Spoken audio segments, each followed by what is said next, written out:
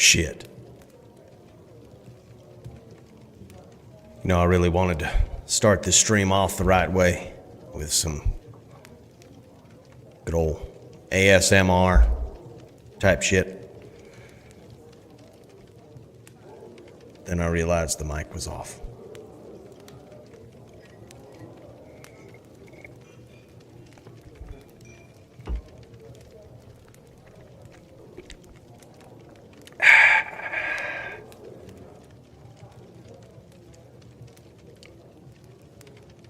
It's been a long night, boys and girls.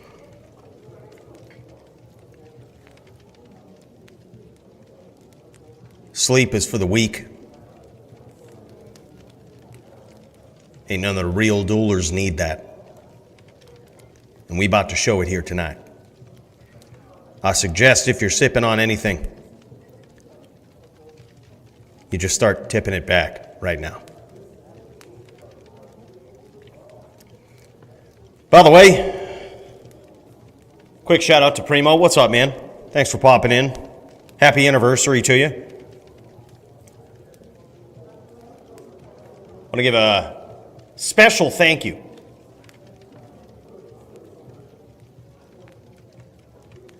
what the fuck? I hope you all don't hear that speaker feedback going on. But look, we got so much electronic setup here in this old-fashioned looking bar that sometimes shit gets weird. But look, special shout out to XB Dog, Bradley Pope, Jerry Beatty, N7 Reaper, Breezy, Mark Miller, and Triton. You guys are awesome. Look, what we do every week is we just do this. We stream the DFC, and every once in a while, people re-up on that membership while we're not even live to thank them.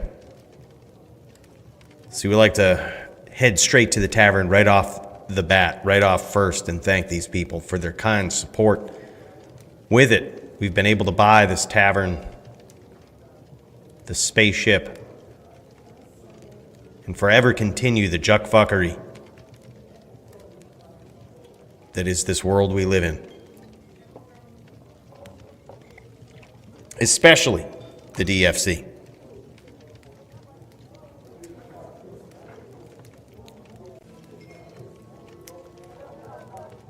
By the way, what's up, Dio? DFC and NFL, let's go. Yeah, I mean, any sporting events running alongside of the DFC, I feel bad for them because their viewership will probably be horrible. But that's on the NFL. They shouldn't plan their games on the same night as DFC because there's only a select few that have the capability and the power and the control to be able to watch both at once. Many other people need to make an important decision, and most of them obviously choose DFC.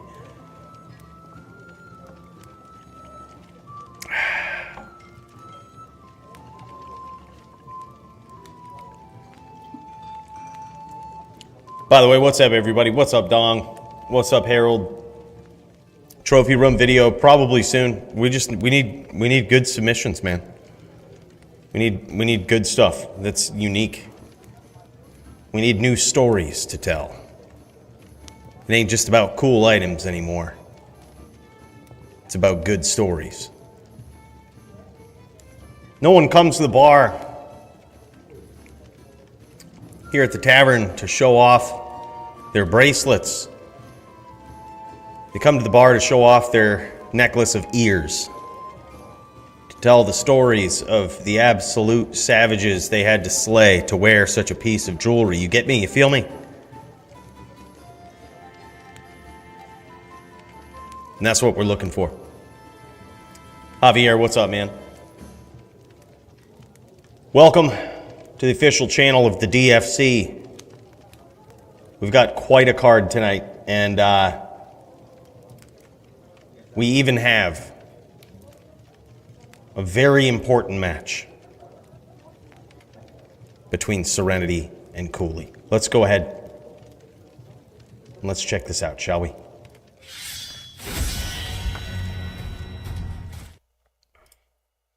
Man, oh man.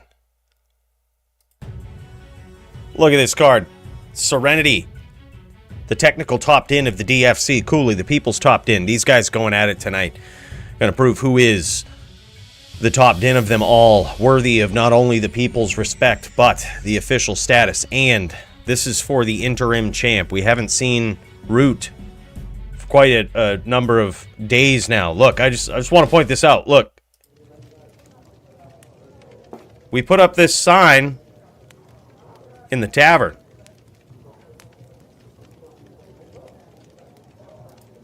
And ever since then, Root hasn't been around to defend his title. Look, Root, if you're out there, I didn't mean to scare you away.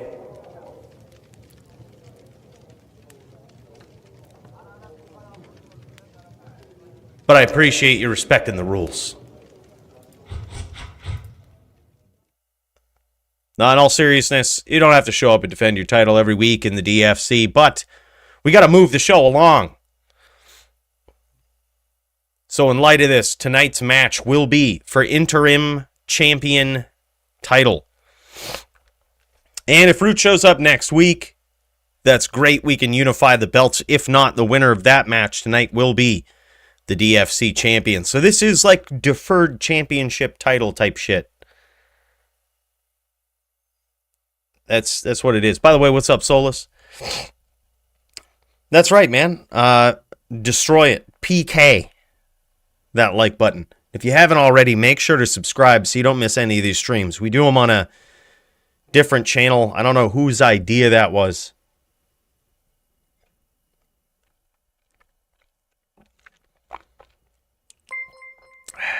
But we're here now.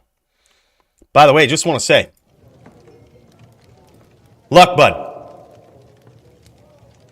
Big special shout out and a cheers to you, man. Thank you so much for that support and welcome to the official Juckfuckery team.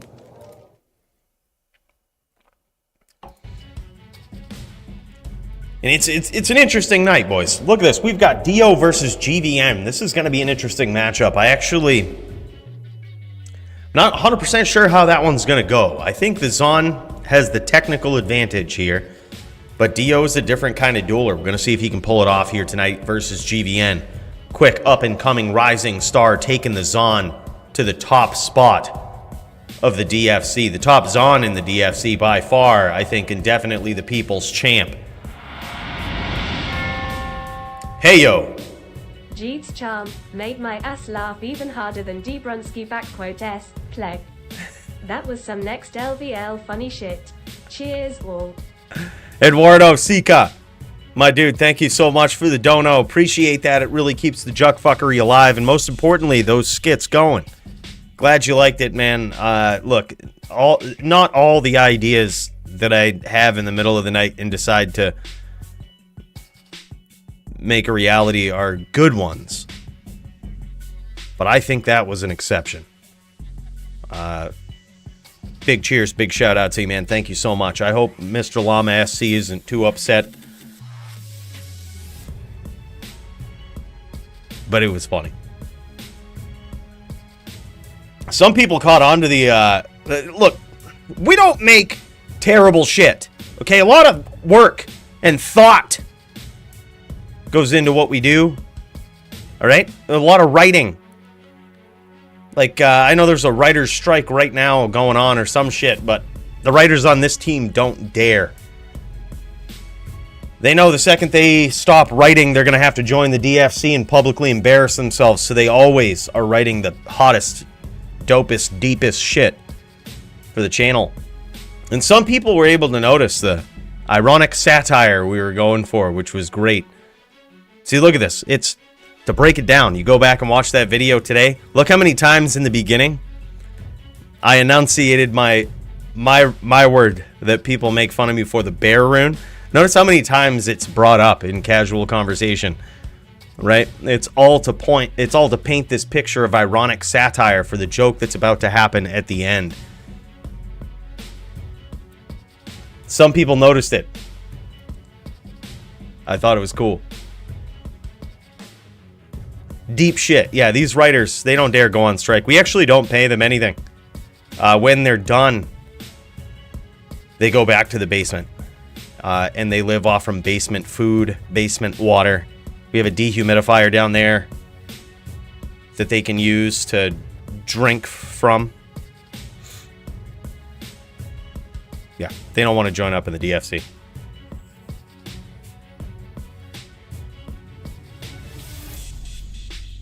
Glad you appreciated it, Johnny. Yeah, this card tonight is sick. We're going to see Diowind versus GVN, top Zon versus the top Drew. In addition to the top Dins versus each other to determine people's top Din status, and interim champ status. Going to be good. Doombringer versus Riz. This is going to be tough. I think for both players. We've seen this before, and I believe Riz won. This was so long ago at this point, but it's a close duel.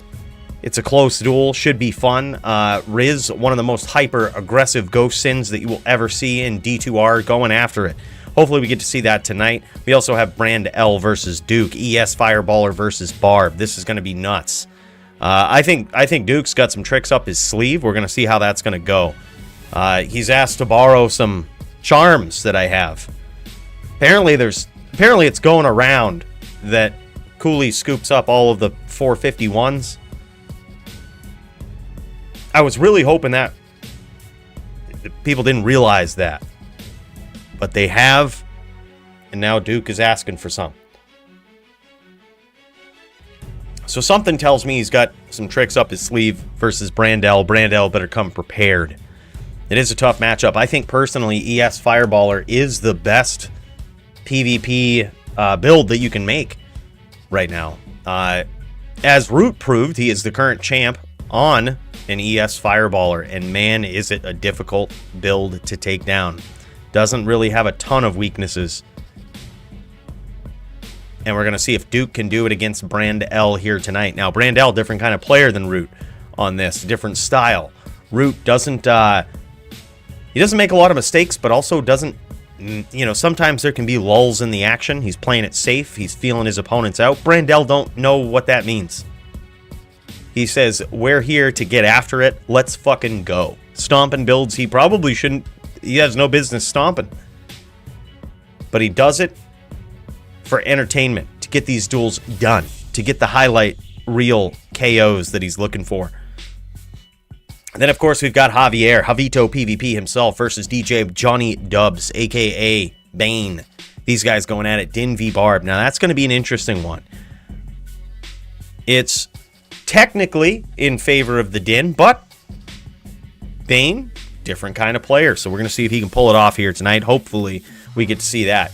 Armin P back again versus Hellian. Hellian finally on the card, man. He was on there last week. Something came up.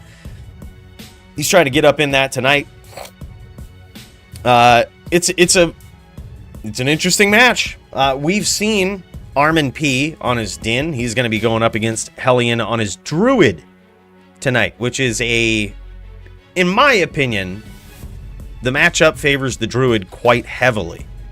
However, it all depends on how the Din plays it. It all depends on the play style of the different players. If the Druid knows what to do, is what it is. If they don't, sometimes the Din can punish them, but then that relies on the Din knowing what to do. So it's going to be an interesting back and forth. Then we also have Polytheist versus Silly. This probably won't happen tonight, as Silly has something going on. They're going to get their matchup going on tomorrow. However, what we're doing, we're going to throw Polytheist in here. Look at this. We've got a couple of fresh signups. Hold on. Well, this should be interesting. We might just have to get him in there for a second chance matchup. Oh, I think my arena broke. I think my gamer.xyz broke. I can't switch over to battle. I'm spamming the bat. Hold on. There we go.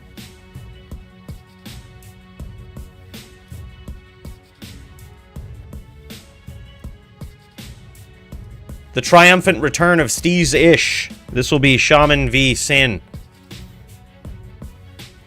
We'll throw in another one because we love seeing Polytheist on the card getting it done. That's a tough matchup, though, not going to lie. Very, very tough matchup. Sin v Druid. But if there is ever any Shaman Druid that could do it, you guys know it's Polytheist. And hey, I know that we also have another one on the card. We have nothing on his Druid, I believe. What we can do with this, we just like to see fights, right? That's what we like to do. We're going to go Drew v second chance. Someone's going to get a second chance at a win tonight. It'll be against nothing if nothing is here. And hopefully we get to see a plethora of good fights here tonight. We do have a couple of people that are on the card twice. Polytheist himself now. We also have Riz, who's on the card twice. And you might notice he's paired up against Tempest. This is Sin v Sin matchup, which heavily favors Tempest. Honestly, Tempest on the Trapper. But it's possible. It's possible that Riz can capitalize on some mistakes that Tempest makes. We're going to see, though. Definitely heavily in favor of Riz. Sending you 3 KFG for tonight's fights. Holy shit, Soulless! Wow. Bro, big cheers to that. Alright, brother, also, just want to point out, Primo put up a reward for Fight of the Night. We're doing that again tonight. That's why we're trying to get as many fights in here as we can. Trying to throw as many fights on the card because there's a potential to get Fight of the Night, which is worth 500 forum gold each tonight, thanks to Primo. Primo's donation of 1,000 forum gold for Fight of the Night. Now we also have Soulless. Holy shit, we might have to do 2 fights of the night. 3,000, are you fucking serious? Did you send that, really? Hold up, I can check this shit out. This is for real. Soulless sent 3,000 forum gold. Primo sent 1,000. Holy shit.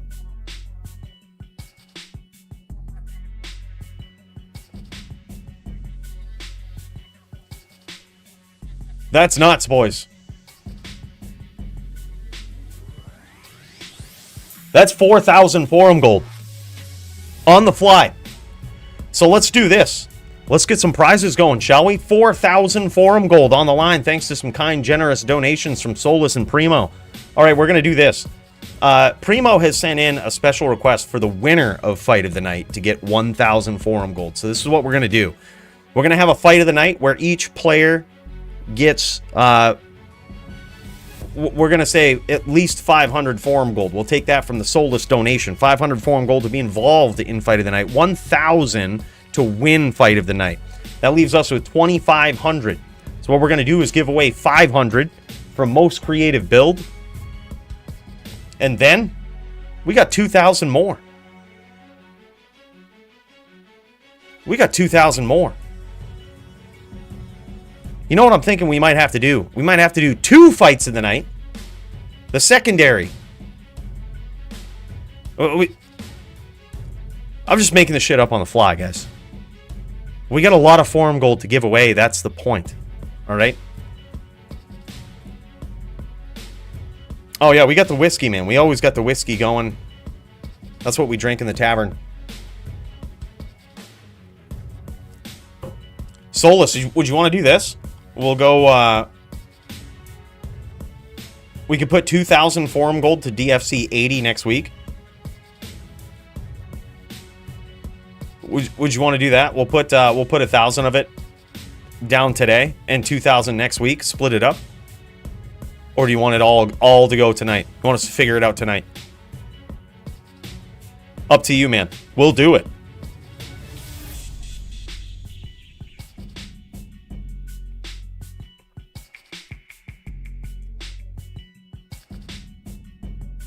Yeah, but this is what we'll do so far. We'll go 1,000 to winner of Fight of the Night.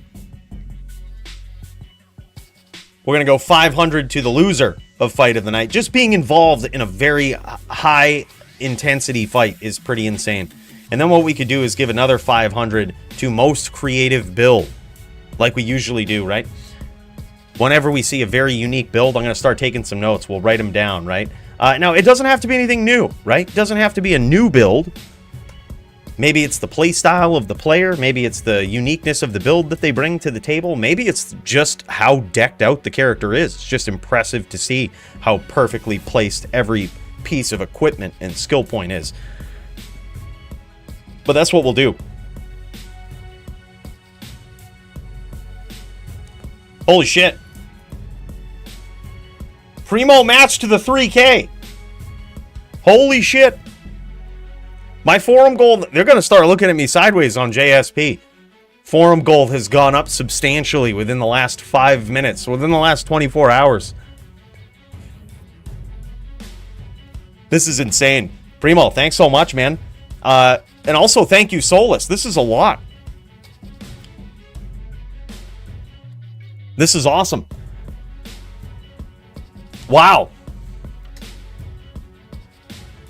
All right, so what do you guys think? Do you think that's fair? Do we want to do it like this? We'll go 1,000 to the winner of Fight of the Night, 500 for the other member of Fight of the Night, 500 for most creative build, just like we usually do. And then we have, based on my calculations, 4,000 forum gold for next week. Gives me a bit more time to get creative with the prizes too, because this is kind of like, I feel like forced to do it on the fly, and I don't want to give away such high amounts of forum gold for nothing. You know what I mean? Like, I want to make it meaningful. Does that make sense to you guys? You want to do it like that? So we'll have 2,000 essentially on the line tonight.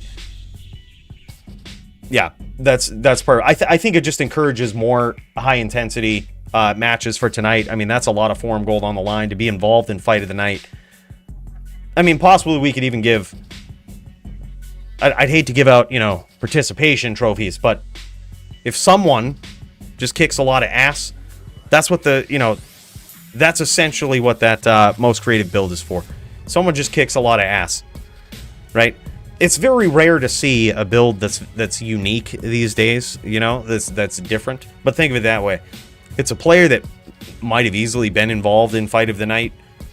Their build is unique. They just deserve a $500 placement. We call it most creative build, but it's really the catch-all, right? Maybe someone kicks a lot of ass in their opponent's lates, but they're just so good. Like, just think like old school, like Toeshank running into the laziest player ever, but somehow still making the duel entertaining. That's what we're talking about, boys. Yeah, I'm down for it, man. I'm down for it. Let me fire up the old D2. We got to get some duels going, get the blood flowing. Now that we have some prize forum gold to give away. I think this is awesome, by the way. I just want to go back to the tavern real quick. DJ, kill that music. We don't need any. We got a band playing in the background, sometimes getting warmed up back there. Look, this is going to be a big hat. Cheers, boys.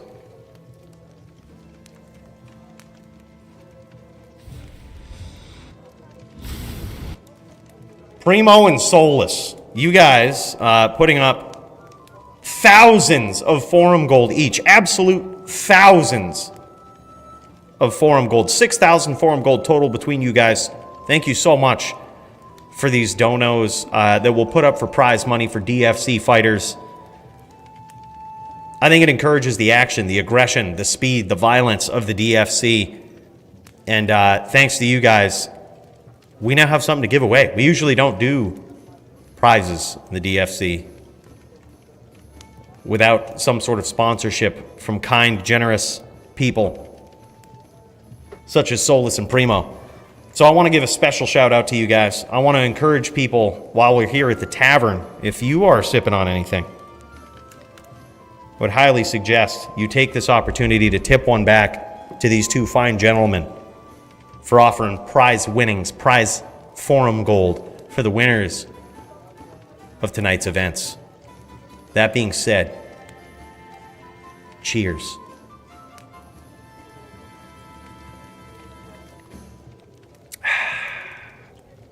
That's awesome, boys. Oh, and to address the rule, you can bring your horse in here, but I don't want you mounting up. All right? Keep it classy, keep it respectful. If you got a muzzle, put it on her. The biggest rule today is the no babies. Let's jet over to this. It's time to get some warm-up duels in. Let's do this, boys.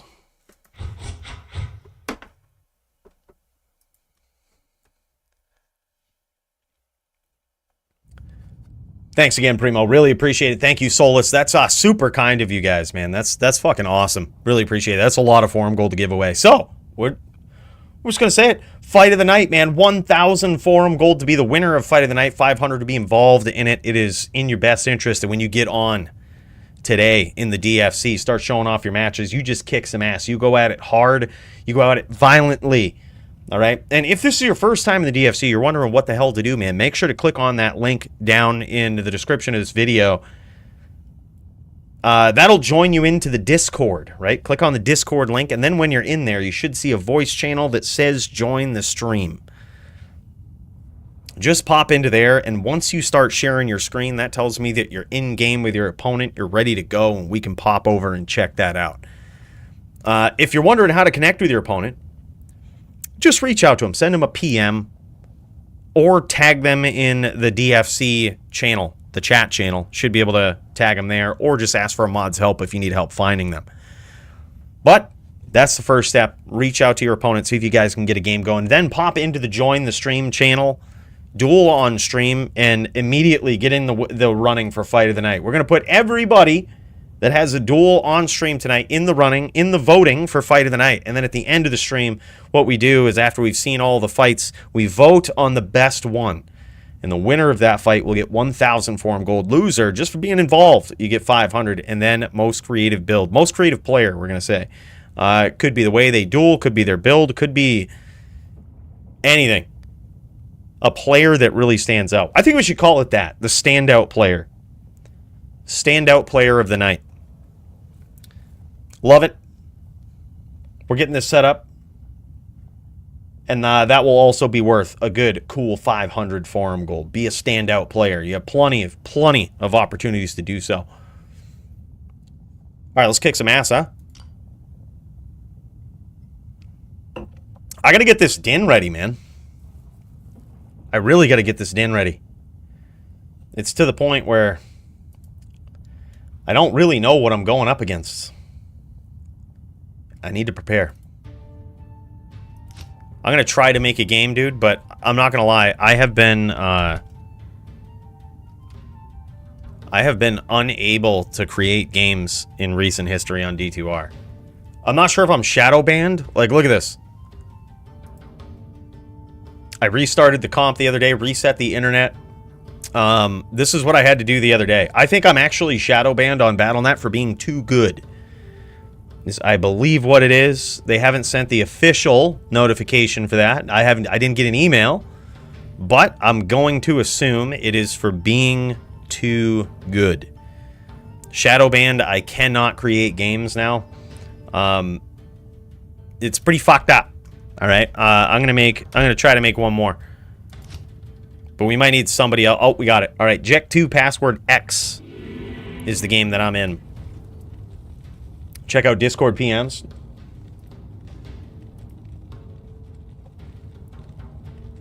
East game, Central East game. Oh, that's a good one. Shit, dude. I'm just seeing it. Hold on, let me see what the ping is. If I have shit ping here, I'll join that one. Ping is pretty good here, though. Ping is pretty decent. Actually. Alright, we gotta dump these, Here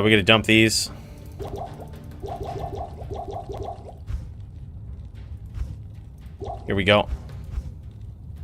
We gotta get ready, man. It's gonna be din v din. People's top din versus technical top din. To unify the belts.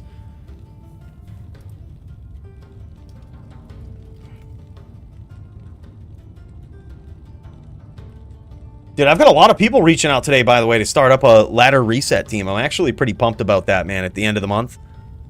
I'm seeing a lot of you guys' messages. I think that's really cool. I'm actually looking forward to that. I fully plan on starting up with a gold fine barb, just like I said in the video today. I think it's a good idea. We're going to find out. It all makes sense in my head. I just know that the richest I've ever gotten on any character on or off season has been on the gold fine barb, and I actually enjoy it. I don't really like grinding to 99 through terror zones. I'm not going to lie. Like, it's kind of cool if I was racing, but this is what I'm going to do this season, right? Just a little side point here, okay? Let's go to the station for a side point, shall we? Side point. With all the forum gold that we make off from our gold fine barb this season, and possibly from any other donations or whatever we get, this is what I'm hoping to do. I want to prove a point. Okay, a lot of people say that they don't like JSP. It's big old pay to win. Well, we're going to put that to the test. Not this season, but next season. That's the goal. If I can muster up enough forum gold, and we're talking like it has to be a lot of forum gold. I'm going to try to buy my way to the top of the ladder season. No life the game on the next reset. Not this upcoming one, but the next one after that. No life the game for probably 5 or 6 days and try to be the #1 on the ladder. I'm going to spend an infinite amount of fucking forum gold on shit as soon as it pops up, and I'm actually going to try to buy my way to the top to see if you can do it. You know, if I do it, great. I'll be the first one in, you know, I'll be the first of a ladder season, which is, you know, definitely a check that off the bucket list sort of thing. But if not, I'm also happy with that. It's a win-win situation regardless. Oh, that's sick, Primo. I might actually hit you up for it. But yeah, I think it might be something that we try out. Like I said, I'm going to muster up all the forum gold that I can this season. Hopefully we get a ton of good high rune finds early on and can just sell them for ass loads of forum gold, stack up the forum gold, and save it. For what will probably be, this is a future project, probably 6-7 months away now at this point.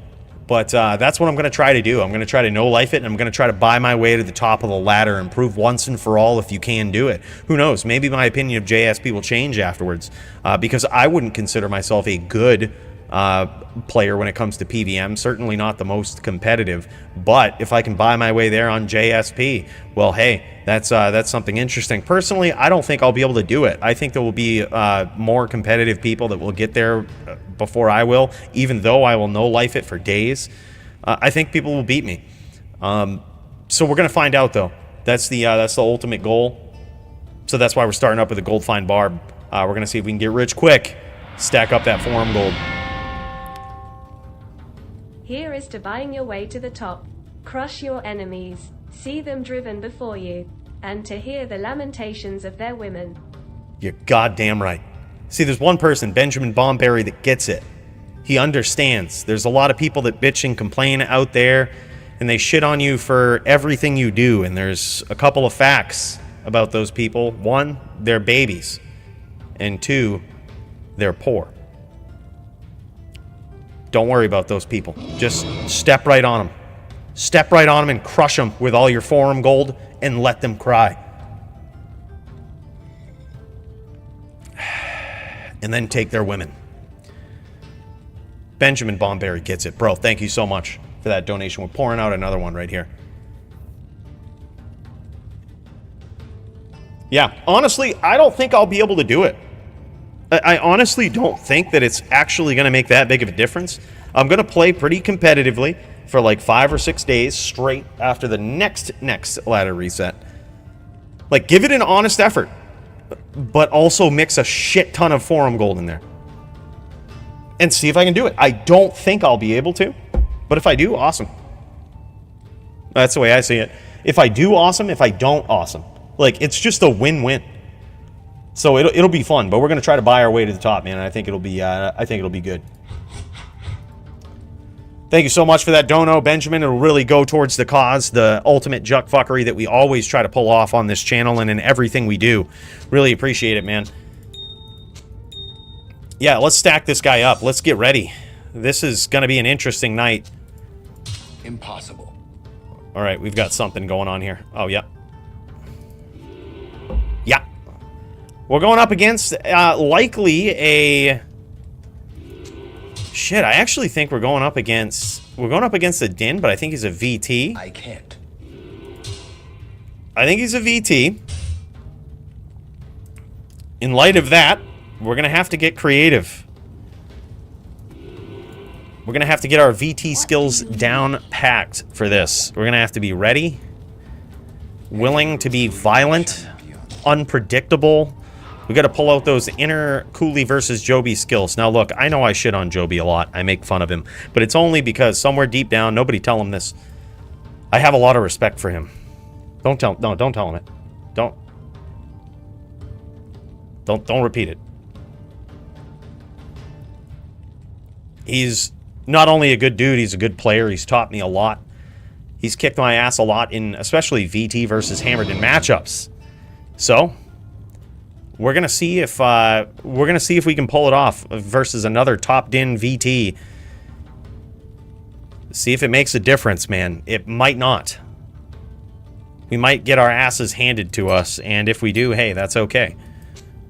That's okay.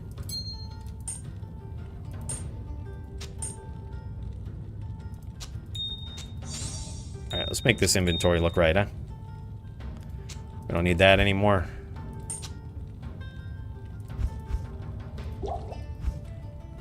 We need lightning. Probably more lightning. Yeah, that's about it. Tons of lightning resist. That's what we want, ideally.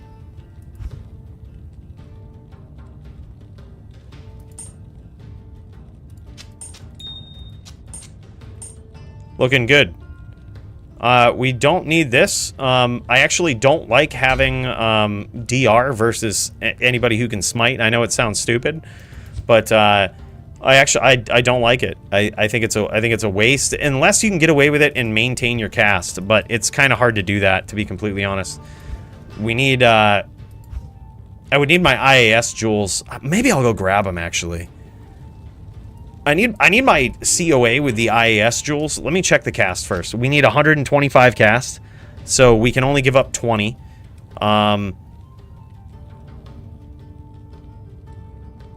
Which would be the helm. We could technically do it. And we have enough strength. Oh man, yeah, this is actually perfect. Yeah, let's actually do that, boys. Hold on. Let's make this right. Let's do this the right way. Hold on. I think this is on I think it's on the Merc. I think it's on the Merc of my Smiter. I'm not 100% sure. But it'll give us a little bit of DR and we'll still be able to maintain. Like I said, you should solely focus. Yeah, there it is. There it is. You should solely focus on keeping your breakpoints. That's literally all we care about in this matchup is keeping the breakpoints.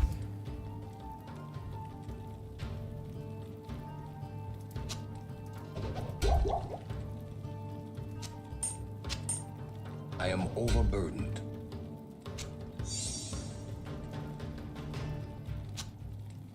We got to keep the cast breakpoint. We got to keep the IAS breakpoint. We have to maintain those things against a fellow Din. And I think we could be able to do it with this setup. We're going to see. This is what it would look like. So now we have this in the shared stash. Bam. There we go. Actually looking okay. And we have a ton of open wounds.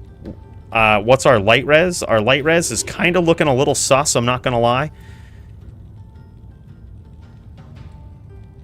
We might need a little more light res.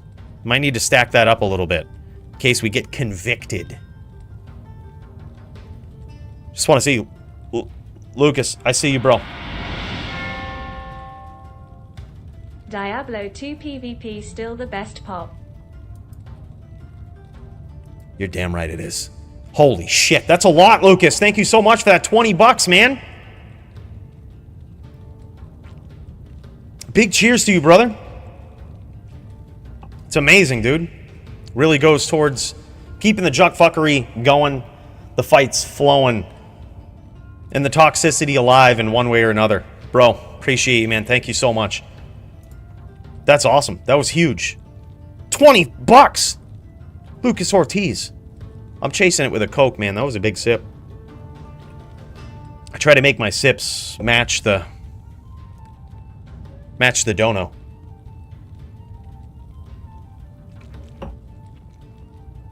But I don't know if I can drink that much in one short sitting. Bro, thank you so much. Myself versus Nightfall live in the Discord. Oh, shit. All right, here we go, boys. We got one coming. All right, let's get this set up, man. Thank you for the heads up on that, by the way. Let me pop over into this. This is Hellian versus Nightfall. I'm going to get this going. We've got our first fight tonight here, boys. Let's put it on the fight of the night card here, because we know this is going to be in the running. Hellian versus Nightfall. These guys, right off the bat, probably going to have the action flying. Absolute aggression, speed, and violence from these guys. I would expect no less. This is how it looks. Let's get it going. Let's pull this up here. There we go. Oh, look at that. All right, we also got Nightfall with his perspective in here. This is Hellian. These guys are going. These guys are going at it. Oh, here it is. We're dropping a little bit of frame, switching over to Nightfall. That's okay. Nightfall is on the ES Fireballer. Now, technically, I think he has the advantage on the Druid, but it depends. Depends on a lot, man. Ooh, nice placement of that NATO there. Nightfall goes down quick. Look at this. This is the thing about Nightfall. It's why I absolutely love watching this guy duel. He doesn't give a fuck. Like, a lot of sorceresses, a lot of players just run away. This guy, I don't think, knows how to do it. I don't think it's in his vocabulary. I don't think it's something that that he has ever programmed into his brain, and that is running away. He doesn't know how to do it, and thank God for that. This guy, absolutely no fucks given, stays in the pocket. We actually watched him stay in the pocket against the Din last week with some high intensity back and forth, dropping meteors down, staying right there, chucking fireballs right at his opponent. Like, I think he does it because he's just like, look, let's get this fucking over with, right? That's what he's thinking. That's what he's doing. And technically, he's not wrong. Like, you know, he can get there. You can stay in the pocket. Ooh, nice chains there. Oh my God, big hits from Hellian early on. A nice chain. And fire, aka Nightfall, goes down quickly. That's the thing, man. Once you lose that mana with the ES Fireballer, it gets difficult. I think he should, you know, personally, if that was me, I would run more. But I ain't gonna fault him for not doing it. All right, these guys going again here. Next round, this is round 3. By the way, just want to say the first couple of rounds here, we're like 2 minutes in and we're done 2 rounds. Make that 3 rounds. Here it is. Hellian making quick work so far of Nightfall. Is Nightfall going to switch anything up? I love, I gotta point this out too. If you guys notice, Hellian's Druid name is Fallen? That's very interesting. You never know if you actually got PVM'd or not. He says, sorry, I'm new. My telly's lag, but it's alright. Alright, here we go. Round 4, boys. Ooh, big NATOs. Big NATOs. And that is it, man. A quick, fast 4-0 victory in under 5 minutes for Hellian with absolute savage Druid skills he's showing off. Now, I know this happened really quickly, but something to notice, something to point out about that duel right there was Fallen, aka Hellian. His ability to dance in between the meteors. There's a lot that goes on in those decisions. It might have been really quick. I don't think that Nightfall was playing horribly. It was just that Hellian is on this different level. He's able to recognize where the meteors are at. He's able to recognize when he can stomp in, when he can chain, when he can't, and when to just eat the fireballs and go toe-to-toe. Those are all decisions that you got to make in that matchup on the spot, right there in the second. And he was able to do that, man. That was extremely quick. Guy pulled it off. And his signature saying, sorry, I'm new. He's tearing it up, man. This guy's tearing it up. We also got DJ Johnny Dubs, a.k.a. Bane. I see him up here in the Discord. I see him sharing his screen. We're looking at his Necromancer right now. He also has a fight here tonight, in case y'all didn't know. He's got a fight going on against JavitoPvp, Javier himself. Is this the beginning of such a fight? Are these guys ready to go? Holy shit, that was a fast one, boys. We're gonna have to give that one to Hellian. If that one makes fight of the night, I gotta tell you, that's probably one of the fastest TFC fights we've ever seen. Like, full come to term 4-0. Like, if we were speedrunning a DFC fight, like, we should have had a speedrun record. Because I'm gonna have to go back and check the tape, but I don't even think we were on that fight for 3 minutes. Yeah, that was nuts. Dude, I'm telling you, Hellian is, I think, a little bit underestimated, and I don't just mean by you guys. I mean probably by me. This guy has shown off some serious skills in his matches here so far. All right, and here it is. We've got DJ Johnny Dubs. Holy shit. What is it? Is this the same guy?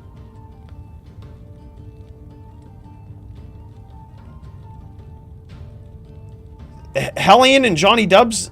No, this is just a practice. I think this is a practice because this match versus DJ Johnny Dubs is Din versus Barb, I believe. Yeah, just keeping warm. Yeah, that's what I figured. I was a little confused. But yeah, these guys are just keeping warm, doing some NVD right here for a warm-up. The actual matchup tonight for DJ Johnny Dubs, aka Bane, is Din v Barb. He's on the Barb, opponent on the Din, which sounds... first of all, Barb versus Din is actually a really good matchup, especially after since we've banned Life Tap on the Din versus a Barb. You know, I think it's a very fair matchup. And, you know, especially if that Din is a VT. It's an interesting matchup. Some of y'all might remember back when we were doing DFC numbers, right? Like the DFC 1, the Season 1, Season 2, or whatnot. Our Season 2 matchup was for the finals, for the ultimate champion of the DFC, was Joby versus Punch. And that was a Barb versus VT matchup where Punch actually won. Punch was the second ever DFC champion, and he won on his Barb versus Joby. It was very, very impressive. Yeah. Oh, you guys are doing Din v Neck? Okay. Good to know. Good to know.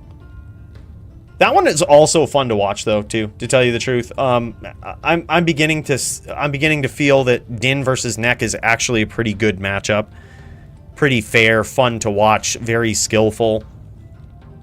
Yeah.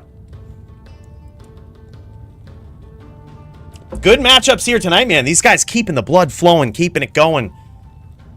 Getting DJ Johnny Dubs warmed up on his Necro. So he's gonna go Din versus Necro. Now, he's getting some very good practice against Hellian here. Hellian, like I said, I think a little bit underestimated possibly in the DFC. This guy, he's got a signature phrase. It's like the fighters when they KO somebody in the octagon, and they, fucking all of them, they try to do that little thing. It's like it's something unique. Well, this guy actually has a unique saying, man. Hellian. Sorry, I'm new. Paying royalties for accidentally getting your DFC mug in another person's YouTube video.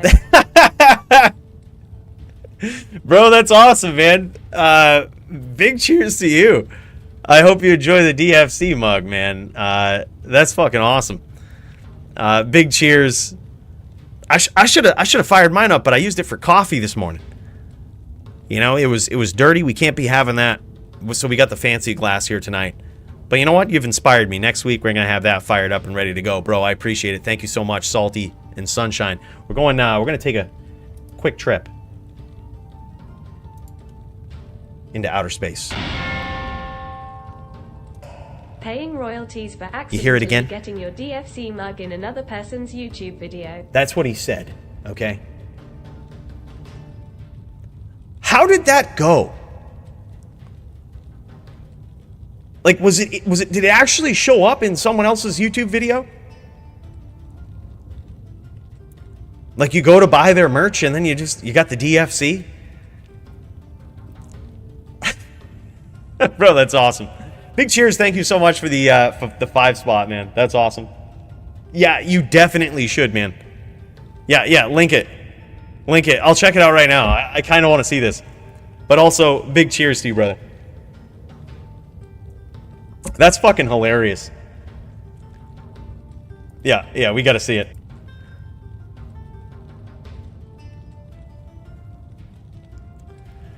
But yeah, that is Hellian's signature move. He says, sorry, I'm new. A bit of a divisive statement, but I hope that if ever there is a day he becomes the DFC champion, he also says it then. I just hope that if he does say it, it's not against me and I'm the DFC champion. But we're going to see. Johnny Jugs is another champion of the people. Apple cider. And a fluted... Hold up. Apple cider in a fluted glass. Bro. We need to put some more DFC merch in the store, huh? I know we were on a... We were on a kick for a while, thinking of these new ideas, and we never put any up there. We gotta get some new ones.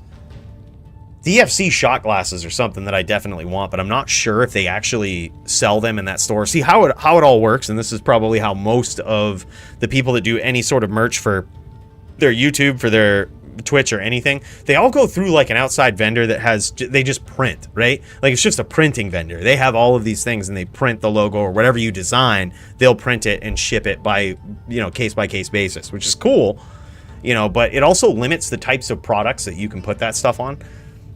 But I'm hoping and praying we can get some DFC shot glasses. I think that would be fucking cool. I would stock up on those, dude, not gonna lie. Oh shit, did it not work? Maybe I disabled link. I think, actually, no, I'm sorry. I think I might have disabled links in this because sometimes you get spam bots going in the chat and posting links. Dude, send it to me in Discord. Are you in Discord? Send it to me in Discord, bro. I'll check it out.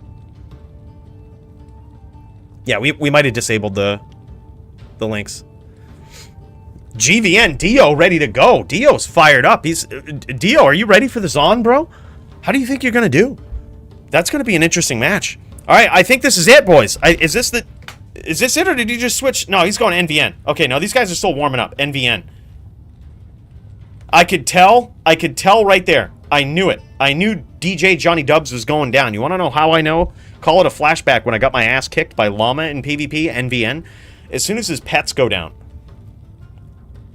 you gotta keep them up, dude. If those pets are down, it's dangerous.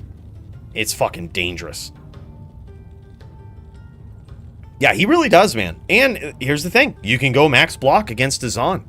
You can do that. The only time a Druid is limited in their block chance is against a Barb, just because it just looks miserable. If you've ever seen Barb versus Druid, it just looks miserable.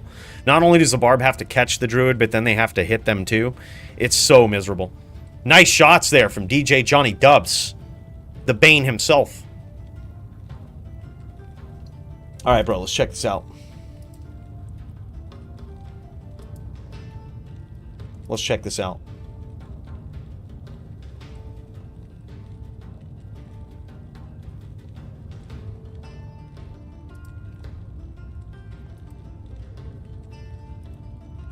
See what we've got going on. I'm gonna try to pop it up into the browser. Let's check it out.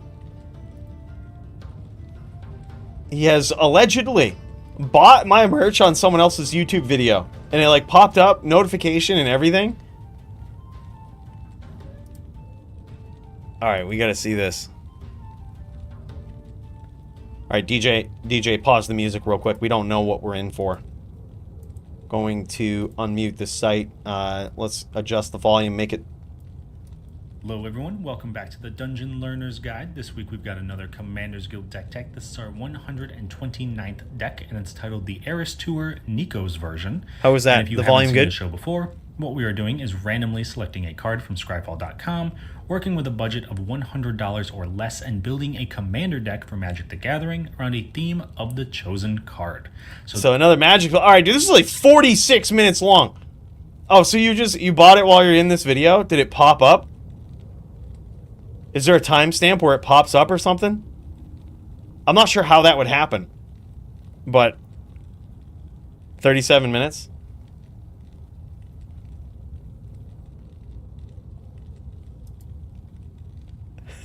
Oh, okay, I see what you mean. All right, here it is. Boards, but keeping all of his artifacts. On my Oh, turn, yep, I right cast my here. Commander He's. Amarith, Oh then my play God! Forest, not There it is, boys. You see it? Up in the upper right hand corner, DFC mug, boys. Representing Salty and Sunshine. Ended up in someone else's YouTube video. The DFC mug, which he's clearly got. I forget the name for this. The orange soda, creamsicle. The orange soda with the. Dude. Bro, that's sick. That's sick. Big cheers to that, man. The DFC mugs, thanks to Salty and Sunshine, are making their way around the globe. And there it is, right there above my head. See that DFC mug? That is fucking awesome, dude.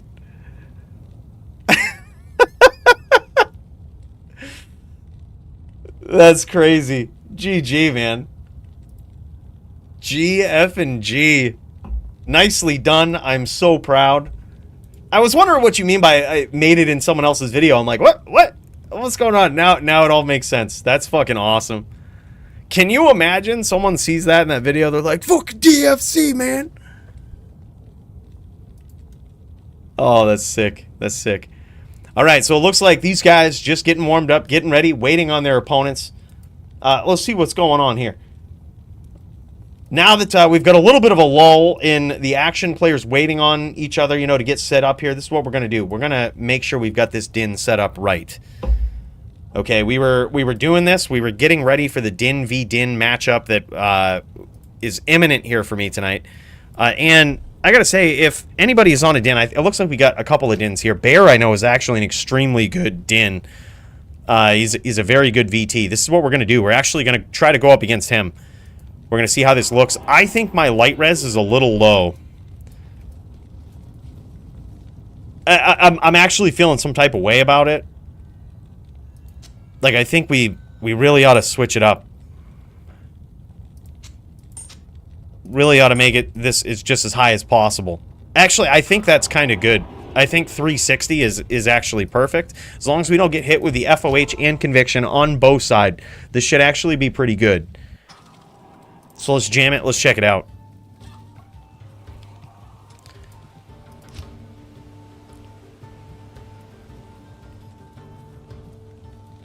Actually, we could set this up. Because we have Wisp Projector, which means we can cast Oak off from our Hodo and then swap weapons and we don't lose Oak. It's just next level topped-in shit, boys. Don't worry about it. Upgrade the Tiara. It's ugly. I might. I was thinking about it, but it took me... You gotta figure, it took me how fucking long to actually upgrade the Coronet that was before. I think I'm just taking it slow, man. I'm enjoying life for what it is. Giving all versions of this Coronet their time in the sun. Have you considered DFC line of alcohol? I have not, but that actually sounds genius.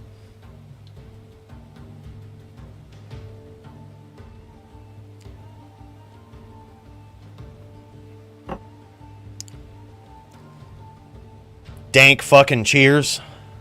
That's what it could stand for. You want some dank fucking cheers? Sip the DFC brand of whiskey. You know it would be good. You know it would be great. Can you imagine, dude? Fucking Post Malone using that DFC mug? I'd fucking shit my pants. I might even do it live for everyone to see, even though there really not be a lot of probative value in seeing such a thing happen live. I think it would be important for all of you guys to know that did indeed happen, because that would be nuts, dude. Post Malone was the guy that paid $2 million for that one-off print, the One Ring Magic card or whatnot. Made that dude's life $2 million fucking bucks. That's so crazy. I knew Posty was a Magic player before that, but dude, it just blows my mind that he was the dude. Here's the thing. I mean, if Post Malone wants to step up against me in a 1v1 commander match, 1v1 legacy, modern, anything, I'd hate to embarrass him like that. With all his money he's spending on the cards and, you know, me just being a Diablo player, I'd hate to embarrass him. But you're talking to the 2015 Modern State SCG champion. You're talking to Atlanta area Savage. Back in my days of being Affinity Modern champion. Beating the likes of Gerard Fabiano, a pro, pissing him off on a pro tour. Or not a pro tour, but on a SCG tour. Getting him tilted sideways. I could tell I got in his head. You guys know how I roll. I do it in the DFC. I do it in Diablo. And you best believe I also do it in Magic the Gathering. You want to know how I pissed Gerard Fabiano off and absolutely tilted him sideways, made him play like shit? You want to know what it took? You want to know what I did? IRL, playing across the table from the guy? This is what I did. It was I think it was the second time I'd played against a pro, right? The first time was Jim Davis. I played against him multiple times, IRL. Good dude, by the way. But this was a big tournament, a lot of money on the line, and I knew Gerard Fabiano from like SCG, like Star City Games and shit. I knew he was a pro, but he just had that fucking look about him. He just had that, I don't know what it is, but he had that fucking look about him. Like that he's up to no fucking good. You know what I mean? And if there's one thing I'm good at, it's judging people on the spot with no information needed, whether I'm right or wrong. I'm actually good at, I'm good at that. So that's exactly what I did. Judged him on the spot, and I said, this guy's up to no good. So this is what I did. The one way, the biggest way that pro players cheat is they draw cards they shouldn't have, right? Like, that's how it was back then. Nowadays, there's a ton of different ways they can stack decks, they can do all of this shit, but it was usually like drawing cards that shouldn't be in their hand. Like, unnecessary card advantage.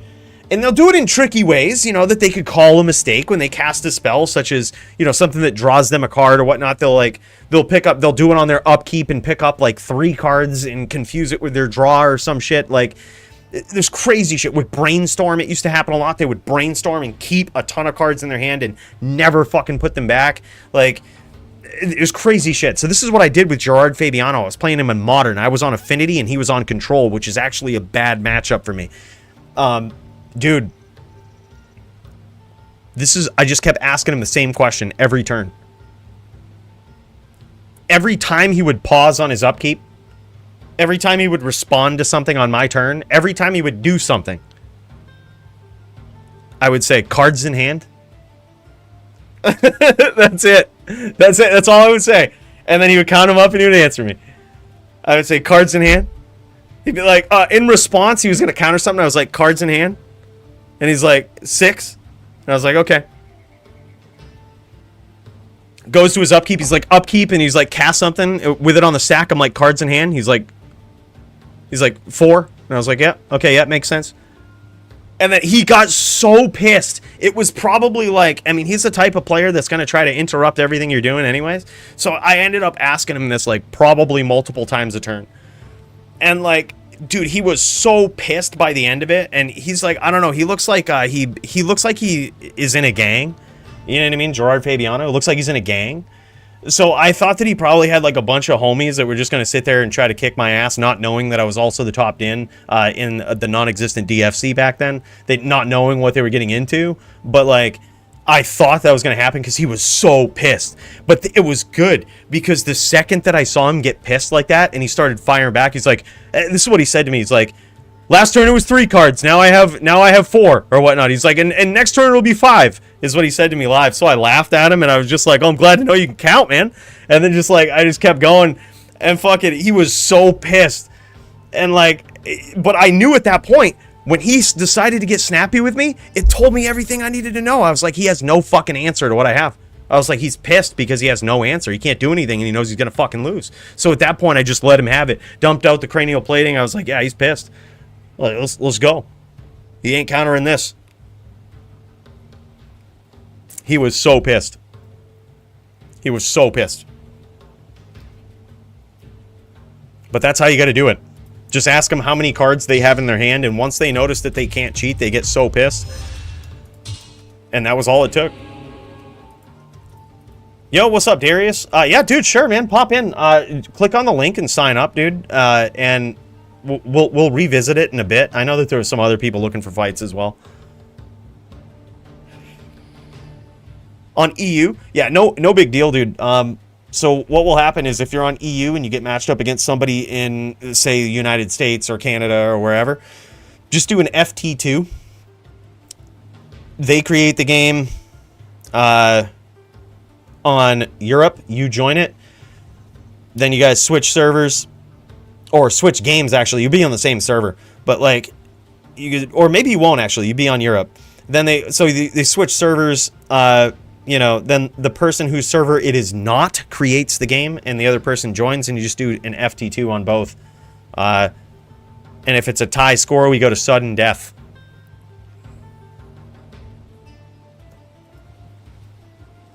All right, let's do it. We got some Dins to go up against. We got a lot of people to go up against, man. Get us warmed up. Go zone. This is a Zon, and I don't have my grief. But that's fine.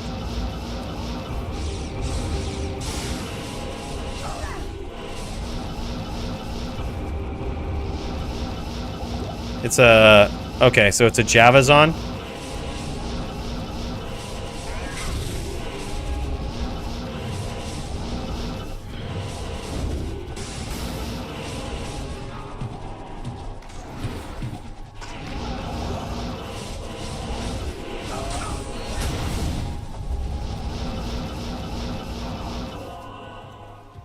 And we're a bit impaled right now.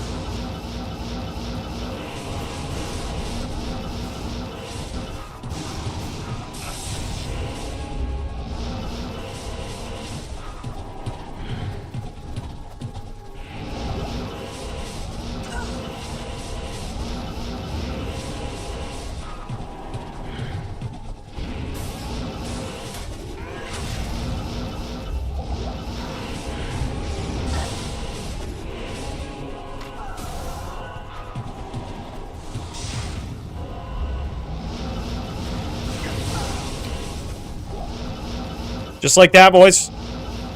In and out. Good duel. Yes.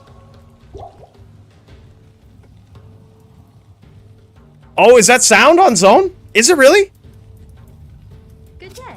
He's got himself a Javazon with Phoenix now? That's the previous top Din on a Zon? Shit. They caught him. We caught him. We sure did. Nicely done. Johnny Dubs versus JavitoPvp will be live on Discord shortly. Thank you so much for the heads up on that, brother. Let's, new char testing. Yeah, dude, I actually love the Zon, man. Big fan of it. I'm actually putting one together, mustering up the gear for it right now. I got a long ways to go, though. I think I need 11 more 451s. You can tell what kind of Zon I'm making. It's not going to be fun for my opponents, but it certainly will be a laughable experience for me. And, you know, maybe we'll get some of the rules in the DFC changed. Who knows? That's the point. That's the point of the build. To be as cheap. I mean, obviously, we're really good at shooting the bow. That's obvious on the Murdered In. Like, you can see how many shots I landed against the Zon here. Obviously, we're good. Now just imagine if we had multi-shot.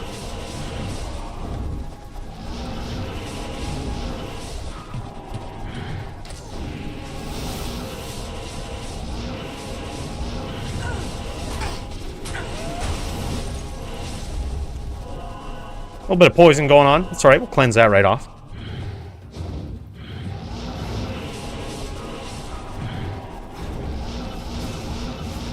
Oh, oh.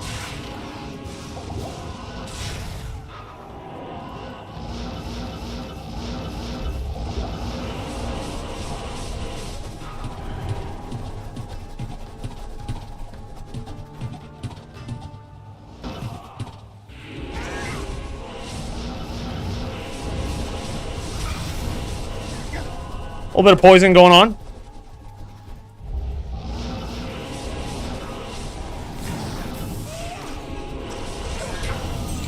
Wow, dude.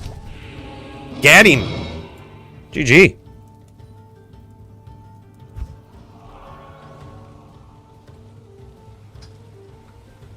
Yeah, game is Jack2 password X.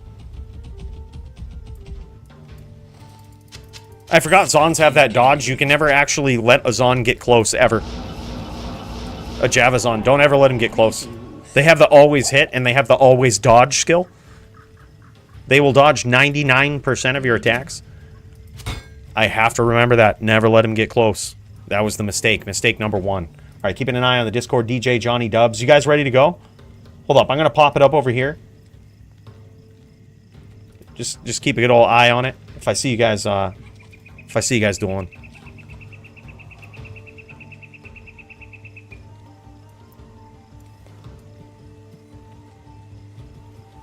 Lazarus? All right, GG, dude. Oh, I think I saw your comment. I think I saw your comment on YouTube today, too, dude. That's awesome, bro. All right, go someone. All right, one more.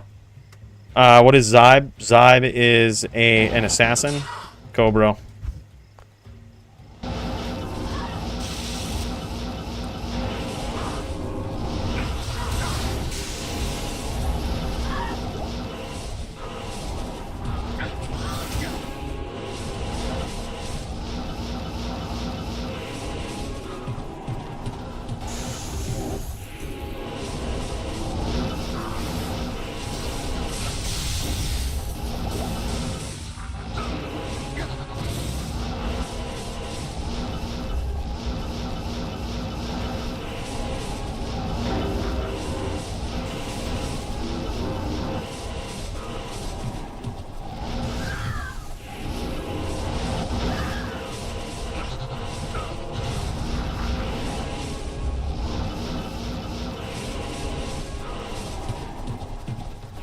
We're on, like, straight hammered-in skills here, too.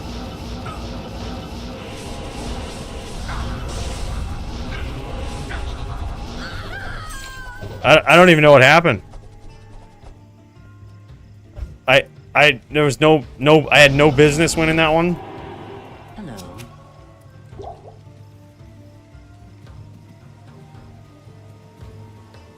No business at all.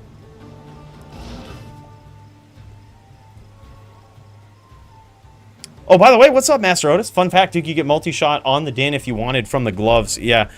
Yeah, but it's like limited to some degree. Like, you know, I think you get like 25 shots or something like that. And it's not much. It's not a very high level multi-shot. It's like, I don't know, 3 or 5 or something like that, which only shoots 3 or 5 arrows. We need to shoot a screen full of arrows. Is mana pool allowed for Din versus Neck? In favor of Din, yes. It's allowed for the Din. It is not allowed for the Necro. Yep, so the Din can use mana pools, the Necro can't.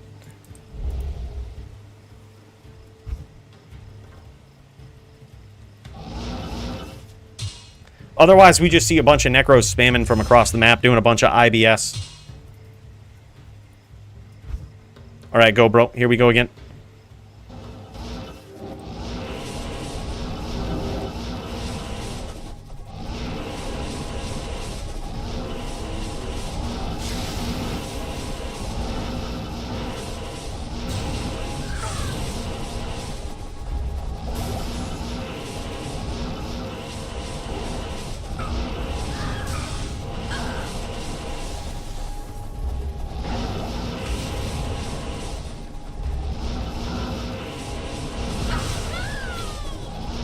Just chuck them hams, man. Good evening. Just chuck them hams. Is he a ghost? I noticed he didn't lay out a lot of traps there, and he was telly stomping, which makes me think he might be a ghost. Yeah, he might be a ghost. That or a hybrid, but if you got a hybrid, I would assume you probably hit with traps. All right, I think these guys are just about ready to go, boys. I think Bane's opponent is taking a whiz right now. But other than that, I think these guys are just about ready to go.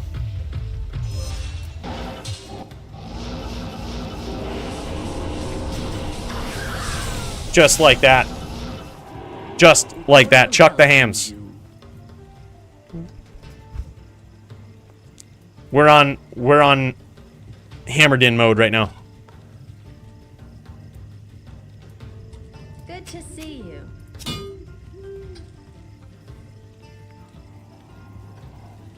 you. Yo, what's up, Zygo? All right, let's do it. Let's cut over to these guys real quick. Let's see what's going on. They're going to be doing some Din versus Necro. A good matchup. Should be fun to watch, but all I know, boys, for a fact is that we've got a decisive battle coming up here. We're going to see who's going to win, the Din or the Nec. Let's fucking go.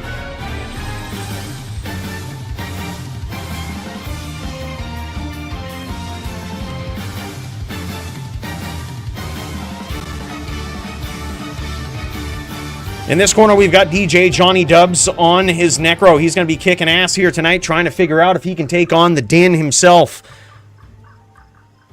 Now, technically, I think that in this matchup, it's going to favor the Din. It's going to be, or I'm sorry, it's going to be in favor of the Necro. But we're going to see, man. You never know. You never know what kind of tricks JavitoPvp has up his sleeve. We're going to see. He's on Lord of Sanctuary here. We've actually dueled against this guy before. Gotten some, oh yeah, you got to, no Clay Golem. You can't have Clay Golem. He's got to recast that. He's got to recast that Necro. We'll pause the duel. He's got to recast that Necro or unsummon it. No Clay Golem allowed.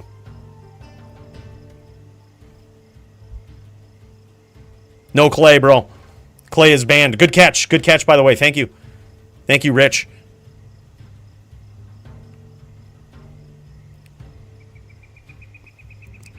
Thank you, Sound, for reaching out to him as well. That's okay. If he needs to, like, token or something like that, give him time to do it. There wasn't really a lot of shit that went on there. Like, we don't have to count that as a win or loss in that round. We can just do it over. It's no big deal.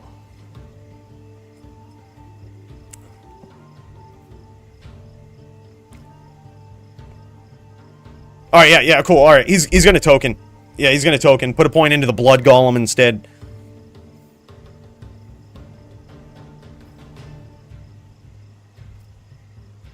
Yeah, the reason why we don't allow Clay Golem is just because the Necro is very powerful. In the beginning, when the Necro was the most powerful class in PvP, basically what we did was we made it so that we took away a lot of shit for the Necro off the start because we really wasn't sure how to make it fair, right? Now Necro, I think, is one of the most balanced characters, but the only nerf that really remains in the PvP rules for the Necro is actually the Clay Golem nerf. It's the only thing. I think having that actually balanced it out and gave it some bad matchups where the Clay Golem would just carry it before.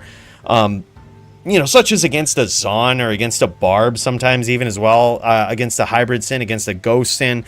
Like, there was just so many matchups where you wouldn't even notice how much damage the Clay Golem was doing, but also against any IAS-based character, such as a VT, which I believe is what he's going up against now in Lord of Sanctuary. Actually, no. I think Lord might actually be a Hammerden, which doesn't matter as much, but if he gets the Smite combo going, you know, and he's actually good at the FOH Telestomp Hammer combo, then it can actually affect that as well. And it's a very highly skillful move, so, you know, being slowed down on the Smite can actually mean a big difference there. Just not being able to Smite efficiently or getting stuck in Smite animation with your 50% slow on the Golem. It's just it's just one of those things that the Necro definitely didn't need it to still be as powerful as it is. Most of the time, the Clay Golem was just a meat shield. But in the times that it wasn't, it was so oppressive. No, he can max Spirit. He can max Spirit. We have no caps on what you can have for skills on the Necro. You can max Spirit if you want to. There's no cap. There's no 13 Spirit. All this bullshit. That's a bunch of bullshit. Capping the amount of points somebody can put into something, I just don't think makes any intuitive sense for anybody getting into the game. Nice hits there. Bane showing what the Necro looks like. See, in this matchup in particular, a lot of people spam Spirit, and I don't think that's the right thing to do. I think what Bane is doing, using the Bone Spear, is actually far better. It's a lot harder for a Paladin to respond to, and you can actually catch them just based on the timing of the spear, depending on how far away you are. You can actually catch them in a perpetual stun, depending on how far away you are. If they're trying to stomp you or something, and you're just kind of at the edge of their screen, firing spear at them, you can actually catch them at a perpetual stun where they cannot stomp you and they just die. And it's just a lot quicker. It's harder for the Din to respond to react to. Now you see also what Javier is doing here is he's actually trying to keep this in the center, noticing that his opponent is using spear a lot more. In which case, what we'll probably see is more of that right there from DJ Johnny Dubs, is a lot more spirit. When your paladin opponent is kind of staying in one area, well then that's where spirit really kicks a lot of ass. Oh, nice hits from Javier. A good stomp, dude. He almost had that. He almost had it. And I believe DJ Johnny Dub's about 2 hams from death. But those are going to be tricky and difficult to land, man. Sometimes, I mean, you got to catch a necro.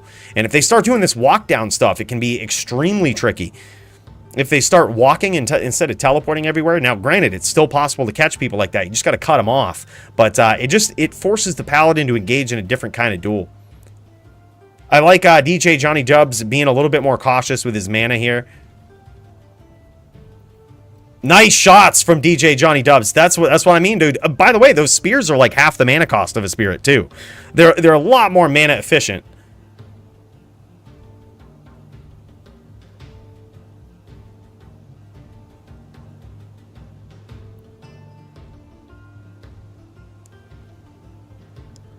Doing a great job of just hunting him down, trying to conserve his mana for these explosive exchanges. DJ Johnny Dubs noticing right away here, noticing that mana will be a problem. But theoretically, JavitoPvp could come in just like that. Just like that. That was actually a beautiful stomp by JavitoPvp. Didn't quite get there. Didn't quite get there. He had actually taken a little too many spears prior, but that was actually a beautiful stomp, and that's exactly what he wants to do, especially when he notices DJ Johnny Dubs walking around like that, which may suggest that his mana is a little low, right? That he's running into a little bit of mana problems. You know, that very well could be something. Good observation, good looks there. Very nicely done. All right, I'm going to refresh this DFC page. I know that we might have had some more people sign up for this. I'm going to see if I can squeeze you guys in. Let's see what we got. I know we've got Nothing in the mix. Is that, by the way, is that you, Darius? Are you Nothing on there? What's your username on gamer.xyz? Yeah, that's you. Okay, cool. All right, I've got you on the card. By the way, we've got Darius right here looking for a match, dude. He's on a Druid. If anybody wants to welcome Darius, or AKA Nothing, to the DFC, that would be awesome, man. Looking for a fight is what we're doing. He's right here, ready to go. He's on a Druid tonight. I would assume a Wind Druid. He's also playing from Europe, so if you guys, you might be able to switch servers. You know what? We'll make it interesting. We'll go FT3 on one server, FT3 on the next server. Best record wins. All right, that's how we'll do it. If you guys need some coaching and some help with setting that up, just let me know. It's been a while since we've switched servers, but happy to help out with that. Coolio low is down. Let's fucking go. Yeah, nothing is EU. Yep. I believe Coolio low is on a Zon, or I'm sorry, on a Sin, by the way. Tough matchup for a Druid. NVD, I think, would be a lot better. I think NVD would be a lot better. A lot more fair, a lot more fun to watch. Y'all might have to switch some servers for it. Good shots, by the way, from DJ Johnny Dubs. Good spears, and he's done a good job of avoiding practically any damage so far in this duel. Looking for that name lock, just hunting.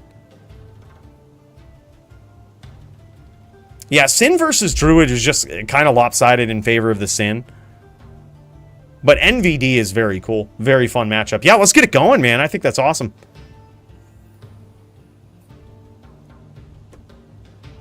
And Darius, you're in the Discord too, right? Let me get you the right role, bro.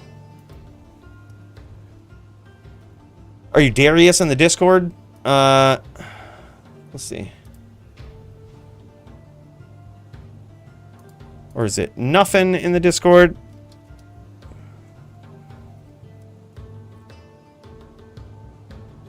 There it is. Nothing. I think I found you. I think. There we go. Yeah, you got the DFC dueler role. Hell yeah. All right, so you should be able to see the DFC chat. results, all of this stuff. We'll get you on the card, man. I think that'd be cool. End the Punisher. Okay, end the Punisher. All right, my bad. All right, so that actually came up when I searched for it. By the way, I just want to say, JavitoPvp just got that round, boys. All right, end the Punisher. Let's get you that roll, bro. DFC Dueler. All right, now you should be able to see. We'll give you some other rolls here, too. I bet you wanted that Dueler roll. You know? There we go. And the Punisher. Now, official. Should be able to see. Should be able to see the DFC channels now. The DFC chat, DFC results. Coolio low. Bro, are you in the Discord, Coolio low?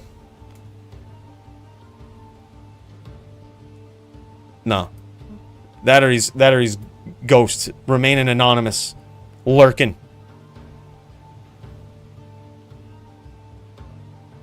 But we could actually do that. I think that would be really cool. Druid versus Necro. Hellian is one hell of a player. Now, look, you got to go easy on him. Okay, Darius, you got to go easy on him. He's new.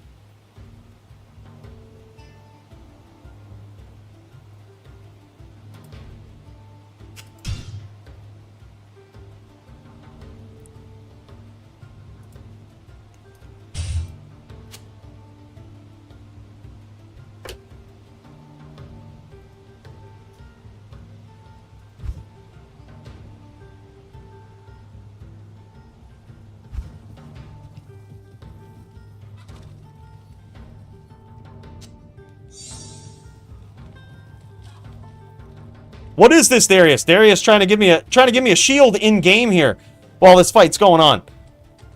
Trying to give me an exile? Don't you know? We'll check it out after this. Right now, we've got a pretty epic match, just narrowly dodging hammers. Just narrowly dodging hammers is DJ Johnny Dubs. Really conserving his mana. I actually like this. He's conserving his mana just in case JavitoPvp gets in these areas where running a spirit train on him is going to be the thing to do. Nice shots there with the bone spear. Still escaping any of the damage coming his way from those hams.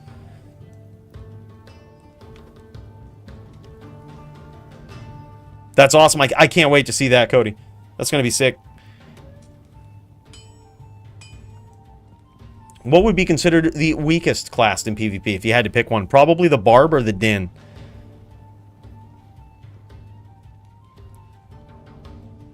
I would say like on average, probably the Barb. But next to that is the Din.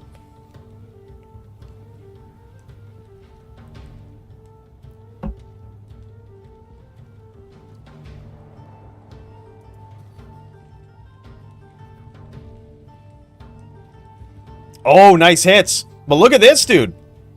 Javito is actually landing some good shots. He's landing some good shots. He's pulling ahead in this duel. I believe currently it's I think 1-1 in this matchup right here.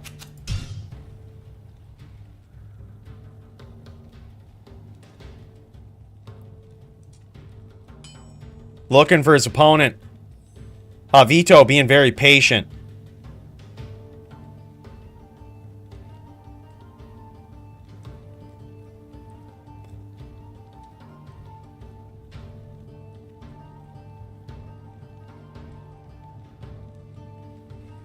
Nice stomp from Javito, but he does eat a spear for his troubles.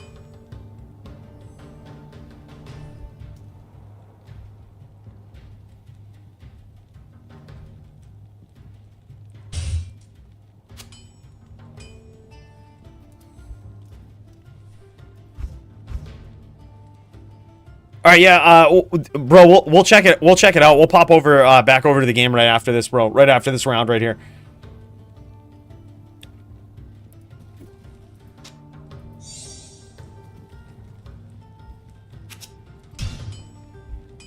Wow, this is a tight one, man. And here's the thing, is both of these guys are probably one hit away. And the thing that I'm not 100% sure of yet is it very well could be that DJ Johnny Dubs might even be FOH PK. Couple of FOHs could send him down.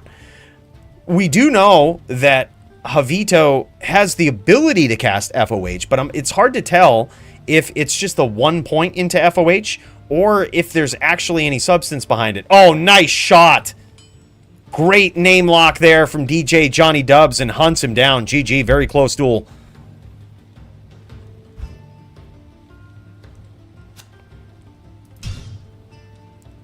All right, let's pop over, boys. We've got something special.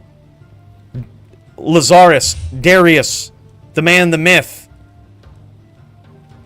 This Exile right here. This is the versus Dio shield. Now, here's the thing. Exile, technically banned by the rule set. We recently made a change that limited the percent chance to cast life tap on your build to 10%. That means you could technically wear two things that had a 5% chance to cast life tap. You could wear one thing that had a 10. But you can't wear something that has a 15% chance to cast it. Regardless, if you're trying to get rid of this, I would certainly take it for some pub BM. Wouldn't turn that down. But if you want it back, I'll also understand that as well. Because, yeah, we can no longer use this in the DFC. Exile not allowed on a Paladin. It's a little too much. It's a little too much chance to cast tap. A little too cheesy.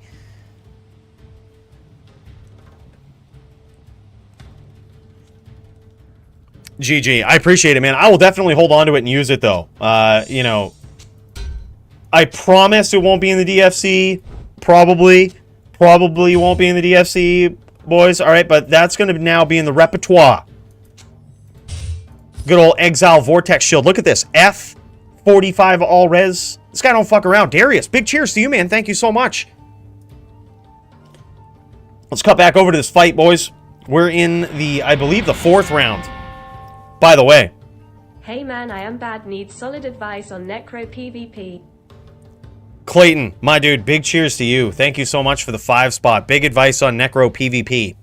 Well, let's check this round out right here. You might be able to see how DJ Johnny Dubs plays it out. And also, we might have a matchup with Hellian versus Darius here tonight. That might actually be a really cool one to see. You get to see some NVD, but also you get to see some NVDin going on right here. So basically, the biggest thing, we actually did a build video way back in the day about a necro. I don't think we've done an updated one in D2R, but the items and all of this shit really haven't changed much since the days of LOD. And I think we did a bone necro build way back in the day for it.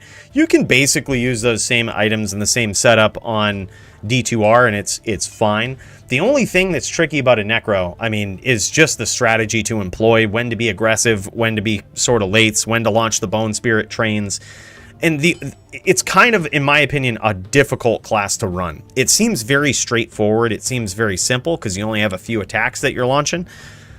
And a lot of people see it as a spam character, which to some degree it is. But when in doubt, especially in a pub, all you've got to do is just spam Bone Spirit and fucking run across the map, right? That's basically all you have to do if you're just learning on it and just want to have some fun. But as you get better with the build, you'll notice that this guy right here, DJ Johnny Dubs, actually using some Bone Spear. Now, that is a faster traveling skill, requires a little bit more accuracy on behalf of the user. However, I think it's a better skill in a lot of situations. It's fast, it's to the point, it's hard to respond to, gives your opponent a very limited window to do anything about it. Just like that right there. He actually gets clipped with a hammer, but I don't think concentration was up when he launched that hammer, so it didn't really do a lot of damage. Those ones did, though. Now DJ Johnny Dubs in trouble. JavitoPvp looking to finish, but also eating some spears, man. He's probably at about, I would say, 70% health here. And now we've got DJ Johnny Dubs looking for that name lock.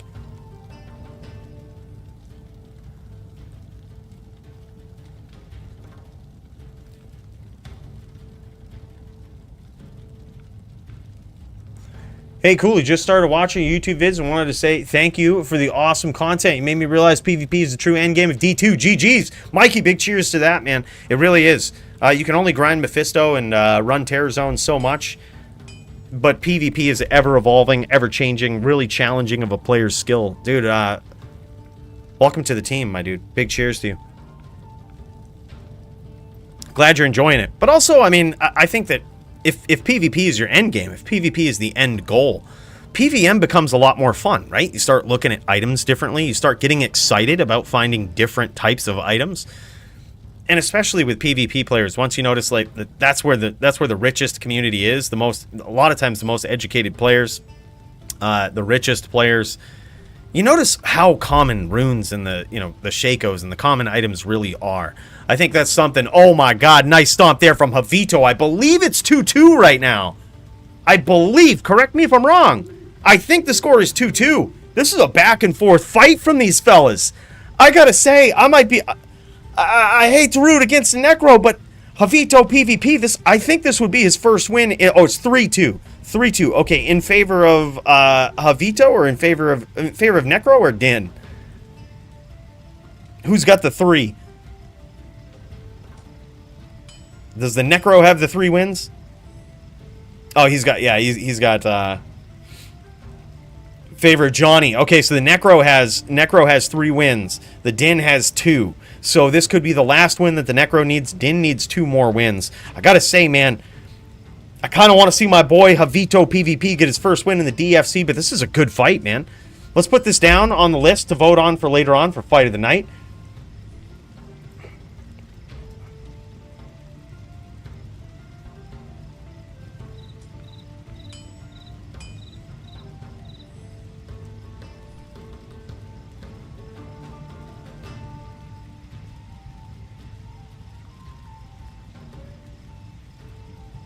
Very good matchup so far, man. It's like I said, I think this matchup has actually gotten a lot better. Back in the days when Necros had unlimited mana pots, it was not a fun duel to watch at all. Because usually what you would see is just the Necro teleporting to one side of the map, drinking a ton of mana pots, and spamming Bone Spirit all the way across the map. Now, Bone Spirit is really good, but you kind of have to be relatively sure about it, right? You have to be relatively sure that you're aiming somewhere in the right area, or that you're setting something up with your Bone Spirit spam, right? It can no longer unintelligently be spammed in this particular matchup.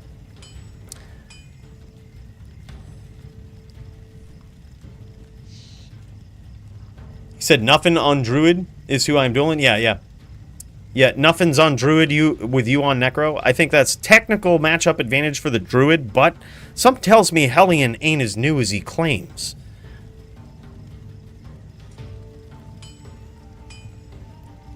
There it is. It's now 3-3, boys. Yeah, we'll pop in after this. If you guys want to get in a game, Hellian versus Darius, if you guys just want to set that up, get in a game. And then we'll cut over to that after. I see you live, Hellian, so we'll pop on over after that. After this next round right here, however this goes, a winner shall be decided from this match. It is now 3-3. This is where champions are made. We now have a fight, boys. Can JavitoPvp rack up his first win in the DFC? Can DJ Johnny Dubs take down the Din? We're going to find out. Good, very good name lock there. Actually, a great name lock from DJ Johnny Dubs. I like his patience. Notice him walking. He's walking, trying to make it difficult to get stomped, right? But Javito with the FOH making him guess what's going on.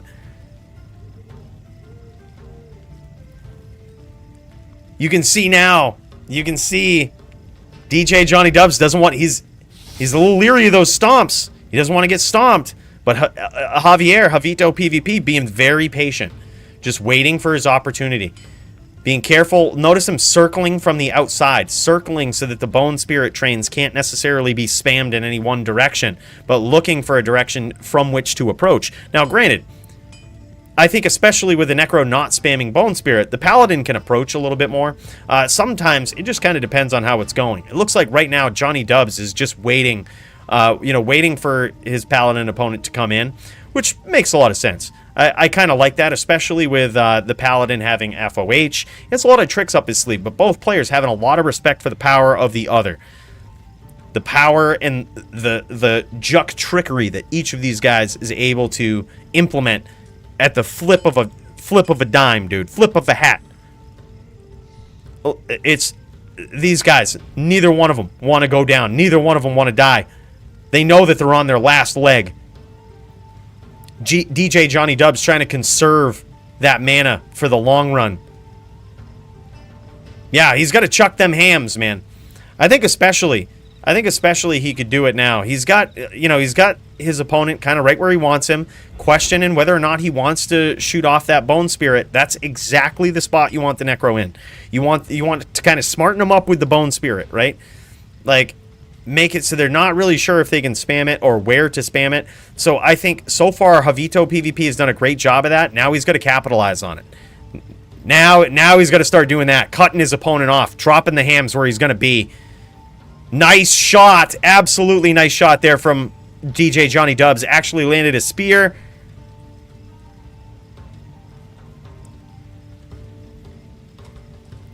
See, now the thing that DJ Johnny Dubs wants to do is try to discover the patterns of the Paladin player, just like that. Looking for the name grabs, look whether it's a pet, whether it's the player. Nice shot again. And just figuring out the patterns, where they're going to go, what directions they're approaching from.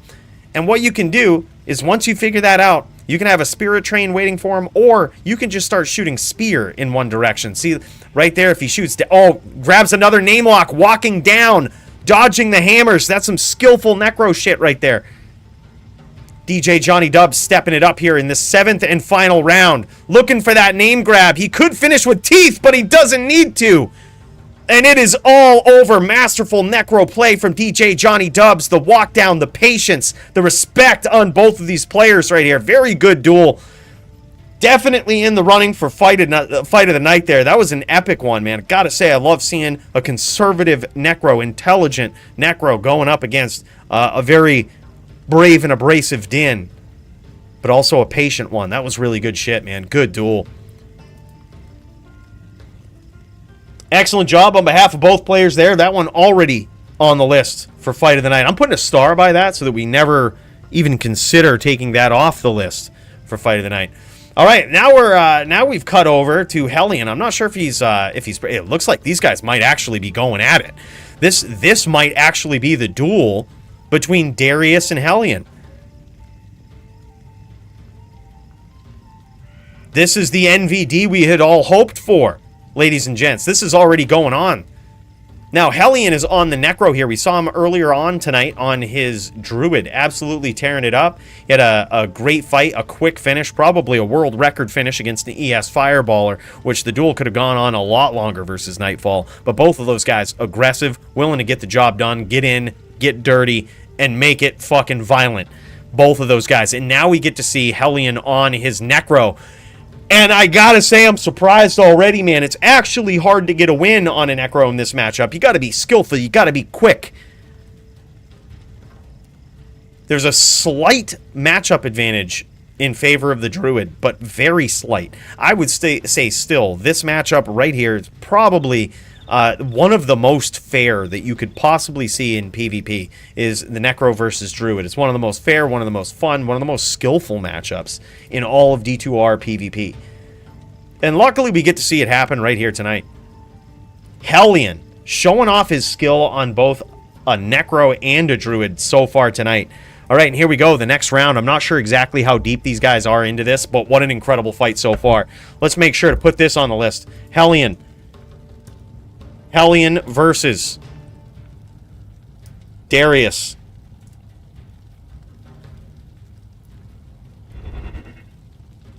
I assume that's what it is. Is this not Darius in games, or is he just getting warmed up? I'm pretty sure. I thought this was Darius in here. I thought these guys got this figured out. In search of match, Coooley. Prefer NVD, DVN, TVN, NVN? Bro, you know what I would love to see at this point? I would actually love to see Toeshank versus Hellian. Bro, we would be giving Hellian 3 fights in one night, but I don't actually give a fuck. This guy deserves to move up quick, and if he racks up all the wins, he racks up all the wins. That's what I say. This guy has actually shown some massive skill on a lot of different classes here tonight. I think it would actually be very fun to see Toeshank versus... Yeah, dude, that was insane. Here we go, boys. Now I believe it's at least 1-1.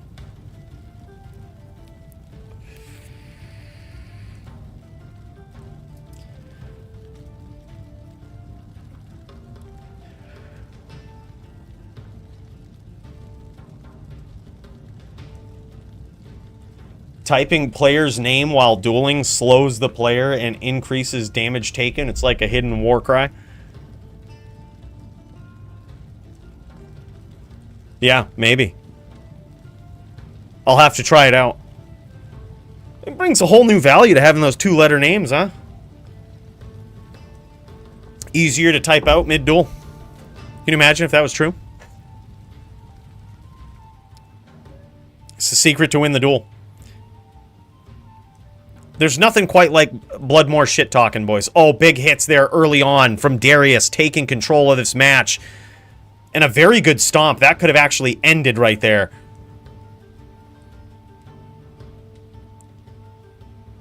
Oh, big hits! And down goes Hellian.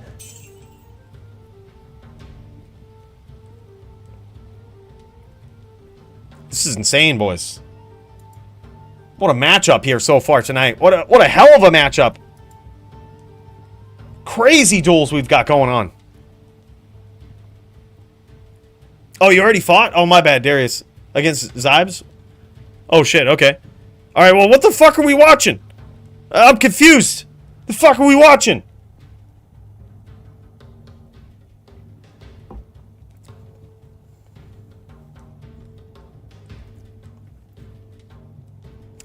Nice job, by the way. That's awesome, dude. Glad you won.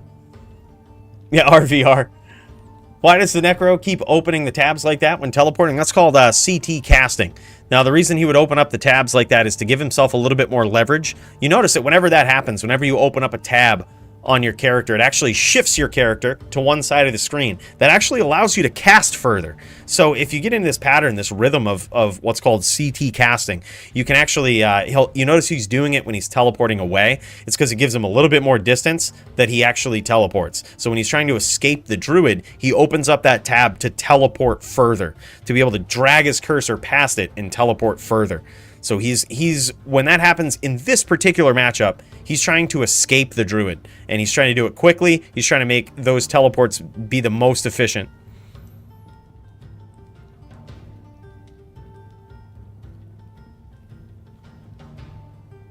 Yeah, and to break chain lock, yeah, that's true too. Because if the Druid gets that chain lock going, you got to get out of there.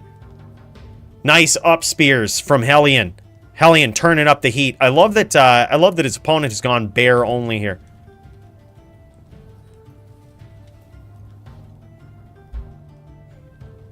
CT ain't breaking top duelers locks though. That's true. That's true. But to be fair, it forces those top duelers into tele locking and not necessarily chain locking. Forces them into a tele lock, which in my opinion still kind of sucks. You know, to be on the receiving end of that. But it's a lot better than a chain, like a chain lock. Because at least your opponent's guessing, right? You keep them guessing, and if you do it long enough, you probably will escape.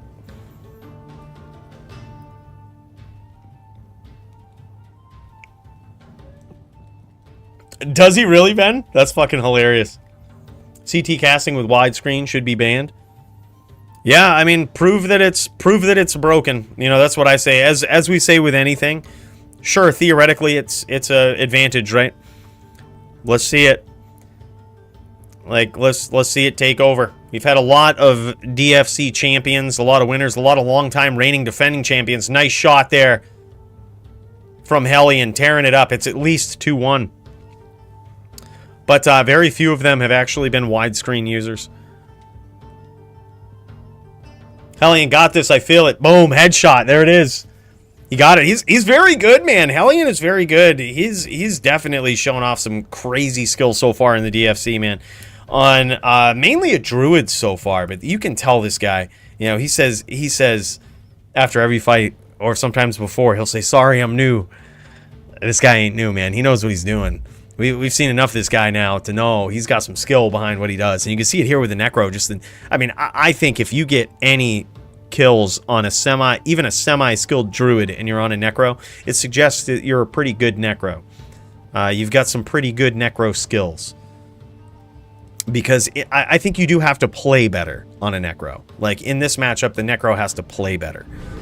They have to be responsive. They have to know what's going on. They have to know when to run. They have to know when to stick it out, walk down, up spear.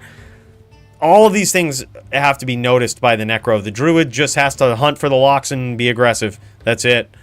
Hunt for the locks. Get in there. Necro's got a lot of responding to do, but if he can do it, it gets pretty insane. He's actually landing some good shots. I like the fact that Hellian's not really taking too much time to look. A lot of times that can be something that players do, is they'll try to hunt for their opponent's name in these matchups where they kind of have their back against the ropes. They'll try to check what their opponent's at for a life total. And a lot of times you don't really have to, and it's kind of risky to do so. I like that he just shoots his spear at the pets, knows that it's going to hit, knows he's got a pretty good chance of connecting with that, and just trusting it. Just knowing that he doesn't need to see his life total. He's playing correctly, and if he keeps playing like this, it's going to pay off for him quite handsomely.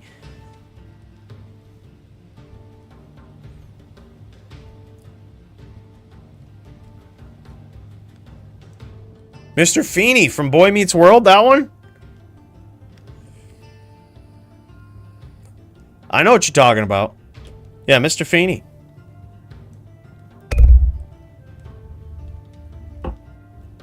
Fuck yeah, dude. I used to love that show. It used to be on this lineup that I used to watch with my mom, dude. This was like family time when we were young. It was TGIF. It was like Steve Urkel, fucking Boy Meets World, Step by Step, and some other shows. TGIF, dude. That was family time. By the way, we've got Hellian's opponent landing some sick nados here. Hard to tell exactly what his opponent is at, but he is dangerously low. Okay, both of these guys dangerously low. There it is, man. Hellian gets there with a well-placed spear, dude. Pulls it off. It's at least 3-1. It is, yeah, good duel. So it's now at least it's 4x in favor of Hellian. Hellian takes it again on the Necro. It's time to fucking see. It's time to see some NVN. Toeshank versus 4-2. Is that what it was? So who was your opponent there, DJ Hellian? Was that DJ Johnny Dubs jamming?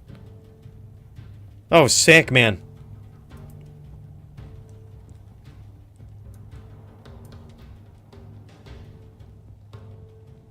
Yeah, that was a very good duel, man. That was a very good duel. Yo, Darius, get in here, dude. Get in here. Hold up. What's this game name? Easy Peasy 5. Here, we'll try to break that. Try to crack the code.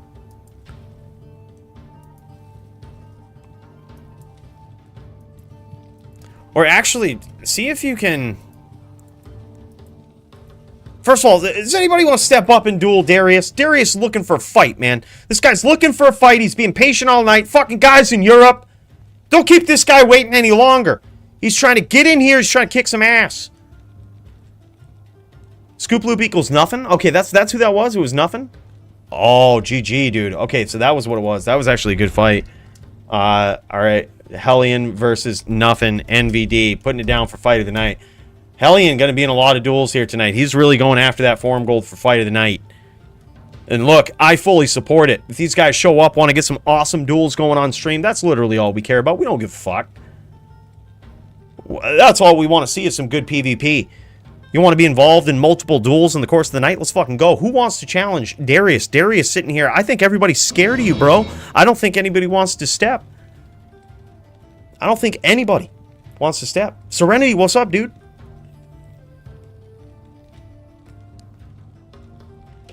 By the way, Serenity, you ready to go, dude? You ready to show these guys? Ready to show these guys who the top din is?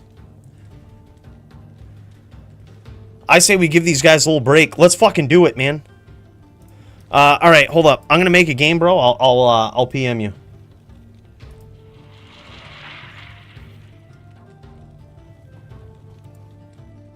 All right, let's cut over real quick. We've got a very decisive battle going on here, boys. Get ready for it, because this one's gonna be fucking epic.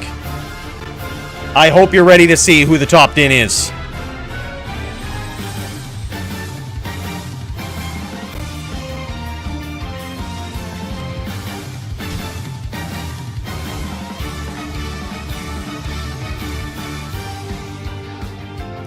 Creating the game now.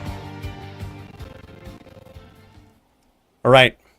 Boys, this is going to be nuts. I think we're ready, but it's hard to tell for sure. All right, we're going to go see... Hold on. We'll go over to the trade lobby, CL. We'll go over to... All right, there we go. Left trade. All right. I'm going to send you the game name, password, and let's get it going. We got to clear this more. We got to get ready. We about to figure out, boys, who the top din in the DFC and interim champion of the DFC is with my fight versus Serenity. My ping is a little high, not going to lie. Ping is a little high in this game. You notice it, 94. I mean, that's okay, as long as your ping is good.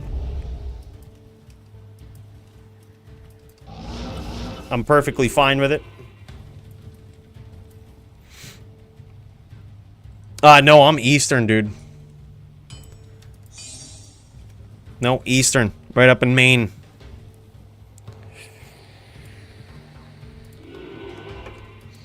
Also, Serenity, if you wanna stream it, I actually have this new feature where we can cut over and do a little transition. Look at both fighters' perspectives from this duel if you want to do that. I did that last time with Toeshank. I actually liked it. I thought it was cool. So, like mid-fight, we can cut over from Serenity's point of view, my point of view.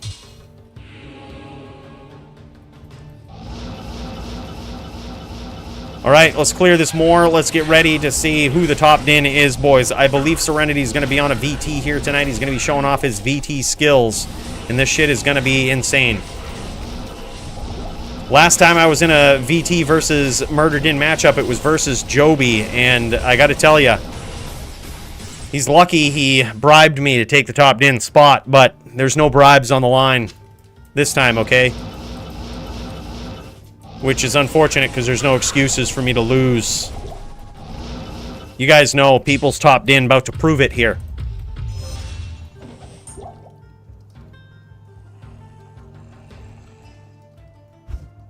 We got a Grand Charm. Obviously, I have to check this. One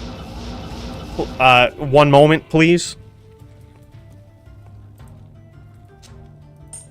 You guys know me. Whenever a charm drops in the Moor, I might be relatively rich with my character setups, but I'm never too rich to check a Grand Charm. Never too rich to check for a potential skiller with life, okay? Look, I don't want to hear any words of judgment, all right? This has come from somebody who used to steal items in pub games that people would drop and try to transfer, okay? It's just in my DNA.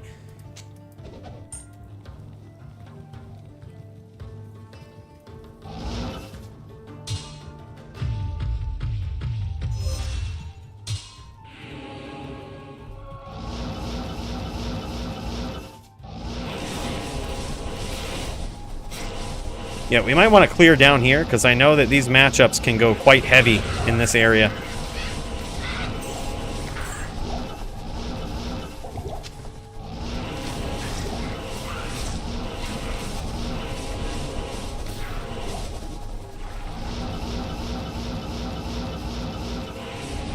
Clearing this more, boys. These monsters can't be around when we determine who the top din is. We need to keep this duel free of reproach. Keep it clear. Not in town. Come to stash. Give these away. I have literally no room in my stash. What the fuck are these?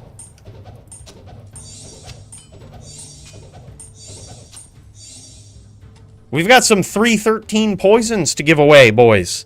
Courtesy of Toeshank. And there's a lot of them.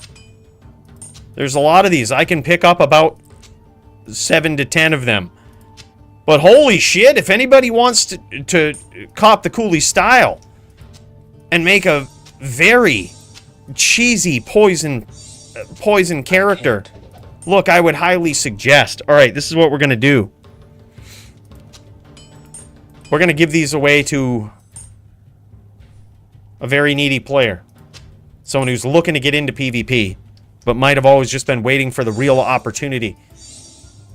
We want these to mean something. A lot of times they give them away, contests or whatever. I don't like that. I like to give these away to people that actually want and need them and will use them. And this is courtesy of Toeshank. What a hell of a guy. These are all 313 poison charms. This is a good way to stack up some poison in matchups where you might really want it. It looks like as a grand total, there's what, 7... There's about 10 of these. There's 10 313 poison charms, courtesy of Toeshank. Need one for my Baba. Deeds needs one. All right, we're going to hold on to these, but just know, after this matchup right here, where we determine the top din in the DFC.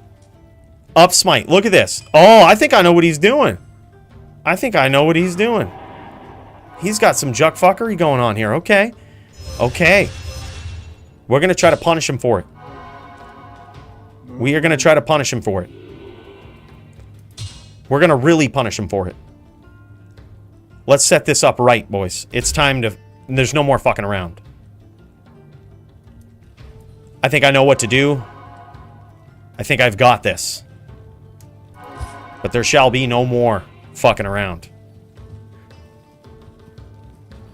Coolest build alert. Yep, it very well could be. Serenity's got a pretty nasty build, dude.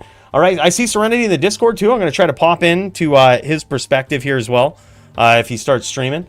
And what we'll do is you'll get to see both ends of the spectrum in this Din v Din. We're going to keep him guessing, though. I just saw that bow, which tells me he's probably going to bust out the bow. Probably try to do some Boa Din type shit. And when that happens, I have to be ready for it. I have to respond accordingly. And I shall be ready to do so. I shall be ready. Yes. But if he doesn't do it, I'm also ready for that. If that was just a tease, I'm also ready for that. We're ready to go here. But now we're really ready to go.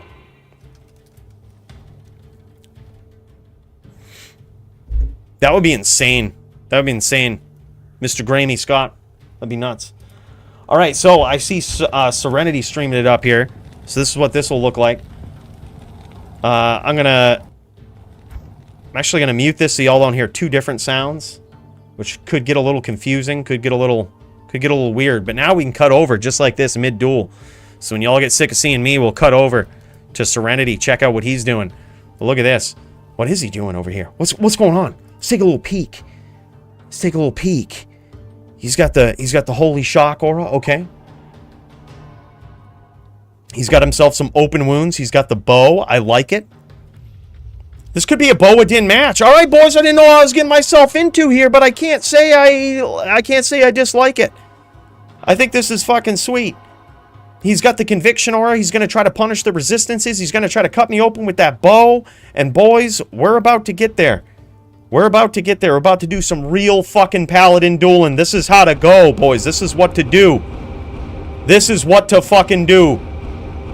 These are the dins you were waiting on, boys. The dins of the DFC. The dins that shall prove their top din status here tonight and interim champion status. We're going to see how it goes. All right, let's check it out. Are you boys ready to check this out? Are you guys ready to go? Because I'm fucking ready to go. I need some music to fucking amp me up. Let's get this going. Let's get it going. Let's get real. Here we go, bro. Round one.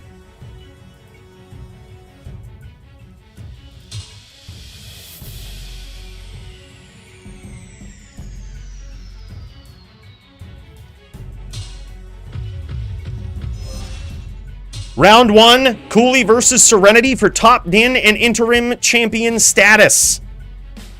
Here we go. Let's get it.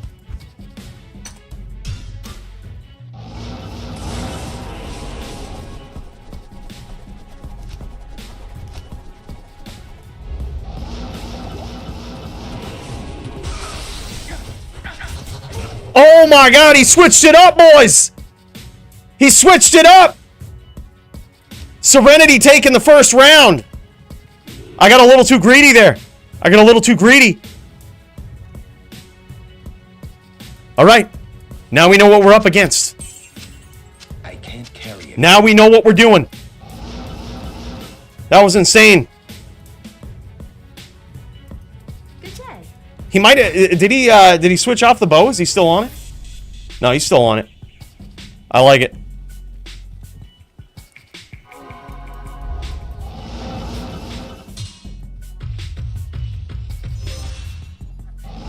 You know what? This is actually what I'm going to do, boys.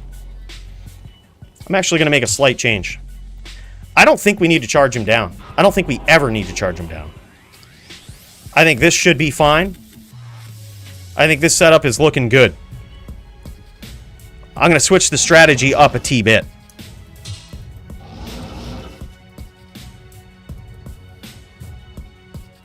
Except we don't have our bow stick now. Hold on.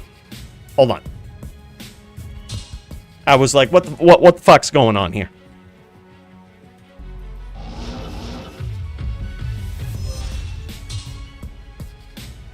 Go, bro. Here we go. Round 2. Let's see if we can get it.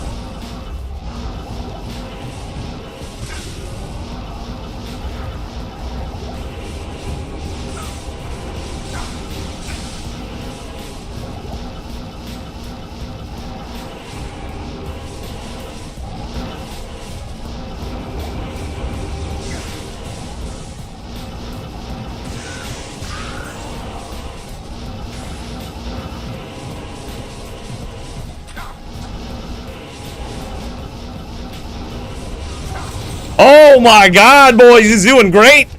He's doing great. Din v Din matchup here. I like this. I like this.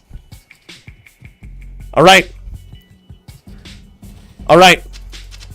We're going to have to get in the zone. It's 0-2 so far in favor of Serenity. The technical top Din trying to take the people's top Din spot. That's...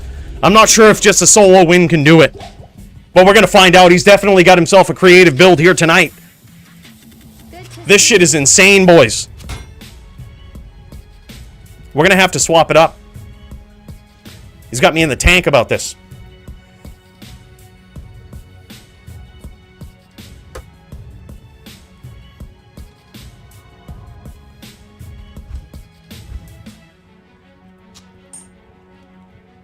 You know one thing I don't think he's ready for? I hate to do this against a Din, but it's going to force him to be ready for it.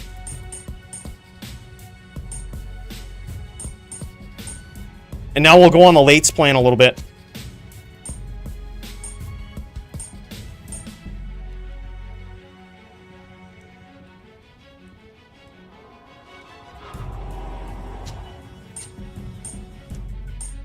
Alright, it's going to force him to be ready for it. A little bit of poison.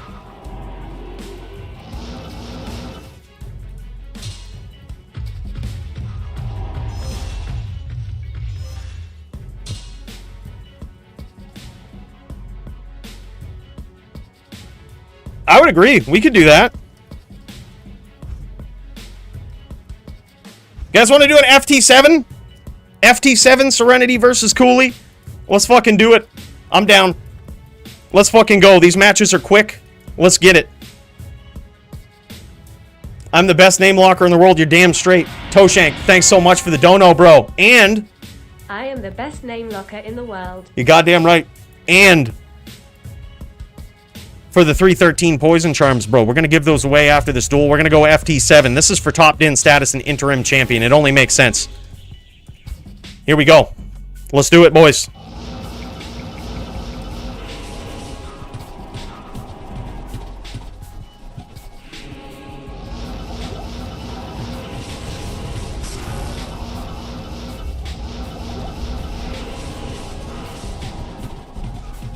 All right, we hit him. We clipped him.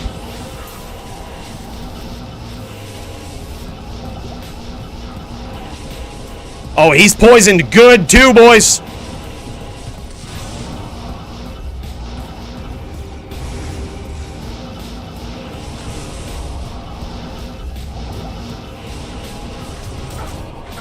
What the fuck?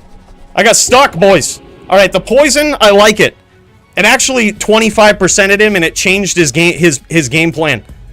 But it's 0-3 in an FT7 matchup versus Serenity. I think this is the setup. I think he might be changing something. No, he ain't changing shit. It's working for him. He ain't changing nothing. Alright, we're gonna get this. What can I do for you? I got a feeling. I got a feeling. It's time to lean forward in the seat a little bit. It's time to lean forward. Get in the fucking zone.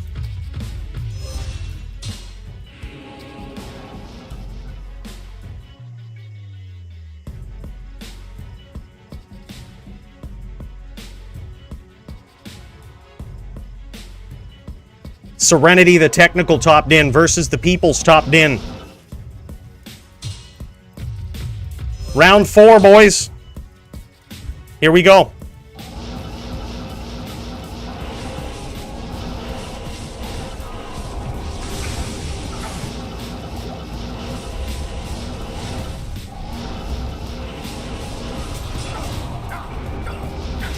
No fucking way! Wow.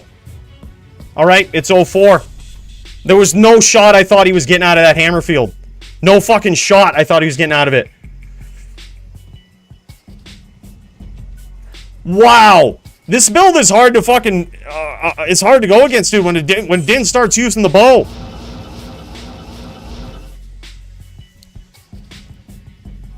This is insane.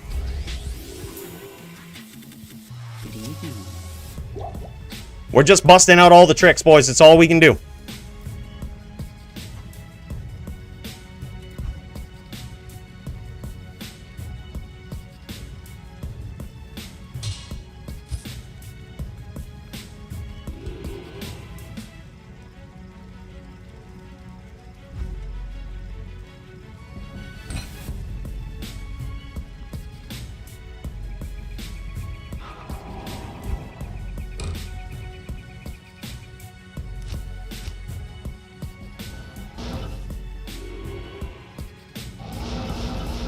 Busting out all the tricks.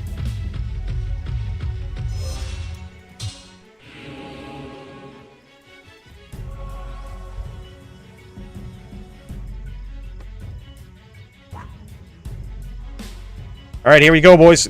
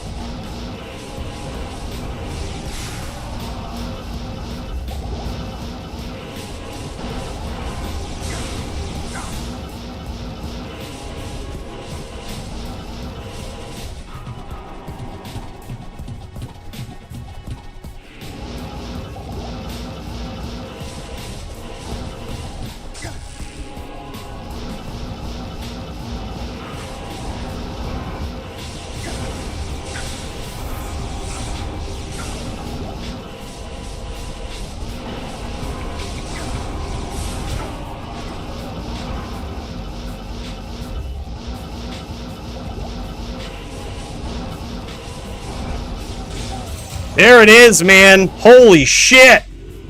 This guy's insane. Wow, that poison got him good, though. That poison got him good. It's 0-5, but you guys better brace for a fucking comeback. Because we figuring it out. I can't carry anymore.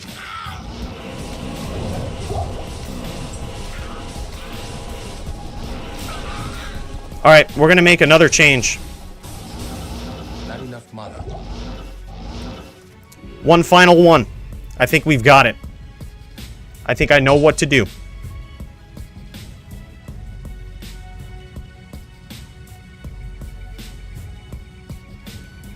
I think we've got this. Hello.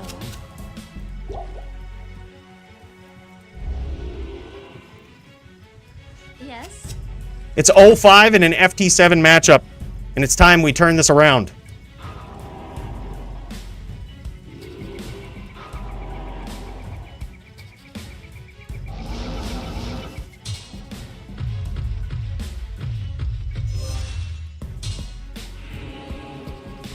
Here we go, boys.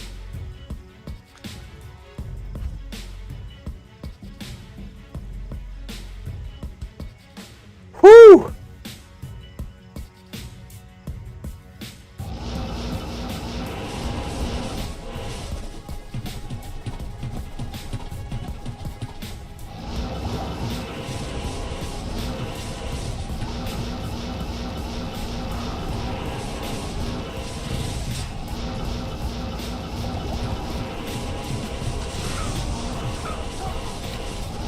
I told you it's time to turn it around. And I wasn't fucking kidding. Good evening.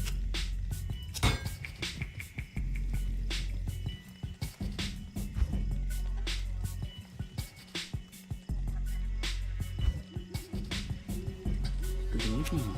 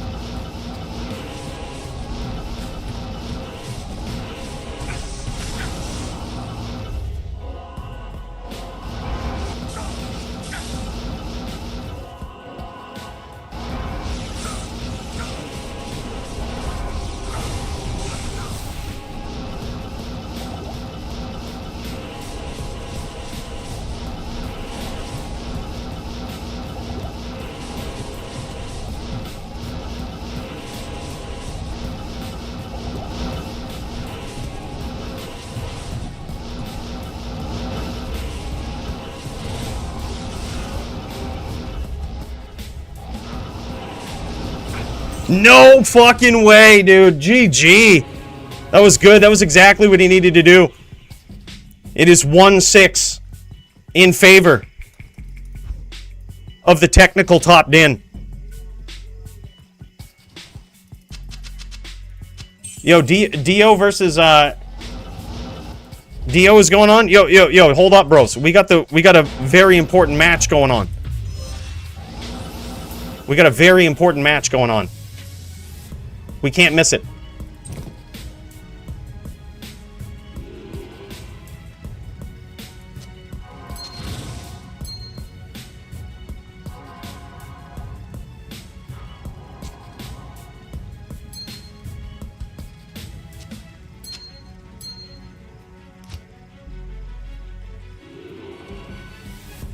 Yes.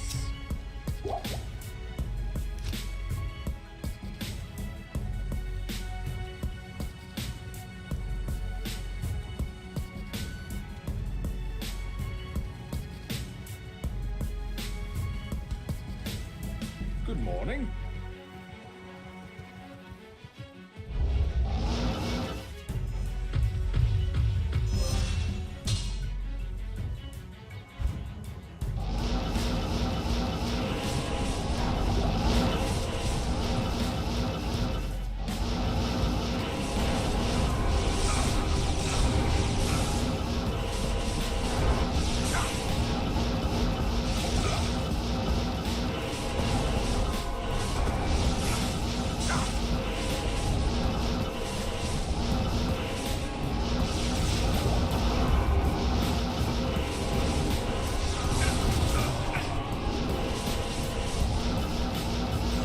Wow, boys!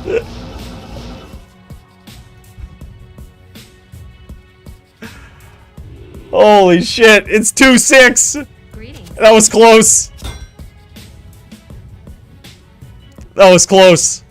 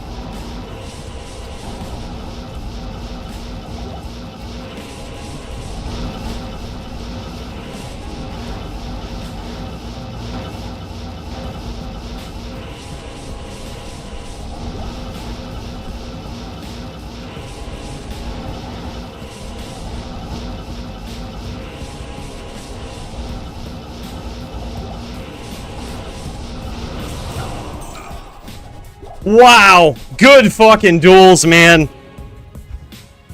Good duels. And an FT7, Serenity gets there. Very tricky, let's check out this din real quick, man. Can we see the din? This thing is sick. Hold on, let me cut over to Serenity's standpoint while I go get my body here. Holy shit, good duels, man. That was 2-7. That was insane, man. Very well played, too. I love the use of the bow. That shit was so sick, dude. This is Serenity's setup right here. He's got the grief. Is that a... Hold on, I'm looking at a smaller screen. Holy shit. I don't even know where my body is. So I'm going to get PVM'd. I'm over here looking for it.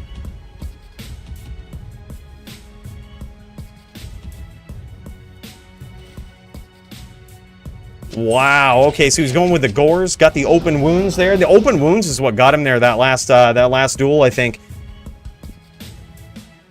Yeah, let's check this out. I'm going to unconfine my cursor here so that I can see. I can easily cut over to this. This din looks sick. High Lords. He's got the looks like interesting jewel in that. A 15 IAS jewel. It's hard to tell what else is in it. Probably poison resist. Probably 1530. PLR poison resist. Still so much damage that the bow was doing there. I think predominantly all of that damage that I was doing to him was from the poison. I don't regret going to that. I usually don't do it versus a paladin, but I think it worked pretty well there. He also has the perfect Widowmaker with the rune. That open wounds was really paying off, dude. Yeah, it's definitely poison circlet. Yeah, good setup, man. Also had the life tap from the Drax. That went off quite a bit. His FOH wasn't... It wasn't maxed out, but it still hurt quite a bit, dude. He's got one 451 poison charm. Interesting choice with the grief, though. But yeah, just a poison resist setup. Look at this, dude. This thing is sick. Very nice din. I gotta say, when you throw a bow on a paladin, dude, shit gets messy. Like, literally, I'm so used to being the only din with a bow, but I honestly don't know how to duel another din with a bow. It's very, very tough, dude. It really makes them think. Whenever you start mixing the bow in there and you can hit from an extremely long range, it just changes the way. I could feel it change in the way that I was playing against his Din. Walking right into his smite traps, dude. I absolutely love it.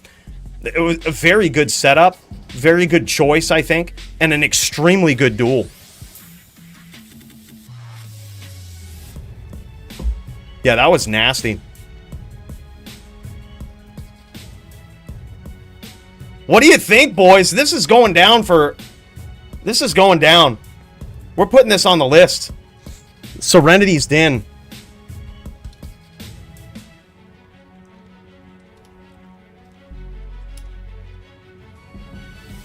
We're going to call this the MVP award. Good duels, man. That fucking shit was sick. I gotta say, if there ever was a Din that I get beat by, I'm happy when it's a Din with a bow. And that Din setup is so nasty, man. So original. You rarely ever see a VT with a bow. And man, that was cool. That was so cool. Good setup. Was he dueling you outside of 125 FCR? I probably. I don't think he had 125 FCR. I had 125 FCR. I think it's very important for me to have 125 FCR here.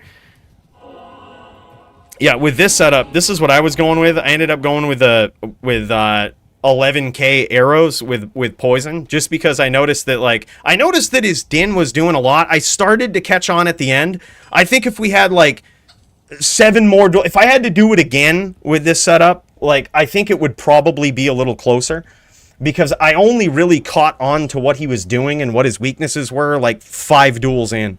You know what I mean? I'm like, oh, okay, like I could take this strategy, I could take this approach, you know, but this is the setup that I landed on, and I took away all of the, I took away the grief. I amped up the poison damage and just amped up the IAS as well, tried to stay on 125 cast, and just cranked it up with the poison, because his Din was doing so much. And whenever you get a creative Din like that does a lot, it's hard for them to also fight against poison damage. He had a circlet that had like 75% poison length reduced, but trust me, that's not enough. Like, it still does. I can guarantee you when one of those arrows hits him, it still does a huge chunk of damage. Like, it's so much damage. You kind of need to swap to cleansing. So I was kind of hoping that, like, he just had too many skills on the VT to stat cleansing, to actually stat that skill. That's what I was thinking. As soon as I saw like the just the bow, the FOH, all of this stuff. Sometimes when Dins put a lot of points as a VT into their FOH, into their smite, they don't actually put much into the defensive tab, which would mean that he didn't have cleansing. So I was like, okay, so it's probably a good idea to try out the poison and see if he can respond to it. I don't remember his skill tree setup, but I don't think he had cleansing, did he? So like that was why I switched to the bow. I just noticed that even if he had it, no matter what was going on, like it was hard to deal with hammers and poison. But that was a setup I landed on, but I think he beat me. He beat me to figuring it out, dude. He figured out this Din far before I figured out his. I mean, we finally swapped to T-Gods at the end of that too. I think that was a better choice. I felt that the FOH was just weak enough where like, or just powerful enough where I shouldn't dial it down with a Wisp. We should go straight T-Gods. Yeah, that was sick, man. That was very good. GG, Serenity. Good duels, man. Fucking sweet Din.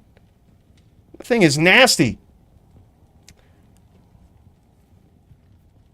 Up for a few more. Let's check out and see who's dueling here. I know that Dio and GVN might have been dueling, which is definitely one that I wanted to see.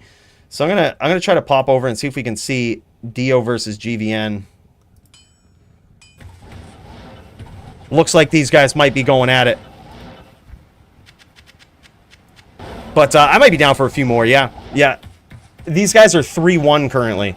I'm not exactly sure who's winning. But that could have actually just been it. That could have actually just been it, dude. Was it? GG's. Yeah, Dio won. God damn, I wish we would have seen more of that fight. We just tuned into Dio winning this, like, practically unfucking winnable fight. I thought this was going to be a huge challenge for Dio. 4-1. He just finished up 4-1 versus GVN. That's a tough duel, dude. That's actually a tough duel versus Azan. Look, we didn't get to see much of it, but what's most impressive about that, I hate that we didn't see much of that.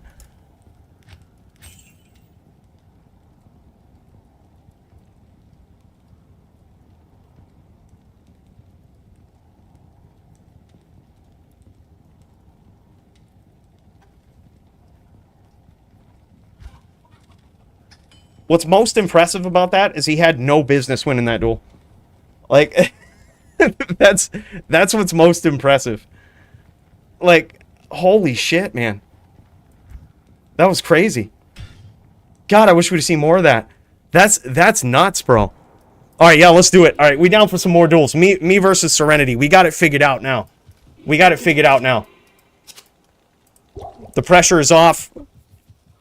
Serenity going for that title, dude. He's definitely the top din in the DFC and now the interim champion of the DFC. It's a big win for Serenity tonight. And another denial of the championship belt for Coooley. It is a lifelong goal of mine to achieve DFC gold, but not today.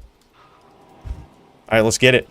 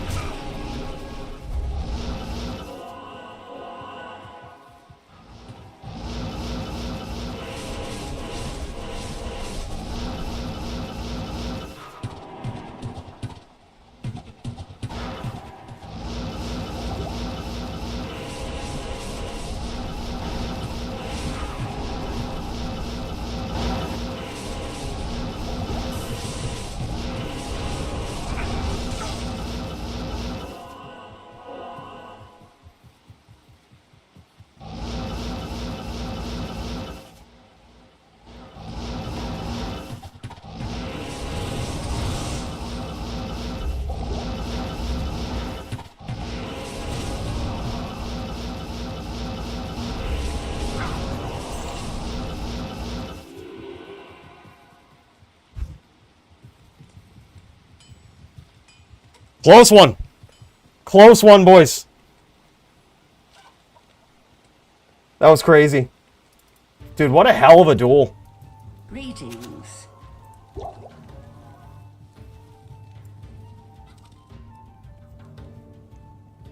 Hey, NYC Maxim. What's up, dude?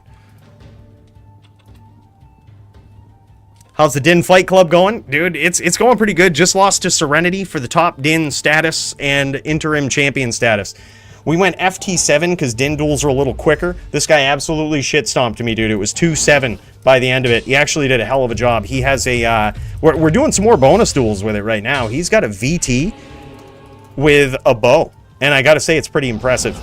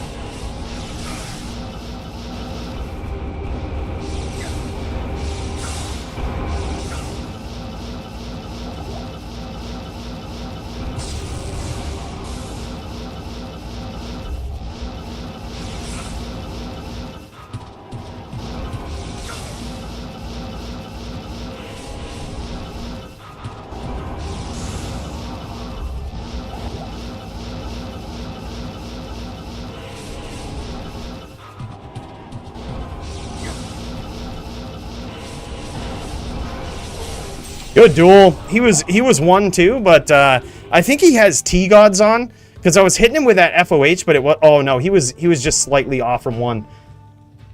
I thought he was 1, so I was hitting him with FOH, and I was like, how come this isn't killing him? He was 1 at one point, but yeah, the FOH doesn't do much.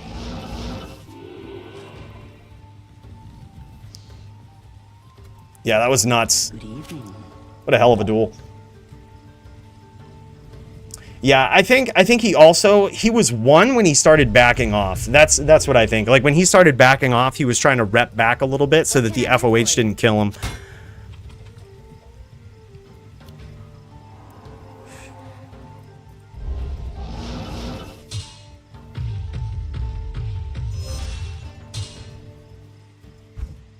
All right, here we go.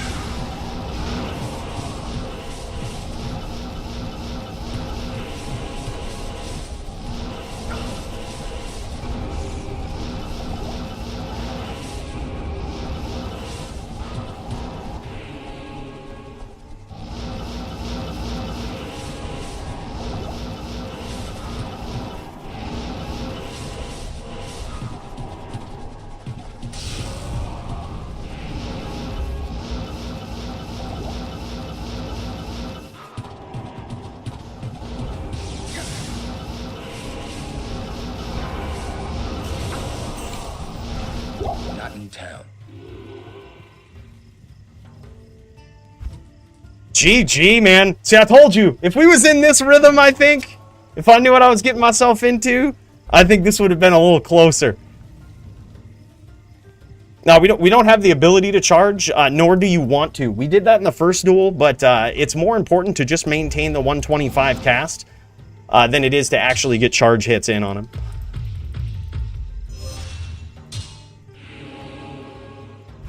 All right, here we go.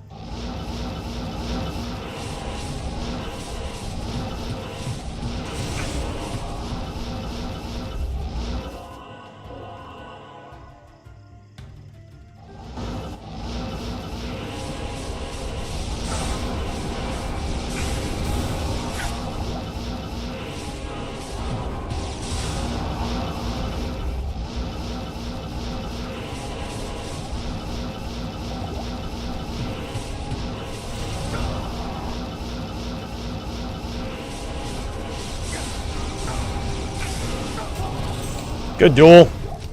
He's good at getting in on the hams. That was something that I noticed in the FT7 too, is he's so good at getting in on the hams. So like, I'll switch to the bow to try to bait him into the hams, but like, he just takes the bait and actually lands smites and doesn't get hit with hams. Like, I fully know he's gonna do it. Like that time when I busted the bow out and shot the arrow, you notice I quickly swapped back because I knew he was gonna take the bait, but he's just so good at getting in, getting the smites. Dude is fucking pro VT, man. That shit is good.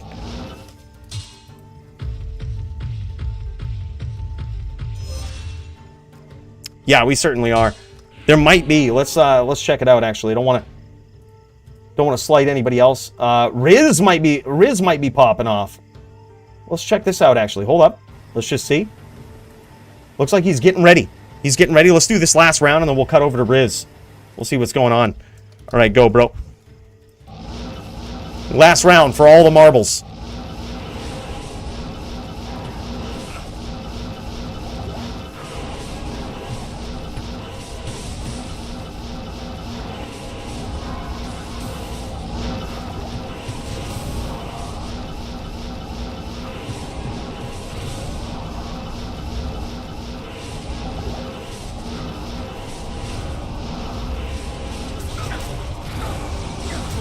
Good duel, man. Very good duel. Well played, well done. That was how to do it. Serenity, dude, is an extremely good din. Extremely good din.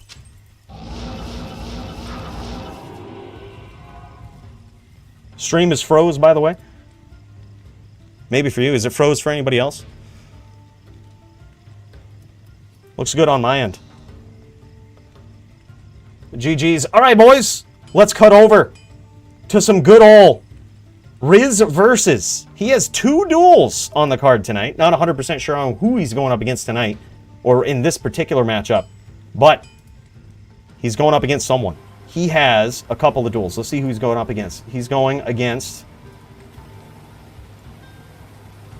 We've got Riz versus Tempest as a Sin v Sin. And we also have Riz versus Doom. 2 extremely interesting fights. Doom Riz, Tempest Riz. Yep, those are the 2 duels. GG. I think, let's see, this might be, I wasn't watching his screen there. Did we see his opponent in game? Was it Lilith? Was it Doombringer himself? Yeah, Brand versus Duke is going to be sick. Oh shit, speaking of Duke, Duke joined that game. I got to give him some 451s.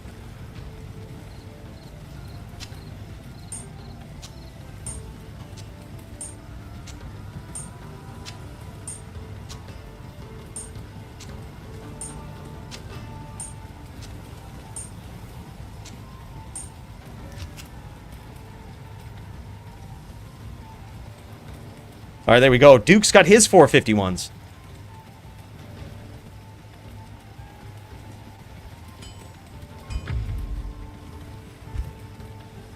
That's going to be a good one, dude. Brand versus Duke, and Duke has an interesting setup, dude. Yeah, this is Doom. This is Doom versus Riz. This is going to be nuts. This is going to be a good one. Boys, I got to say, I'm putting Serenity versus Coooley down for fight of the night. I think that was fucking sweet. Serenity definitely in the MVP spot. So that's what we're calling the new award instead of most creative. I mean, all of that stuff could fall in there, right? Most creative, everything, but MVP, dude, that shit was sick. I was very impressed by Serenity's skill on the Din. That was insane. The PvP in D2 is the best, and as Coooley says, it's not even close. That's right. That's right. It's not even close, man. Best ARPG PvP in all of the land, and it's not even close.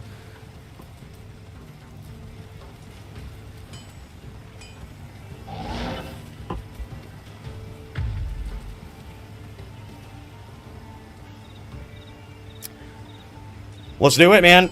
Doom v Riz. Is it happening? All right, what are we doing? Coooley needs to wake up and answer this. I'm the most mana spending build. Nope, sorry, dude. Sorcs, no mana. It's just the current rules.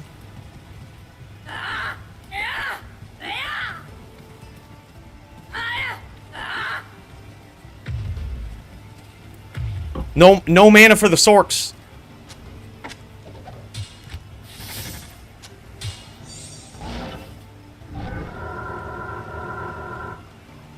Now, the reason Doom is saying this is because he has basically an all-in... What do you guys think of this? Should this be something that we change in the rules? Here's the argument in favor of it. Currently, sorceresses in general cannot use mana pools. They can use, like a full Vita Cold Sorceress can use mana pots, but you can't have mana pools. And in this case, I guess in a recent duel, Doombringer ran out. Doombringer ran out of mana, and he's worried about that. That's the argument. The argument for it is that he's all in on the cold damage, doesn't have ES, and that Blizzard costs a lot of mana.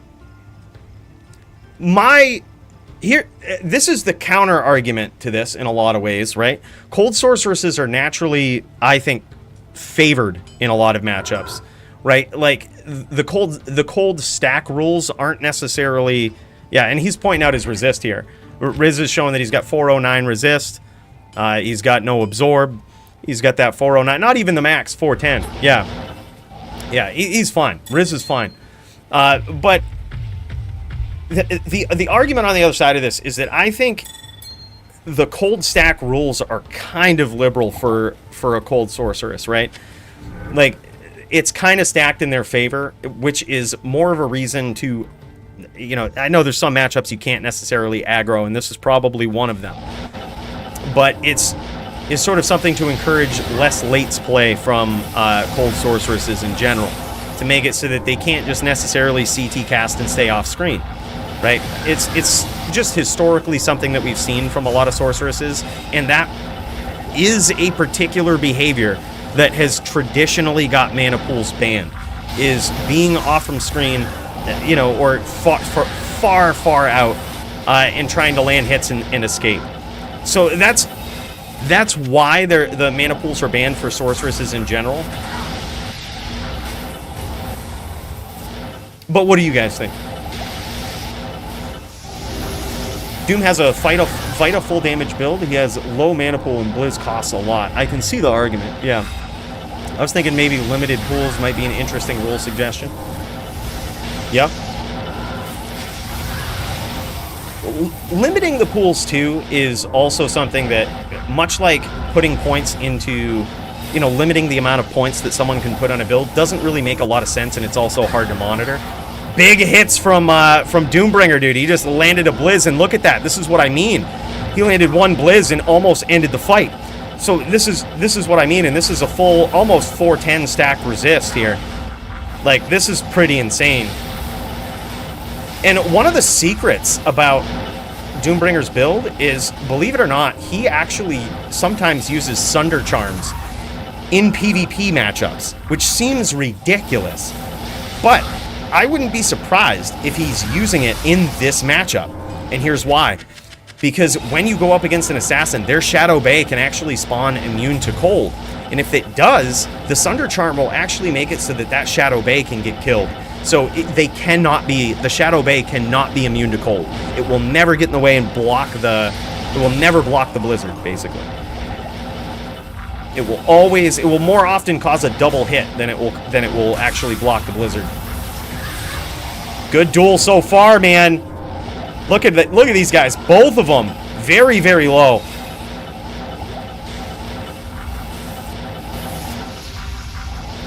And there it is, Riz gets there. It's at least 2-1, I believe. Maybe, possibly more. Riz is so good on Ghost, I'm surprised he didn't go that route. Make it as aggro both ways as possible, yeah. Good day.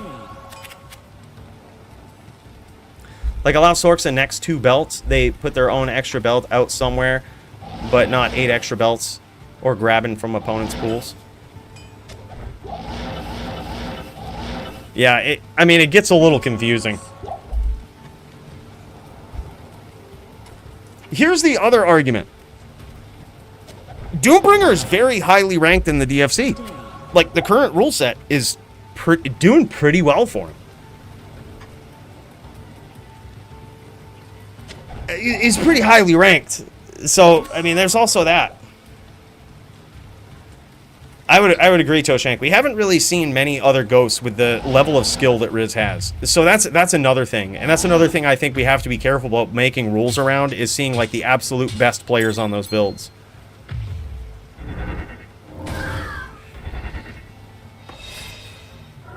Yeah, Riz is phenomenal. Very well done there. But you notice, dude, one Blizz could technically take Riz out. It could hit him. It could then hit it could double hit off of the Shadow Bay and then hit him again. And then that's it. Especially whereas he's whirlwinding. Whereas he's like moving around in it. Yeah, Riz is always fun to watch, dude. We will put this down on Fight of the Night here. This is Doombringer versus Riz. Incredible fight card. Incredible fights that we've seen in general here tonight. We've seen Hellian versus Nightfall. That might have been the fastest KO we've ever seen. Fastest 4-0 KO we've ever seen. JavitoPvp versus Johnny Dubs. The neck v Din was very good. Very back and forth. 4-3 finish in favor of DJ Johnny Dubs on the neck. Very nice. Then we saw Hellian versus Nuffin. NVD, that was also very good. Dio versus GVN, we caught the tail end of it, but it was still very impressive. I'm actually going to put Dio down for MVP. I think that's a pretty fair one.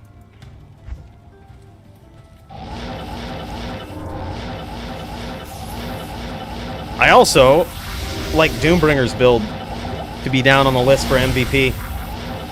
Nobody knows a cold sorceress like this guy. Like, absolutely no one. Who won a duel except Jess?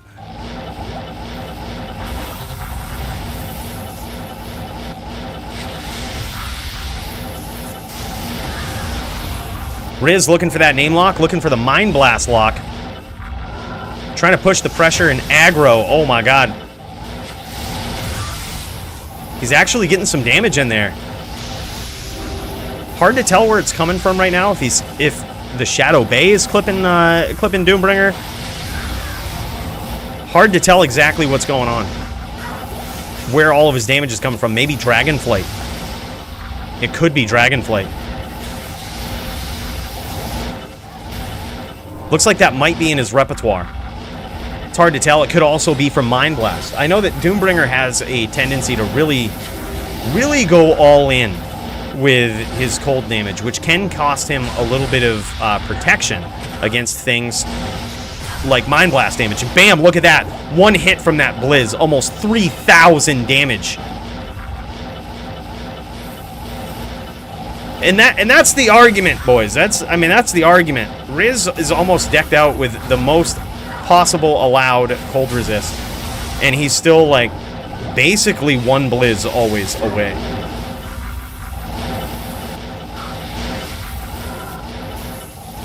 Coolio beat me with his traps in. Damn, he did bring in the traps in.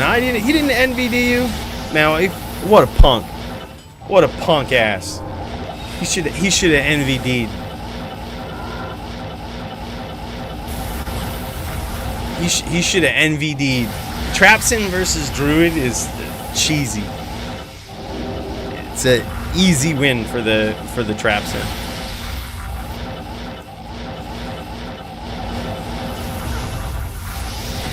Good damage here from both players. Doombringer trying to get that final Blizz in there. All it's going to take is one. Some lucky claw blocks from Riz.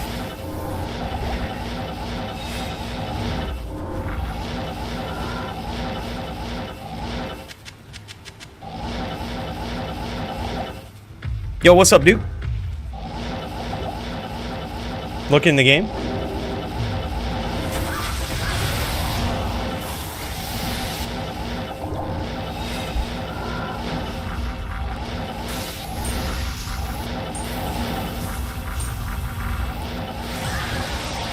Riz pushing the pressure.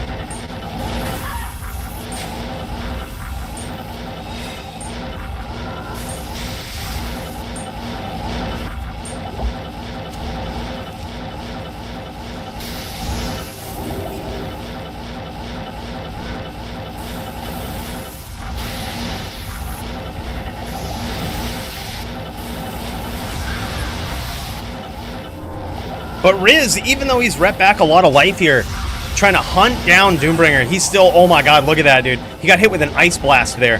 That is what Doombringer is notorious for, dude. He sets these traps up where when you start those name locks, he sort of lulls you into this false sense of security with your aggression. He'll let you get these name locks. He'll start, you know, he'll let you push this pressure, and then you'll see those traps that he sets up just like that. He'll have the Blizz waiting on one side, but then he'll launch these frozen orbs and Ice Blast traps. He'll start to predict where you're coming from. And this guy is just an absolute pro at it, dude. Nice name lock from Riz.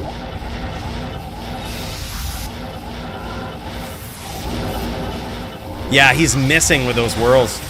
Oh, another good whirl. He gets out of there just in time, but now he's 36 life. I mean, he could be Orb PK here. It's hard to tell.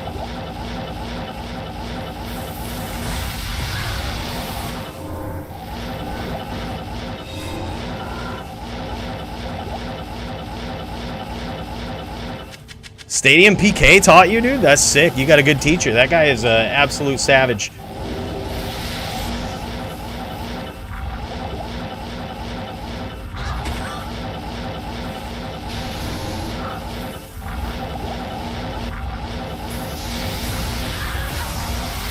Oh, and there it is. Doombringer gets there.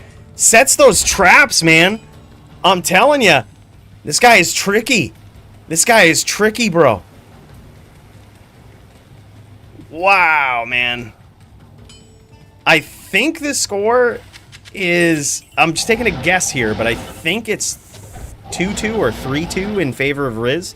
If it's 3-2, it's probably in favor of Riz. It might be 2-2, though. Good day. Set up and stream, Darius. We do FT10. Let's fucking go. You should go NVD next time, Coolio.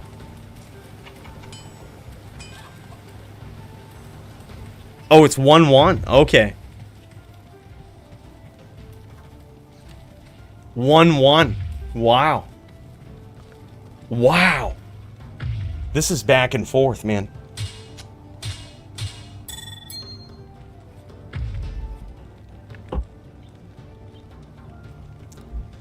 $450 ED F rep Ghost Glaive. Damn, dude.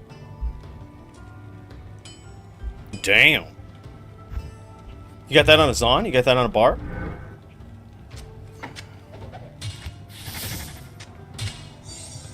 Alright, here we go. This is technical round 3. Alright, what is he saying in game? They'd rather cut map? What's going on? I mean, I think it's fine so far. I think it's fine. Just knowing that, I mean... This is another thing, is this becomes a thing every duel versus a cold sorceress, is them just having the ability to telly so fast around the map, right? And they stay on the outside, they cast the Blizz, it has a cast delay on it, so what they do is they teleport off the map, they go and make you find them, and they wait for that cast delay to cool down a bit.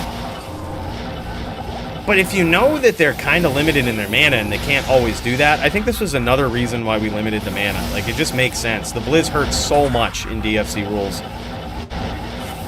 And honestly, it's 1-1 right now. I think Doombringer's doing fine. In the match that he lost, he almost won it.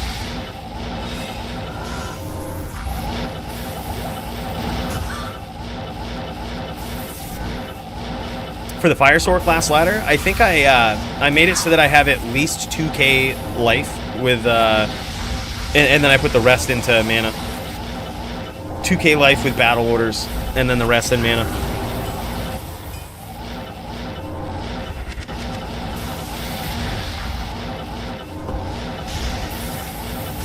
As long as my items live forever in your videos, I'm happy. Darius, I really appreciate you, man. Thank you so much, brother. Darius gave us a 45 resist ethereal exile vortex shield today. And you best believe we're going to be putting that to use. Yeah, I really appreciate it, man. Sorry that it's so hard to like set up matches too when I'm live. I spend so much time, I don't think you guys know, I spend so much time setting up good matches, trying to make good entertaining matches that are hopefully not one-sided slop fests. So it's hard to do it on the fly and to get matches. Sometimes it works out, but that's why oftentimes with like late signups it's hard to get a match. But I appreciate your patience, honestly, Darius. I thank you so much for that, man. And I appreciate you being here more than anything, and big cheers to you for that. Yeah, I think Exile's pretty good now. I think we could go back.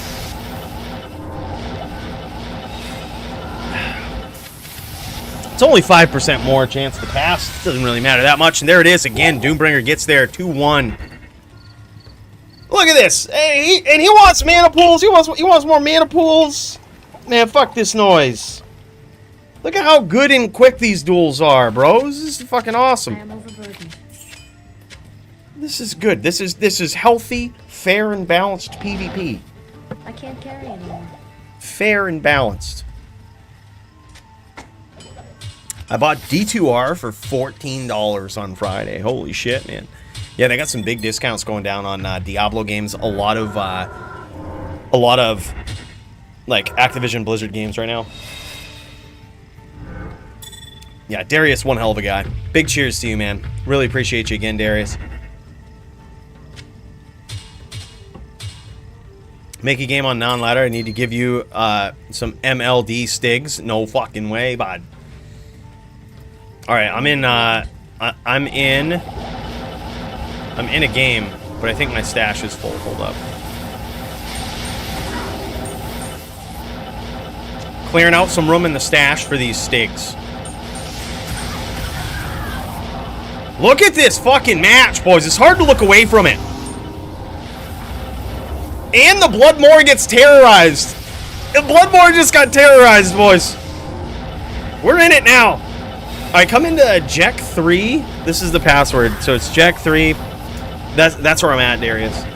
It's non-ladder. It's a hell game. Bro, that was so sick. The Bloodmore is officially terrorized, boys. We got the tint going on now. Oh my god. The terror has begun. You got the purple tint on the Bloodmore. It couldn't have come at a better time. Add some flavor to the DFC tonight. DFC terrorized the breakpoint.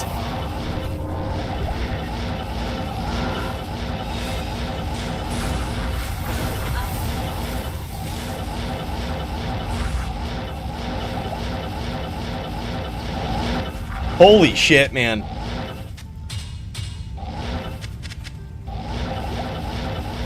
Is that what it was, Chum? 67% discount? Shit, I might buy another key at that. I already have 3 of them, but fuck. Can't hurt to have 4.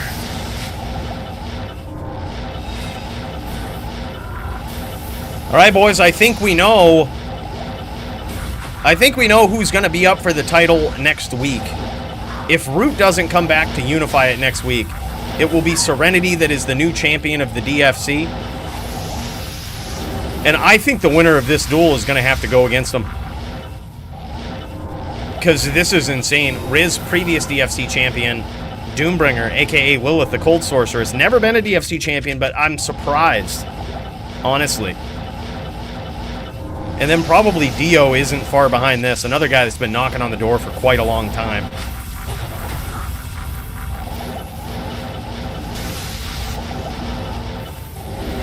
Root will be there, official, so Serenity gets shot versus Root to unify.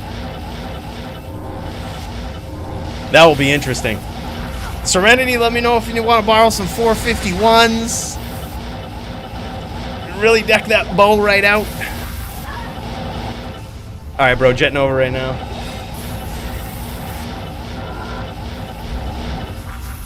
Alright.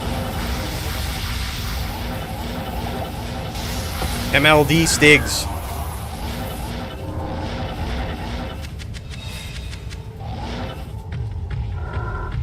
Holy shit, those are insane. Oh, I can't wait to show you boys these. For me, bro, are you fucking serious? I'll put together an MLD and kill people in pub games with them. I mean, I just want you to know, full disclosure, that's probably what I'm gonna do with those. I ain't upping them.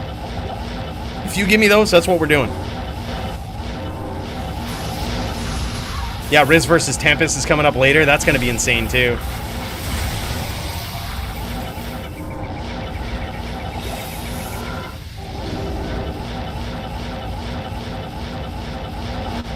Riz looking for Doombringer. Running into some traps, though. Having trouble getting on top of him. Finishing.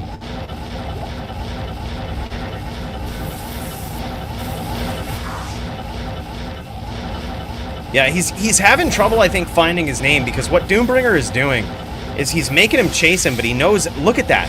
Just his placement of Blizz. He knows exactly where you're going. He knows exactly where to place this. He knows how to trap you coming in. But Riz knows that he's on a clock, too. Like, he's going to keep spamming this Blizzard. He's going to keep making him run into these traps. But eventually, he's going to run out of mana. Very well could happen.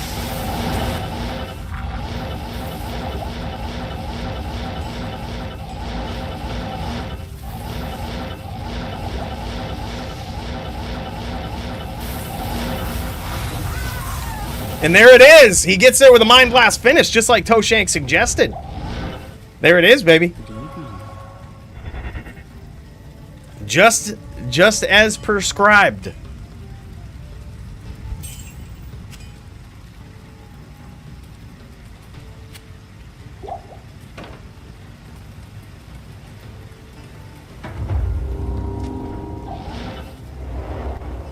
Nasty, bro.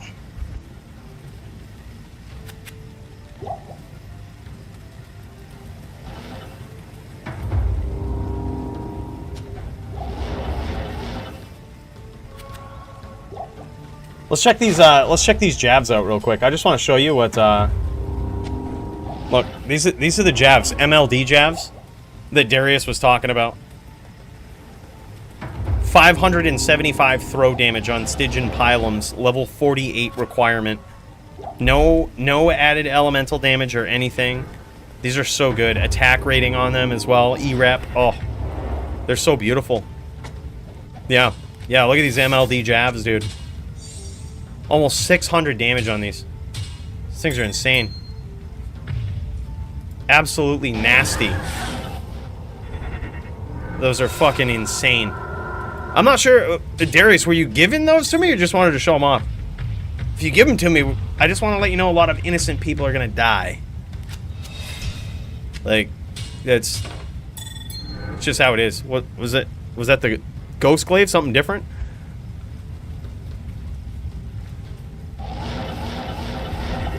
I am overburdened. Oh no, I was just wondering what you want to do if you just wanted to show them off. Yeah, no problem. He just wanted to show them off. Yeah, those are pretty sick. He's got them on a throw barb too. Look at this. Thing probably tears it up. Things are insane. Some of those similar jabs back in the day were going for about $3,000. I remember there was some jabs similar to those that went for a lot. Like, I'm not sure if they still go for that much, but like some of the first pair ever. Like, those are legendary jabs. Absolutely insane. All right, here we go, boys. I believe it's currently 2-2 in this Riz versus Doombringer matchup.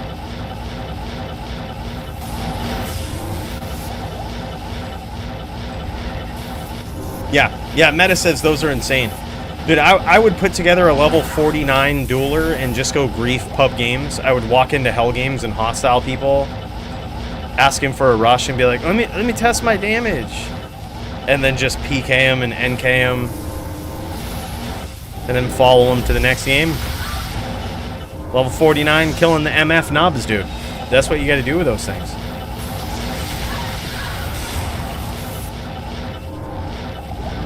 Or give them to Fax, yeah, exactly. Does Fax MLD? Or is he straight level 30 LLD? Dude, fun fact about Fax. Fun facts. This guy doesn't even hotkey, bro. Guy's using the scroll wheel to switch skills in LLD. I don't know whether I am disappointed or surprised or both. Impressed. Like, bro doesn't even hotkey. It's fucking nuts.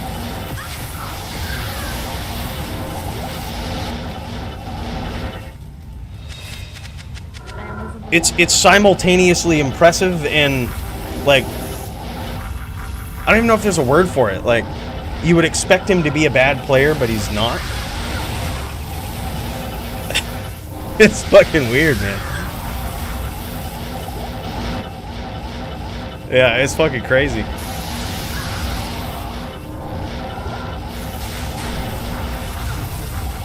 There we go, baby. Now we see Riz getting some good damage in, and he's avoiding a lot of damage here too. He's pushing that pressure, and here's the thing, Doombringer might actually be, he's not quite at Mind Blast PK life yet, but with continuous Mind Blasts like this, like, look at this, look how good Riz is at grabbing these name locks and getting these whirlwinds in there.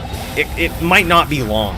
I mean, if all he can get when he approaches is that name lock, it might not be long. Might not take long at all.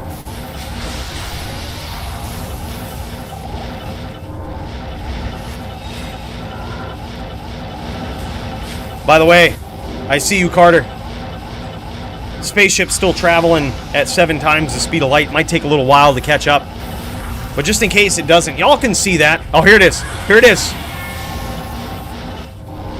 Before I forget to pay my entertainment bill for the week, here you go. Been a good show.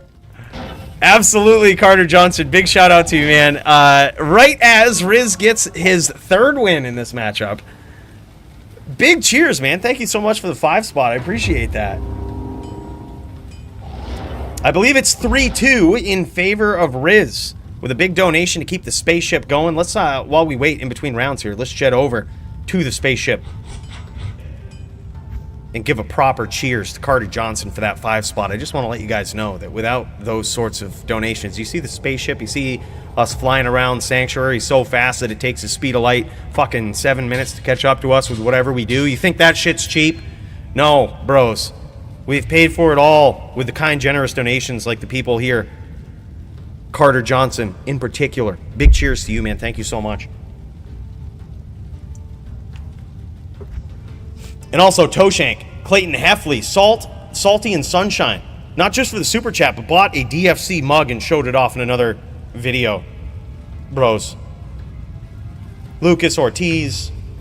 Benjamin Bomberry with the Benjamin Bomb Dono. And of course, Solus.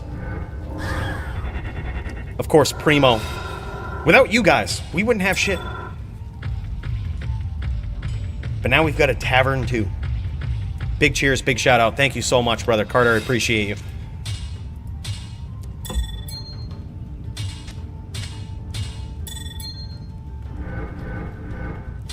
Oh, what? Is you guys' duel over? Is you guys' duel over, Duke? Or can you not duel now? I'm not. What am I missing?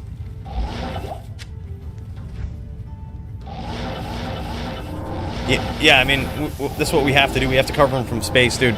They're so fast. You see these guys fucking CT casting? The only way to keep up with that, you gotta travel 7 times the speed of light in spaceship. He dodged? Come on. We gotta get Duke another duel. Who wants to duel Duke's Barb? Oh, Darius is ready to go, dude. Darius versus Duke would actually be a pretty fun one. This duel is almost over. If you guys want to do it, yeah, we'll jet in. We'll check that out. We'll do it.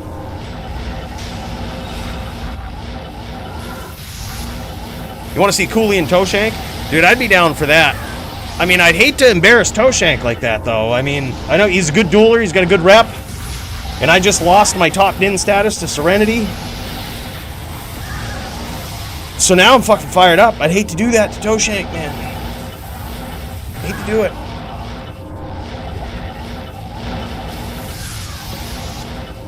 Riz is dueling 2 in a row? Okay.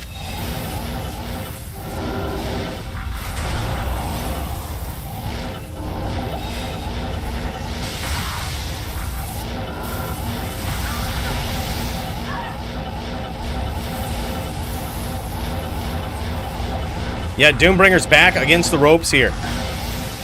The thing is Riz is just a different kind of dueler, man. He's so good on that ghost. He's realizing the traps that Doombringer is setting. Doombringer is so good at them, dude. Like, I've been on the receiving end of so many of those, and it's not fun because when you figure out what he's doing, you're dead. Like, and that's the thing. As soon as you figure out the traps that he's setting, the strategy that he has, you're dead. But the thing is with Riz, he's so good at figuring it out. He's so good at discovering, okay, this is my opponent's strategy here. This is what I'm gonna do.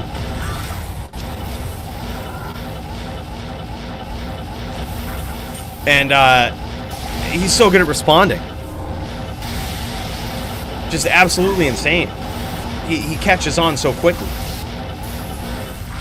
And he can adapt. And there it is, though. Look at that. Big Blizz hit. And now Riz is almost dead. It's just going to take another one.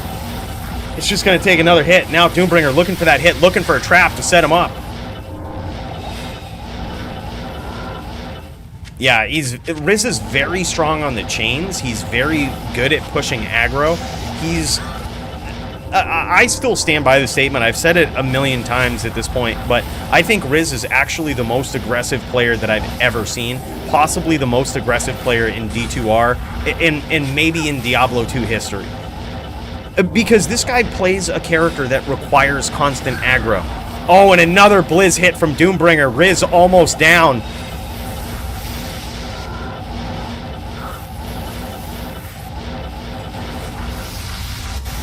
Trying to get that name lock, mind blast. Trying to finish. It's hard to tell exactly what Doombringer is at, but I don't think he has a huge life pool at this point. He could, though. Last I knew, it was mainly just mind blast damage that Riz had delivered thus far in the fight. Nope. Okay, so it's a little bit more now. So Doombringer is at about 10 to 15% health. Both these guys are one good smacking away from death. Oh, and a beautiful trap set there by Doombringer. Like, you notice he dropped the Blizz down and immediately launched an orb in Riz's direction, forcing him to move.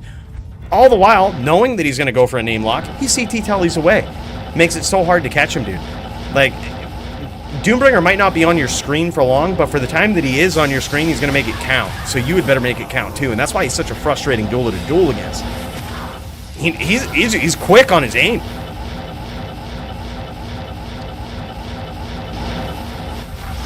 Alright, brother. Alright, no problem, dude.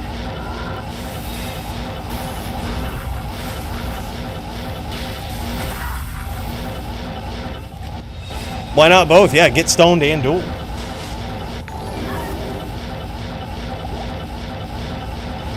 Deeds just bought a DFC coffee mug. Bro, enjoy it. Look at that fucking thing. Enjoy it, brother. Bro, thank you so much. A big cheers to you. Soon enough, you'll be able to cheers in the DFC mug. Deeds, that's awesome, man. Enjoy.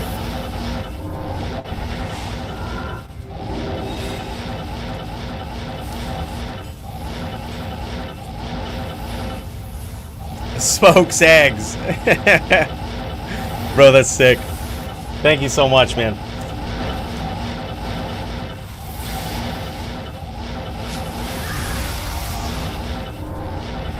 So he says, Toeshank says Riz just won, so I would assume that probably means that it's not going to be long now before Shadow Bay Mind Blasts him. Yeah, there it is. Mind Blast finish. Mind Blast finish. GG. Riz gets there on the ghost, man. I can't carry anymore. I can't carry. Holy shit. Riz is back, boys. That's a tough opponent. That's a very tough opponent. Doombringer is the boogeyman of the DFC. So much hate goes his way, but nobody wants to duel this guy, myself included. Every time I get matched up against Doombringer, I'm like, shit. This is not going to go well for me. Is Riz dueling twice back-to-back? We get to see this massive aggression. Bros, this is what we've got so far on MVP. We've got Dio, which we didn't get to see much of Dio's duel, right? But I'm so impressed with what we saw. We tune in as Dio teleports into GVN with a NATO, finishes him. Bros, I gotta tell you this, okay? I'm not the best Druid player out there, okay? But I remember in the days of LOD, I would go up against TFC Priest on a max block Druid, and it felt like I was a fucking baby. It felt like I was a baby just getting beat on in a 8-sided octagon. In a fucking death match. It felt like I was a baby.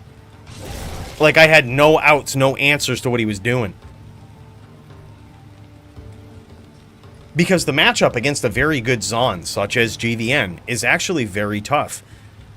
Not only can they leech life off of the pets of a Druid, but it's just so hard to land anything on them without being punished for coming on the screen. Yeah, Darius, Toeshank is Bandit.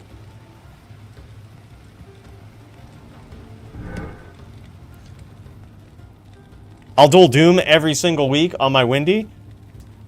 Let's fucking go.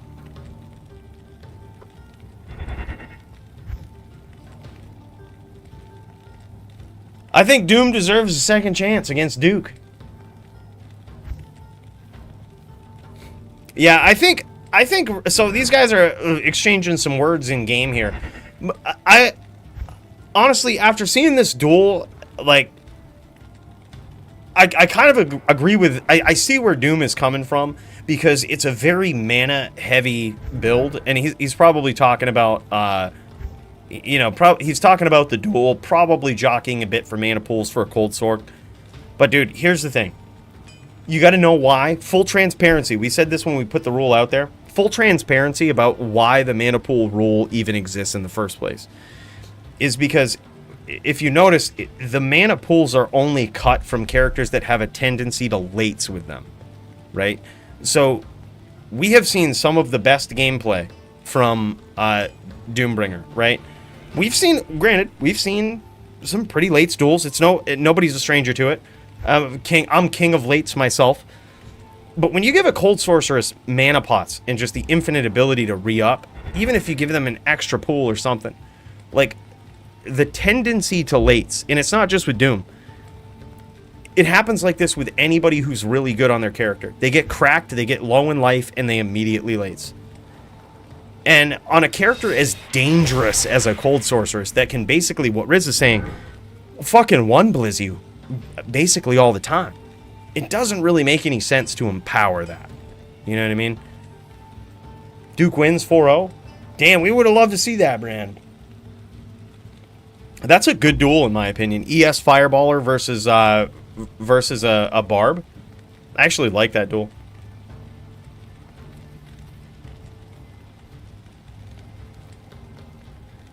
Yeah, but here's the thing, is like, I gotta love Doom, because he jockeys so hard for the Cold Sorceress. He knows it better than anybody else, and jockeys so hard to get, you know, in favor of the Cold Sorceress. But oftentimes they're unfair comparisons. Right now he's making a comparison to Whirlwind hitting 6 times and Blizzard hitting 6 times. Well, it's like, Blizzard always hits and doesn't have to worry about AR. You don't have to build your character around potentially hitting your opponent with Blizz. It just fucking happens, right? Like, so that's the thing with Whirlwind, is that you could just go in and you can get these 6x hits or whatnot, and they're pretty sexy. But sometimes you could just miss all the time, which we actually saw a lot of in that duel, where Riz gets in, he gets these nasty name locks after chasing his opponent down with supreme aggression, gets these nasty chains, nasty name locks, goes to teleport and Whirlwind in, and all of them fucking miss. So, like, yeah, I mean, it probably wouldn't happen with a Blizz. I mean, granted, yeah, there's some characters that can just dodge, that can just weapon block and all of this, but I mean, hey, welcome to the game, right? Yeah, and Doom with max block, so that even if they go through, yeah. I think the rules are pretty good right now, honestly. I think that right now, the DFC is probably in the healthiest state that it has ever been with balance of characters. Like, with maybe the exception of the Barb still being a little weak, but that's, I think, only because not a lot of people are on it. Like, not a lot of people jam the Barb. But by the way, I just want to say, we're traveling so fast here, speed of light, around Sanctuary, but we're going to teleport back to the spaceship here real quick.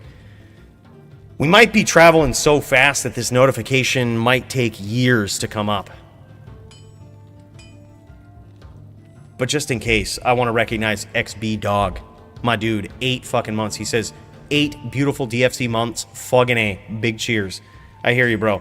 We're traveling so fast in this spaceship, it could take months for that message to come through. I don't know why it happens. Just when you travel this fast, weird shit happens. We break the laws of physics every fucking week. And you've been here for 8 months of that, bro. Just want to say thank you so much, bro. Big, big cheers. That's awesome, man.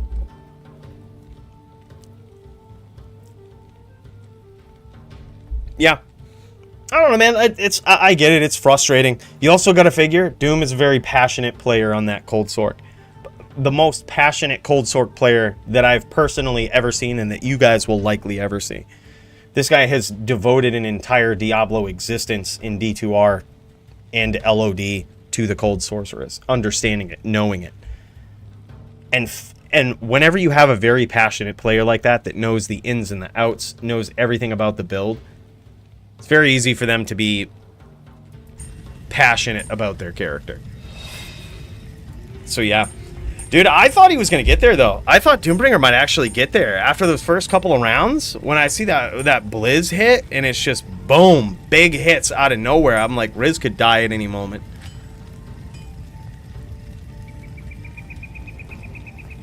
Yeah. Yeah, for sure. The current state of the Blizz sorc is this. I fucking hate it. Alright? But I think it's fair. Because the Blizz sorc is just in this spot where... How do I say it? It's like... It's so matchup dependent. Like... We try to make them fun. Like, I thought I think this was a fun match. I actually think this was fight of the night material right here. This was actually really good. But so often with the Cold Sorceress, you have these situations where it's so matchup dependent. You get matched up against a Wind Druid, you're just not winning. It doesn't matter how good you play, nothing matters. You're just gonna lose. You get matched up against a Paladin, it doesn't matter. I should say, it almost doesn't matter how good they play. They're gonna lose. You know, almost. Let's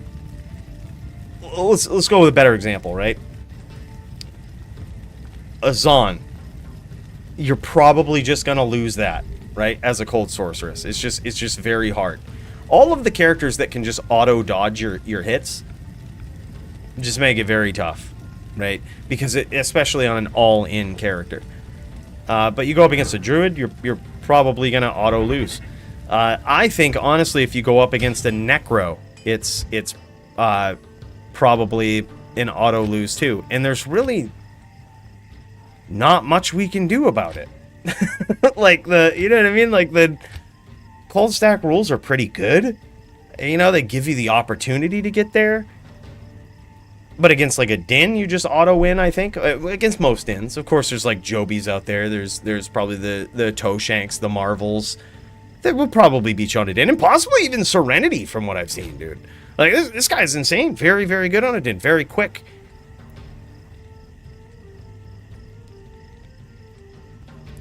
But yeah, it looks like Riz is going into his next match here. We might get to see 2 Riz fights. Oh, we also have Polytheist, bros.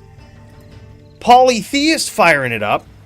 I'm not sure if he's ready to duel, ready to kick some ass here, but what's going on? I see Toeshank in here as well.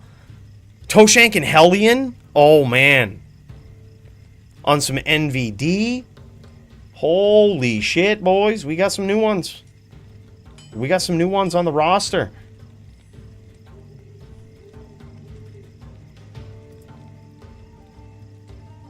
Damn. Yeah, maybe need to figure out an IDR setup. Some partial IDR, maybe.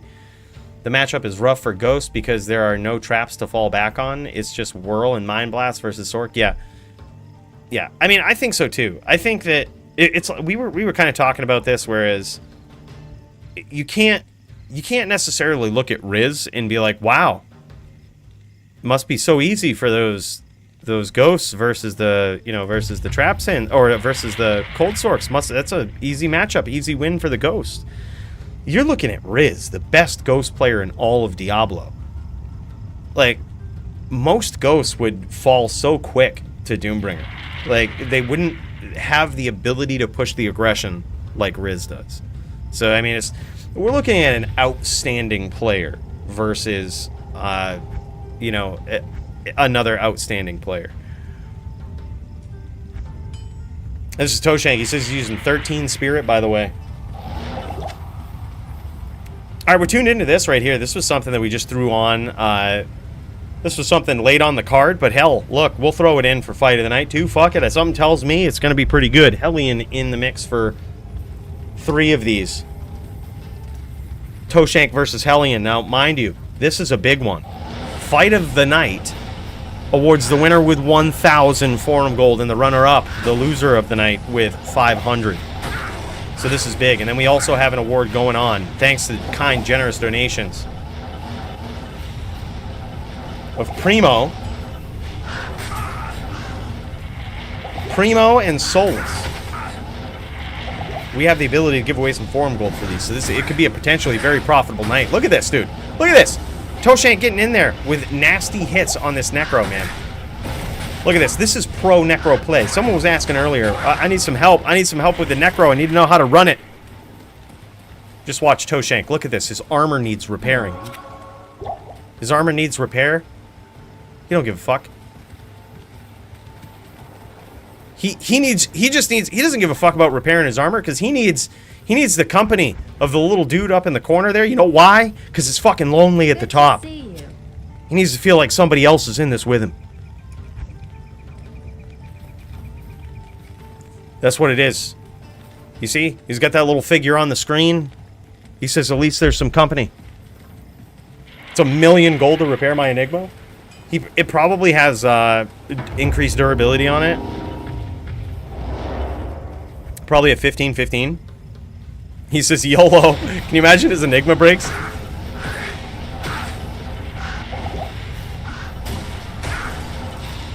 Yeah, it's okay. Armor isn't red yet. We're all good. Look at this. Some nasty... And this is the thing about Toeshank, man. Look at this. So he waits for this exchange with the Druid, with Hellian right here, right? He's waiting for the close range exchange, but he's also the type of player that when he blows up your bear, he blows up your pets. Watch. He's going to chase now. He's going to make it hard for you to get away, to escape, to get the space that you need and to recast your pets. He's waiting for these exchanges, and he will punish you when you lose them. Of just an absolute pro mix of Spirit and Spear here as well. You notice he throws Spirit as he's waiting for Hellian to come in. And when he does come in, he's got these short-range spirits that are going to be going after his opponent, tracking down maybe his pets too. But he also has that spear right on deck, launching it so accurately. Look at that, landing another hit. Toeshank showing what's up. Hellian with a nasty name lock there. Masterful escape. I almost can't even explain this. I'm clipping this just for the timing. The timing of him escaping that teleport right there is just pro-level shit, man.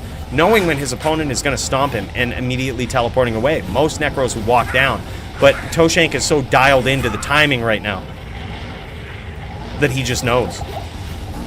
Now, granted, it's still an uphill battle for the Necro, I think, and Hellian is doing one hell of a job.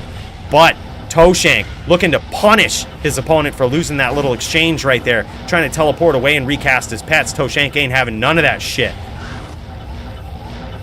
Toeshank needs to make himself a gold find barb. Someone tell him that guy Coooley put out a video today, and he should make a gold find barb. Get himself some gold so he can repair his enigmas.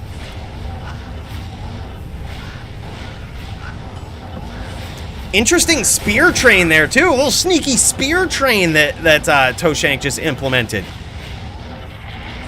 Noticing that he wasn't that Hellian was doing a great job of avoiding his spears, he just started up a spear train and ran into it. Oh my god, I'm surprised he didn't die there. He just teleported right into a tornado.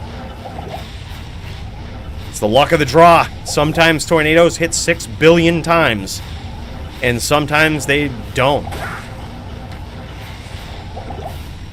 If his Enigma breaks, I got him. GG, dude. There it is! Toeshank gets here again from the brink of defeat!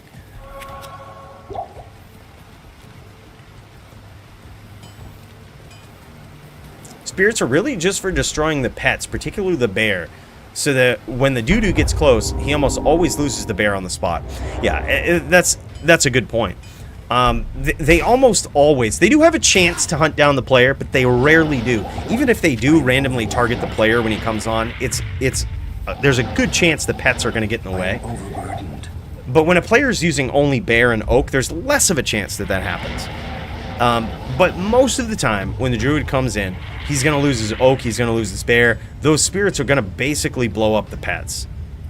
But you never know. There's also these exchanges where the Druid comes in and tries to engage the Necro in a walk fight, which is interesting. It's an interesting approach, but it happens. And when that does happen, those spirits can really tear up a Druid as well. Nice hits early on from Hellian, but some return hits from Toeshank. Look at this. Launching those bone spirits. Ooh, nice stomp from Hellian. Pure aggression, boys. This is how to do it. Some nice spears from Toeshank. More good spears from Toeshank. What started off as a rough duel for him ended pretty quickly, and so far what is a 3-0 for Toeshank.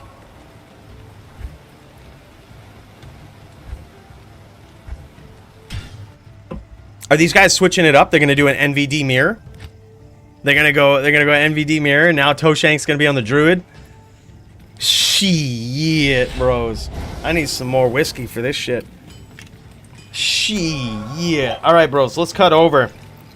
We'll see who else is dueling here. I know there's plenty of other people trying to get on some screen time here, get in for the fight of the night. Let's just peek over and see what we got. We also got Polytheist. I still see him chilling.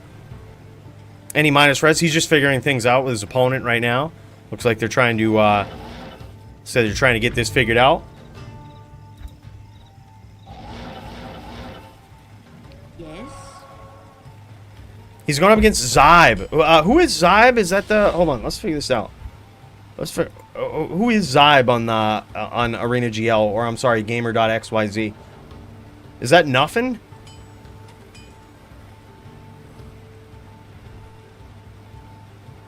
I've had too much whiskey and need some help.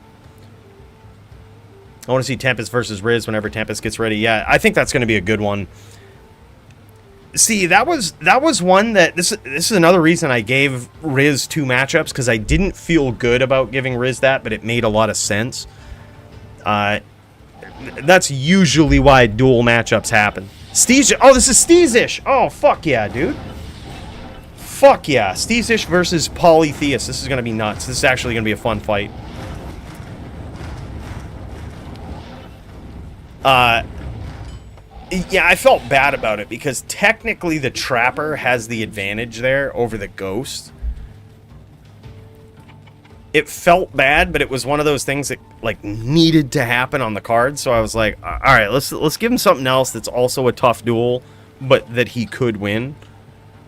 If I was a betting man, I would bet on Tempest for that duel versus Riz. But you never know. Like, it could also just be in the running for like fight of the night yet again. Come watch the final duel of our match. All right, dude, we're popping over right now. We can't deny it now. Toeshank. Coooley, come watch the final duel of our match. Let's fucking go, boys. Toeshank, hey, thank you so much for the $2 Canadian. Bro, big cheers to you, bro. Y'all are making me put down this whiskey here tonight. I can't thank you guys enough for the support. Solus and Primo for the forum gold to donate to these fighters to encourage some violent, speedy action here on stream. I can't even tell you, man. This is fucking awesome. It's not needed at all, but much appreciated. Look at this. Look at the sheer aggression and stomping of Toeshank. He's switched it up. He's now on the Druid, and his opponent, Hellian, is now on the Necro. Look at how the tables turn. My friends, look at this. It's not even fucking close. Like, Hellian struggling to get these spears in here, struggling to figure out Toeshank's pattern. And it's going to cost him. Look, Toeshank don't even fucking care. He approaches us without the... He casts the bear and the oak on the way over to him. He don't teleport away. Fucking guy doesn't know how to run. He doesn't know how to run. He just knows how to stomp. He knows how to do that telelock shit, bros. And you're about to pay for it if you ain't ready. Look at this. Another one, and there it is. Final duel in the match. He says GG's. Just want to let you know, in the time that took us to go over and just check out what the fuck was happening in Polytheist game, Toeshank did that twice. In the meantime, were we sitting there? He just did that twice. Fucking champ out, bros. That was fucking nasty, man. Toeshank showing off, man. That's really good. We're putting that in there for fight of the night. Hellian versus Toeshank. That was really good. I feel like it was a one-sided. We gotta put Toeshank in the MVP. I feel like that's probably more appropriate for that, because this guy, if every dueler dueled like Toeshank, first of all, I probably wouldn't even be ranked anymore in the DFC if everybody dueled like Toeshank. But if everybody dueled like Toeshank, do you understand? There'd be not a dull moment. You couldn't look away from the screen ever. Yeah, that was very good display of NVD skill right there.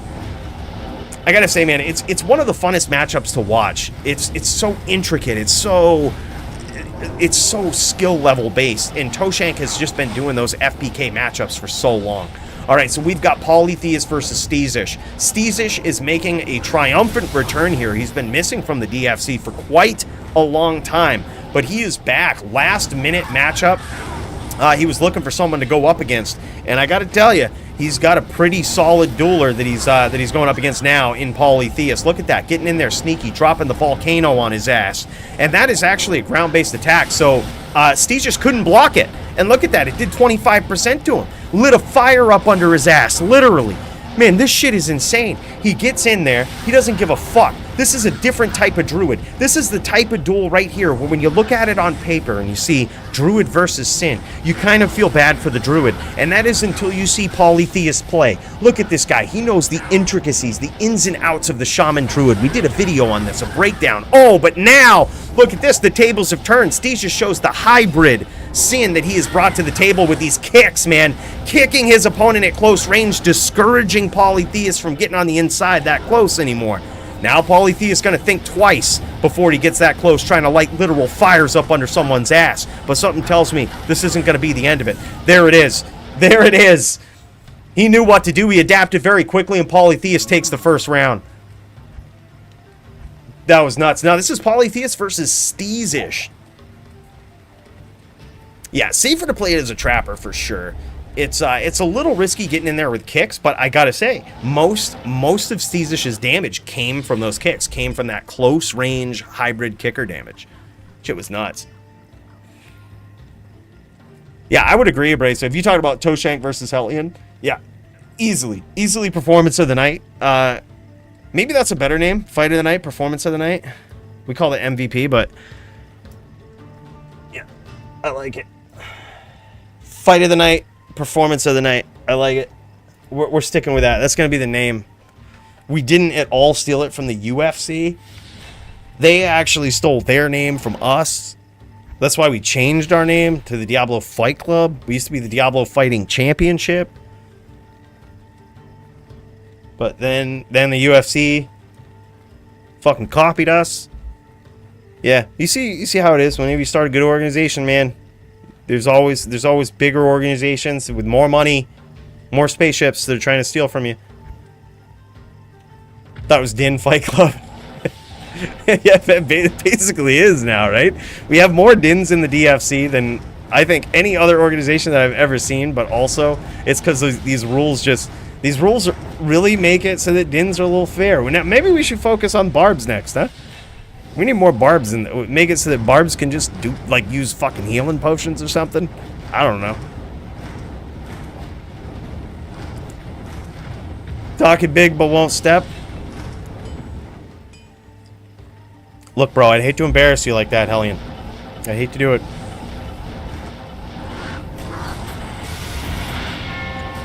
By the way, DFC greater than football. You're damn right, Alicia Neves. Holy shit. If we weren't in the middle of the round, we'd teleport to the spaceship to give a special cheers to you, Alicia. Hey, thank you so much for the 5 spot. Big cheers from the fancy glass right here. That support means a lot, and you're damn straight. I don't know why the NFL would schedule games on the same night as DFC. It's kind of a fuck-up, and they're going to lose a lot of ratings. A lot of viewers for sure, I would imagine. A lot of NFL football fans that are just forced to make a decision tonight, and they know where the better show is. Oh, no, you're good. I was just talking shit, Hellian. You're good. Coolio Lowe's a pro shit talker, bro. You know who Coolio Lowe reminds me of?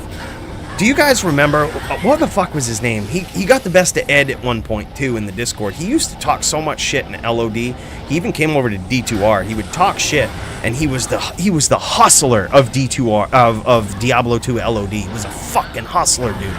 What he would do is he would go into a pub game, and he would start losing to people, right? He'd go in, I forget what character he's on. I think he might have been on a paladin. And there it is, man. Look at this. Steezish taking round 2. Now evening it up the score. It's now 1-1. I forget this guy's name, but he was a hustler. He'd go into a public game, and he would completely Saul Goodman the shit out of this. He would start losing to somebody, right? And he would talk shit to him. He would act like he's getting fired up and pissed that he can't beat the guy, inflating the other person's ego, right? Getting them all fired up, thinking that they're better. And he would start talking shit. He's like, oh, the only reason you're winning is because you have a fucking... You use that fucking mind blast shit, like, you know what I mean? And they would just keep losing to him. And then he would get these guys going on this fucking tangent. And then he would be like, yeah, well, you know what? He's like, I'd put up fucking 10K forum gold on you, on myself in a real duel. I'd beat you for 10K all day, right? And he'd get these people to do these outlandish wagers after losing to him over and over in a pub game. And they'd go on JSP, make these wagers, and he'd go into fucking God mode and just like tear these people up. Like after just literally just prepping them. Coolio Low reminds me a little bit of that guy. A big shit talker in the chat, and then opportunistically pops in with the traps in. Dude, yeah, like that guy, I forget his name. What the fuck was his name? I think, you know, I hate to say anything, but there was somebody in the Discord that I think actually quit a D2R earlier on, stopped playing it for a while after running into that guy. I think they lost a little bit of forum gold to him. Getting hustled like that left a bad taste in his mouth, and he quit for a while. Yeah, it's crazy. Dan Damage, that might have been it. Danzor sounds about right.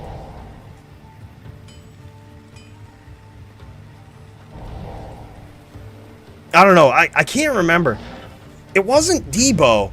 It might have been some D name, though. Like, it wasn't Debo. Debo was just a pub BMer and LOD. Very good at it. He was on his VT, pub BMer, Juves, and everything. That's who it is. That's who it is. No shit. Okay, okay. Yeah, I can't even remember the guy's name, but all I remember about him is that he did that. He was pro hustler in Diablo 2, man. Pro hustler. It was actually impressive. Record for most Chaos TZ completed in 1 hour. I think it's Surely Serious with 93. You did 100 the other night? No fucking way, bud. That's fucking crazy. I think it's 94 from Surely Serious. That 93 or 94, something like that. Reach out to Surely Serious. He would know. That's what the technical. That's what we call the world record, right? It's just basically how many Surely Serious does. I played H10. Sick, dude. Dude, if you're not in Surely Serious's Discord for the TZ runs, dude, I would highly suggest it. Like every time TZ like Chaos or Worldstone goes up, this dude is a savage. He actually pre-tellies Worldstone too. So like, you get done with one game, you join the next that's already pre-tellied on non-ladder. It's fucking sweet. He does a good job with it. I was on a run that went 100 plus. Before that, it was 2 seal pop. What? But it was a 2 seal pop. Oh, so what did they skipped one of the seals?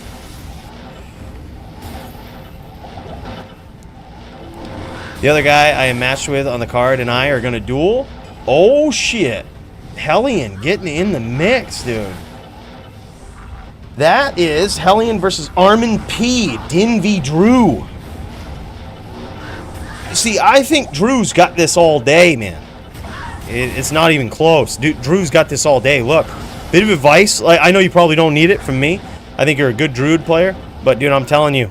I know you were a little worried about the life tap and the life leech and all of this shit. You don't need it, dude. The best Druid versus Din matchups that we've ever seen. Ask Dio. They gave up on all the DR. They just went 163 cast and fucking smashed, dude. Like, just don't get hit. I know it sounds stupid, but, like, take the Coooley approach and just don't get hit. Like, don't stomp. Just get in close, chuck a NATO, get the fuck out of there. Darius, hey, thanks to you, man. Big cheers to you, brother. Really appreciate you. By the way, it's currently 2-1 in favor of Polytheist. We're going to cover the spaceship real quick. The order welcomes you. Big special cheers to Alicia Neves. Thank you so much. DFC is greater than football. I just want to give you a special cheers. And look at this. Just in the time that we cut over, Polytheist won the next match. You guys knew it was going to happen. But I wanted to give a special cheers to Alicia for recognizing the truth, saying it live. It's true.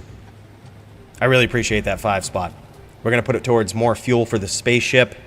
The fuel for the spaceship is actually edible. It's not the ethanol. You know, not the methanol, not the ethanol, but the alcohol. And believe it or not, very palatable. Goes in the gas tank and is very enjoyable. Doesn't even feel like we're moving 7 times the speed of light up here, but we are. And that is thanks to that kind of support. Thank you so much.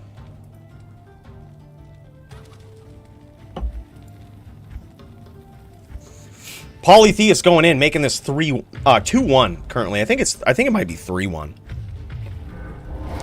I think it might be 3-1. And these guys, I think these guys switched it up, maybe switched servers. I think it could be that these guys switched servers.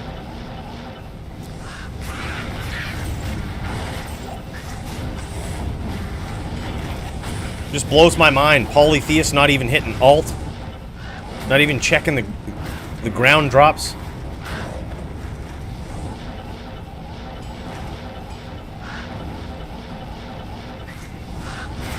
Okay, so it looks like Steezish is Steezish. His ping was pretty shitty, I guess, in the last game. But so that's why they switched games. I like that, man.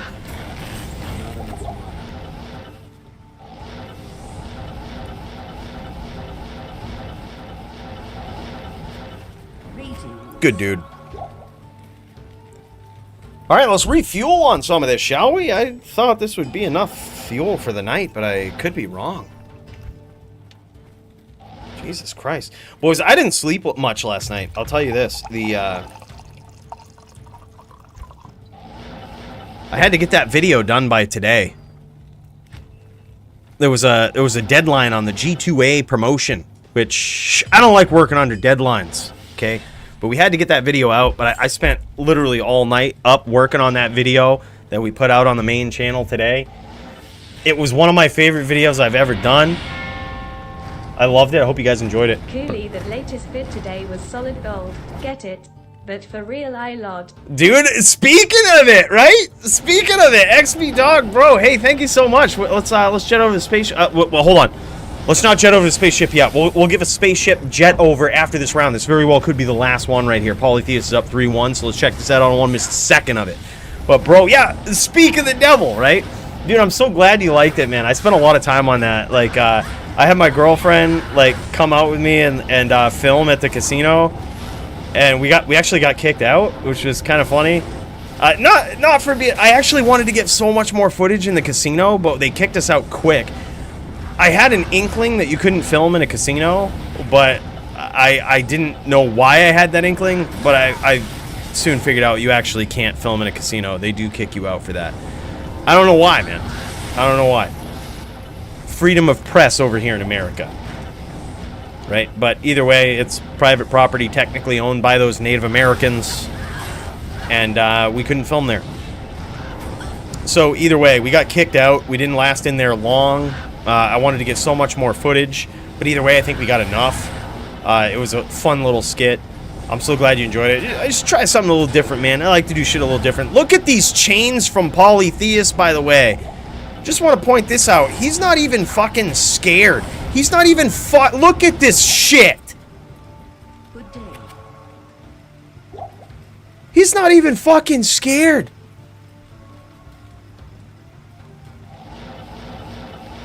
Most of Steezish's damage came from those close-range kicks.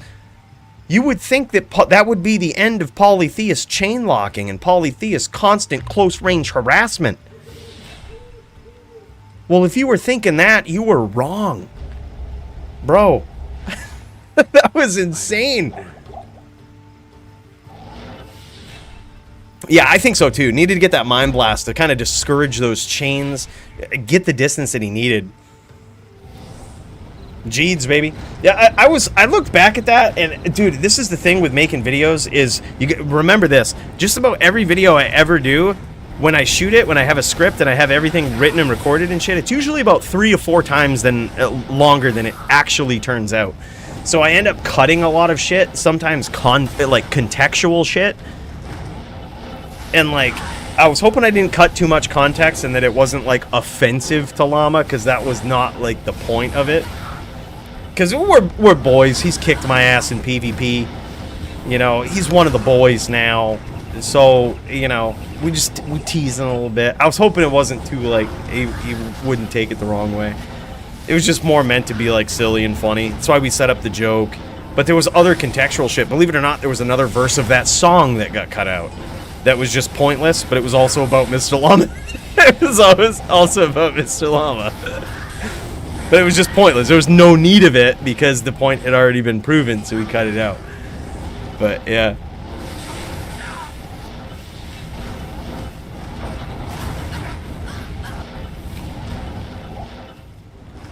And there it is. Polytheist takes it home, dude. Going up against Steezish, doing the impossible, beating a Sin 4-1. You would think that going up against a Sin here, that it's just an easy win. But Polytheist is definitely a different Druid, and he proves it here tonight. Man, this shit is insane. Hellian versus Armin P is live. Holy shit. Nice job, by the way. Polytheist, I didn't expect that, man. I thought that was going to be an embarrassing loss. Steezish is a very good player. And I was so happy to see Steezish back. Welcome back to the DFC, my dude. And I thought it was going to be an embarrassing loss for Polytheist, but you can't ever bet against Polytheist. This is the type of guy that you guys might remember. It's one of my proudest wins ever in the DFC. I beat Polytheist once. Hell of a comeback. I was down 0-3, came back for a 4-3 win.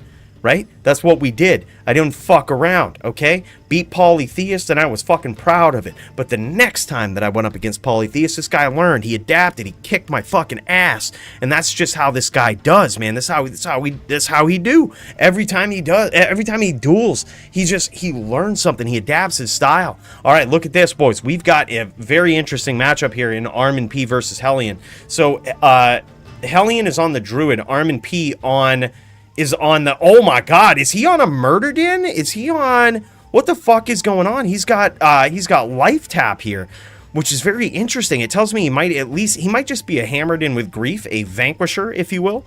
But he's got grief, he's got the life leech, he's got the hammers. This kind of looks like a murder den, I'm not gonna lie. Let's pop over to Armin P's standpoint here, see what the fuck's going on. All right, we're dropping a little bit of frames, moving over. Don't worry about that. That's on me, not you. Yeah, happy to see Polytheist back. Dude, he's so good. Like, Polytheist is so good, man. Like, he's by far likely the best player you'll ever see on a Shaman Druid. Like, the most knowledgeable player, the best player, the most aggressive. Like, he's so good. Like, how lucky are we to live in this era? This is what I say. Like, I was thinking about this the other day. Like, we could have been born at any time in the fucking world, right? But we were born in a time where we all developed a love for Diablo 2. And who knows what's to come or where the game is to go, what the legacy, the long-term legacy of gaming in general will be. But how lucky are we? Oh my god. Armin P pulls off the impossible on his hammered in. He doesn't have grief here. I'm not sure what the fuck is going on. He might have grief on the swap or something. He casted life tap there, which is kind of throwing me off. But either way, he just pulled off the impossible, taking out a wind druid on his hammered in. That is fucking rare. Okay, that is extremely rare. And he just took it out with a hammer stomp. That was impressive, I gotta say. Okay, yeah, he does have cube bow, which tells me he probably has the grief on the swap. Yeah, that's the grief in the cube right there, is by the looks of it. That was very impressive. Nicely done from Armin P. I gotta say, I love the use of grief here. So he also is casting Enchant, which tells me that he probably is going to Upzeal. We're going to watch his screen very closely here, because something tells me he's going to Upzeal. Like, he's ready to cast this life tap with Upzeal. Why else would you enchant yourself? You don't need it for smite. There's not many other things that you would need it for if you're trying to combo off. Like, whatever you're trying to do, you probably don't need it for. So something tells me he's probably... Oh my god, dude! Bro, Armin P showing off! Armin P showing off, boys! 2-0 so far in favor of the Den. Holy shit, he's pulling off the impossible. Oh, it might be, actually. Yeah, extra AR for charge. That's not a bad idea. He actually did just charge him down right there, too. Yeah, we'll see if it's still there. Let's go over the replay real quick. I just clipped it, and we're hoping it's still there. Let's pop over and check it out. Look, yeah, here it is. Here it is. If the instant replay will cut off. Nah, we only caught the tail end of it. We only caught the tail end. Let's try it again. Hold up. Yeah, look at this. It was so quick. It was so quick. Like, here, let me kill the... Let me do this, actually. I'm going to cut over, and I'm going to kill the... Let me kill the replay overlay. Yeah, look at this. Just charges him into the hammer field. That shit was crazy. Here we are over to round 2, boys. Yeah, it was so quick. It was so quick. Druid just comes in and it just, wow. Smooth. Yeah.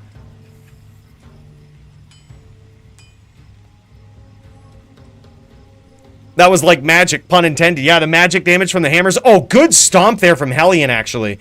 He wasn't able to deliver too much damage, but that was an incredible stomp, and so was that one.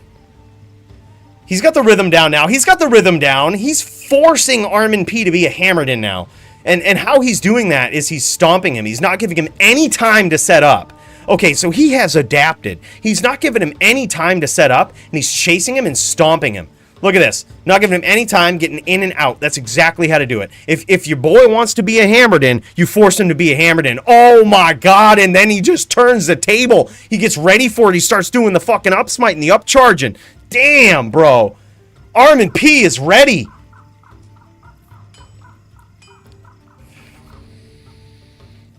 Oh, his name is Magic too? GG. Dude, that's some top-in shit right there.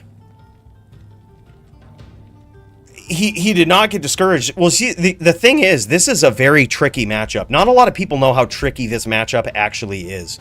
So it's a Druid win, in my opinion, right? I wouldn't say it's an easy Druid win, but I liked Hellian's approach in the beginning. Forced him to be a hammered in, right? And he got a ton of damage doing that. When he got him so low, you also have to understand as a Druid, especially as someone who's shown you grief, right? They've shown you that they have the ability to dance in these hammer fields just like that, right? To set these hammer fields up, to even chase you. Oh, look at that, man. That's some nasty shit. Nasty shit from Armin P.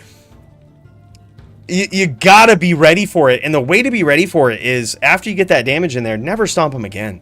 Just never stomp him again. Just stay on the outside and throw your nados inward. Eventually, the hammered in will get sick of the bullshit and will try to come after you. And when they do, that's where you punish them for it.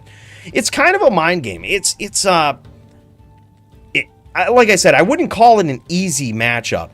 But put it this way. It's one of those matchups where if the Druid doesn't stomp you ever and just gets close and throws nados, it's very hard for the Paladin to win.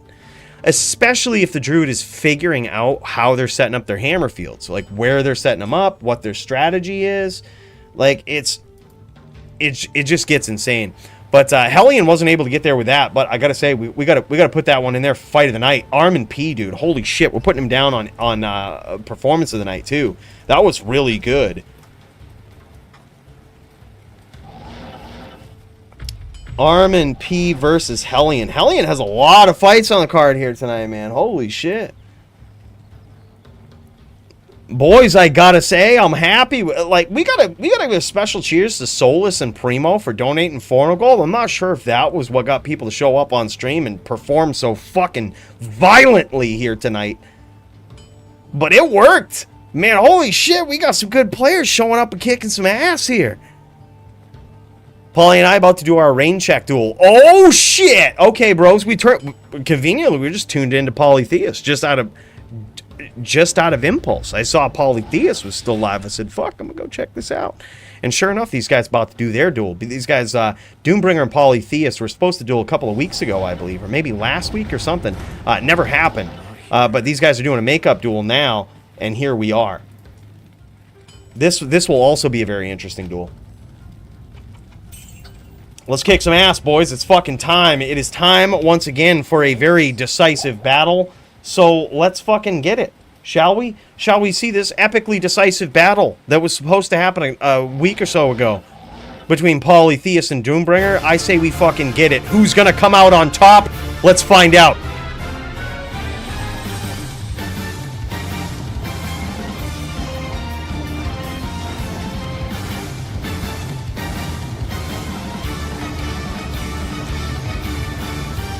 In this corner right here, we have Polytheist looking to make some damage, make some waves on this Shaman Druid, already proving his dominance here tonight against Steezish, which should have been, in my opinion, an unwinnable matchup. But Polytheist, different type of Druid. He's going to be able to pull it off here again versus Doombringer, where we're going to find out. Lighting this fucking screen on fire. Look at this. Dropping Molten Boulder, Fissure, Armageddon, showing, and even Volcano, showing how viciously damaging this character build can be.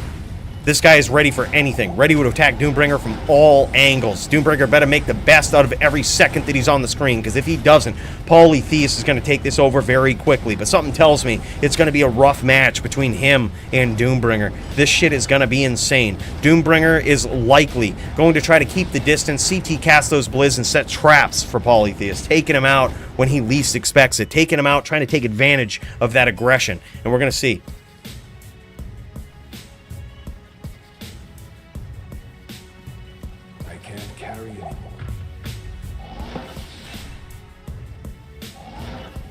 Lost to arguably best dueler on NA. I would say so too, Hellian. That was crazy. Armin P. That was I was not ready for that level of skill, dude. Like, that was some good skill on that Din. I gotta say, it's very hard for a Din to figure out when to aggress a Druid, and oftentimes, myself included, they just don't. You know what I mean? They just realize, yeah, fuck it, the Druid will be back. You know what I mean? But this guy pushed the pressure when he needed to. That was actually a very impressive performance. I gotta say, I was not ready for the skill level of Armin P there. That guy is fucking good. Like, I wasn't ready for it, man. You got caught. You got, not just Armin P, but you dueled up against Toeshank tonight. Oh my god. Bro, you haven't had an easy night tonight, but you've been involved in some of the most epically violent and quick duels. And I gotta say, look, you guys gotta remember, we had Hellian versus Nightfall, which was probably one of the fastest KOs in DFC history, okay? Starting off the night like that, then going up against Toeshank, going up against Armin P. This guy's not had an easy night, but every duel has been impressive.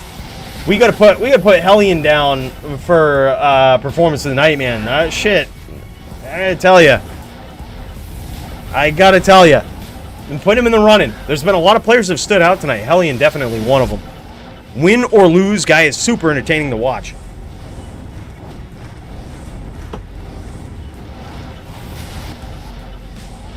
Can I duel this hammered in on my Druid? I need to revenge my student.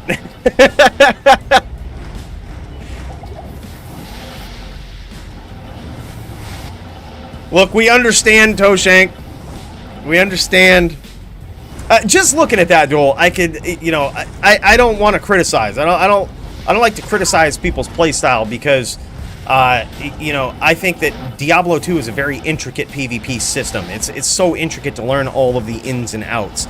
And sometimes I criticize, or I say things, but I couldn't do them. I just know that other people can, and that they are the best things to do in certain situations. So when I say things, it isn't necessarily criticizing, it's just making observations and seeing that they've worked in other situations, also recognizing that they might be very hard strategies to implement. So for example, in the Armin P versus Hellian duel, one of the strategies that we've seen Druids pull off before that is just so unbeatable, you know, for a Din, is never stomping, right? Like, stomping opportunistically. You ever seen Dio stomp? This guy is next level stomps.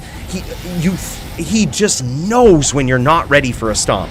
Like, when he can fucking smell it through the computer screen. He just knows, he can smell you're not ready for this stomp, and he'll stomp you, throw one NATO, and get out. Like, you know what I mean? That's just what it is. He gets that chip damage in there, and sometimes it's more than chip damage. It's absolutely slaughtering, devastating NATO damage. But other than that, the guy never stomps. He'll get close to you. He'll throw a NATO on the inside, or he'll throw a NATO towards you from the outside, always dancing around you, trying to figure out your patterns, and never giving you the opportunity to up-seal, up-smite, up-hammer, set these hammer fields up and have him teleport into them. You don't fall into that shit, man. Like, those are just the strategies that we've seen that are extremely hard for Paladins to deal with, including Joby. Like, Joby was able to capitalize on the exile rule that we had before, but I would think if that duel happened again, it might be a little different, dude. He had exile on him when he went up against Dio, and was able to cast life tap practically on command, right? So when Dio did make a mistake, when he did teleport too close, when his wolves wandered too close or whatnot, Joby would just get life tap on him. But even with a paladin as skillful as Joby at the up-smiting, up-sealing, grabbing those name locks, pushing the aggression, telly stomps, everything. It was so hard for, you know, for him to actually get those and capitalize on it. Dio was just always ready. You know, but every once in a while, life tap would go off, he'd rep the full, and there you go.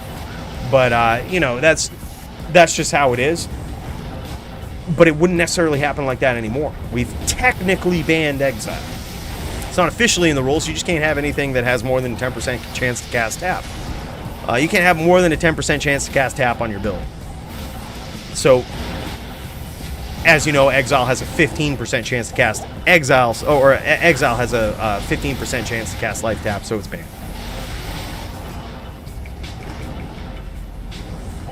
Put me versus Keyboard Warrior next. He says, Druid, easiest, I'll 4-0 him on my Necro versus his Druid. I refuse to play like that. Now stomping and throwing a single NATO is good. I will always stomp unless Whirlwind. Yeah. And honestly, I respected your style with that too, and it was actually paying off there. It was actually paying off. You almost got him. Thing is, and this is why often they don't stomp, is because when that strategy starts working, they play differently, right? The Din will play differently. They'll up smite, they'll up seal, or they'll be ready for that charge. Like, they'll try to knock you into that hammer field. Dude, look, I respect your style either way, bro. Like, that's why I immediately put you down for performance tonight, because that style is just aggressive, and there you go. That's what we want to see, right? Like, that shit is dope. Yeah, I say fuck it. If you guys got a beef battle going on, even though it's not on the card, fuck it. Let me know. Stream it. I'll tune in. I don't give a fuck. I'll fucking pop in, watch these beef battles. Yeah, Hellian versus Coolio Low. Sign me up, bro. I'll watch that shit all day. But I also think that probably that will go in the favor of the Sin. I'm not gonna lie, if he pops on his Sin, but if he goes on the Necro, I think you might have him. You never know, though. You never know. Don't underestimate Coolio Low. I actually think Coolio Low might have some good skill. I think he talks a lot of shit in the chat, but I think he might actually have some skill. I've seen him on that Sim before, and he's not bad. Yeah, but if he goes on a Necro, I think you might have him. Because, honestly, I think that matchup seriously favors the Druid, and you have to be Toeshank level good to win on a Necro. You have to be leagues better. And bam, there it is, man. Polytheist gets there in round 1 versus Lilith. Holy shit, I forgot there was another fight going on here. I'm just drinking whiskey and talking, boys. Holy shit! Yes. Polytheist got there.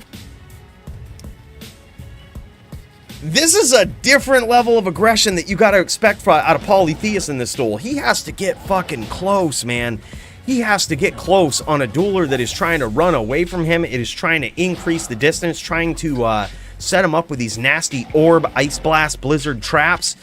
And this guy has to stay at mid-range versus Lilith, versus Doombringer. He's got to stay at mid-range, hoping that the Armageddon comes down, hoping maybe that the Molten Boulder lands, hoping that he can get a name lock for the Volcano. This guy is just insane. Maybe that he gets a name lock and casts Fisher. Who knows? But you got to stay at the mid-range, boys. I'm actually very surprised to see Polytheist actually win that.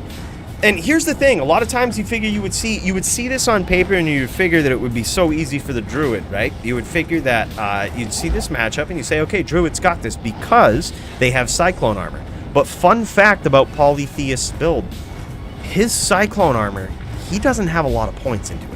It's not the typical Cyclone armor that you would expect to see from, say, a Wind Druid that's going to absorb hundreds and hundreds, thousands of damage, right? It's not that. Like, this might absorb a few hundred damage, right? So his Cyclone armor is, I mean, you might be able to see it when he pulls up his T-screen for a second. Like, you might be able to see how many points he has into it, but it's not a lot. Like, it's literally the ancillary points that he gets after he maxes all of his fire skills to give him the most best chance to do the most amount of damage. Like, it's absorbing hundreds of damage. So when he gets hit by a Blizz, it's gonna fucking hurt. Like, it's not like a Wind Druid where you're gonna get hit with it and not even notice. Like, it's gonna hurt. It's gonna break his Cyclone armor almost immediately and hit him. Yeah, he's using Wind Spike. Oh, and he just hit Doombringer trying to come on the inside right there. He just hit Doombringer with an Armageddon. Polytheist stunting tonight. Maybe we just do Polytheist for the time. I think we ought to do that, boys. What do you guys think? Polytheist versus fucking... If Root doesn't show up next week, Or, fucking Serenity is interim champ. They have to unify this. But if Root doesn't show up, Polytheist versus Serenity? Shit, boys. I think that would be a good duel.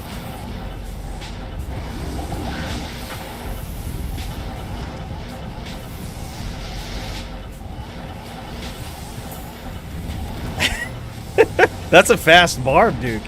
Holy shit. That's quick, dude. It's fucking teleport. That's IRL teleport shit, man.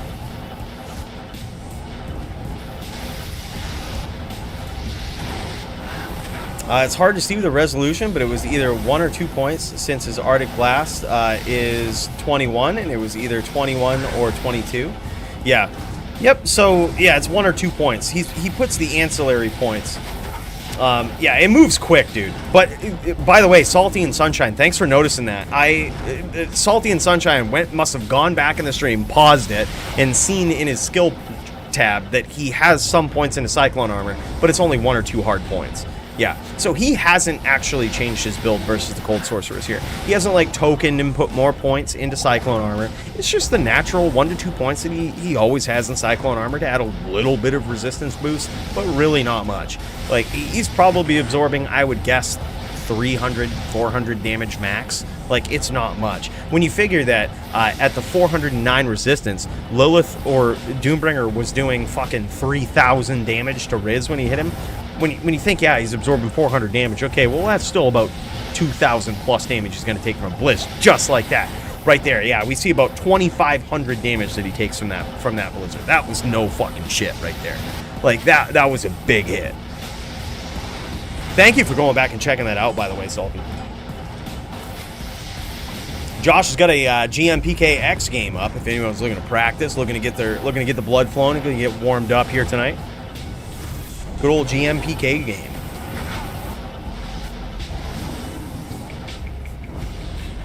Yeah, see, that's the danger, though, man. Polytheist, really good at getting on the inside, really good at harassing, extremely good at chain locks as well. Even, you know, the telly locks. Here's the other thing about the Shaman Druid, is there's very few characters that can actually punish their opponents with only telly locking them, right? Usually, when you get a telly lock going on, you have to give up the telly lock eventually to aggress your opponent. So if you're on a Smiter, if you're on a VT, if you're on a Wind Druid, if you're on a Necro, if you're on a Sorceress, and you get a telly lock on your opponent. Here's what a telly lock is. It's where you grab a name lock, you drag your cursor back to your upper right shoulder, and you just hold down teleport.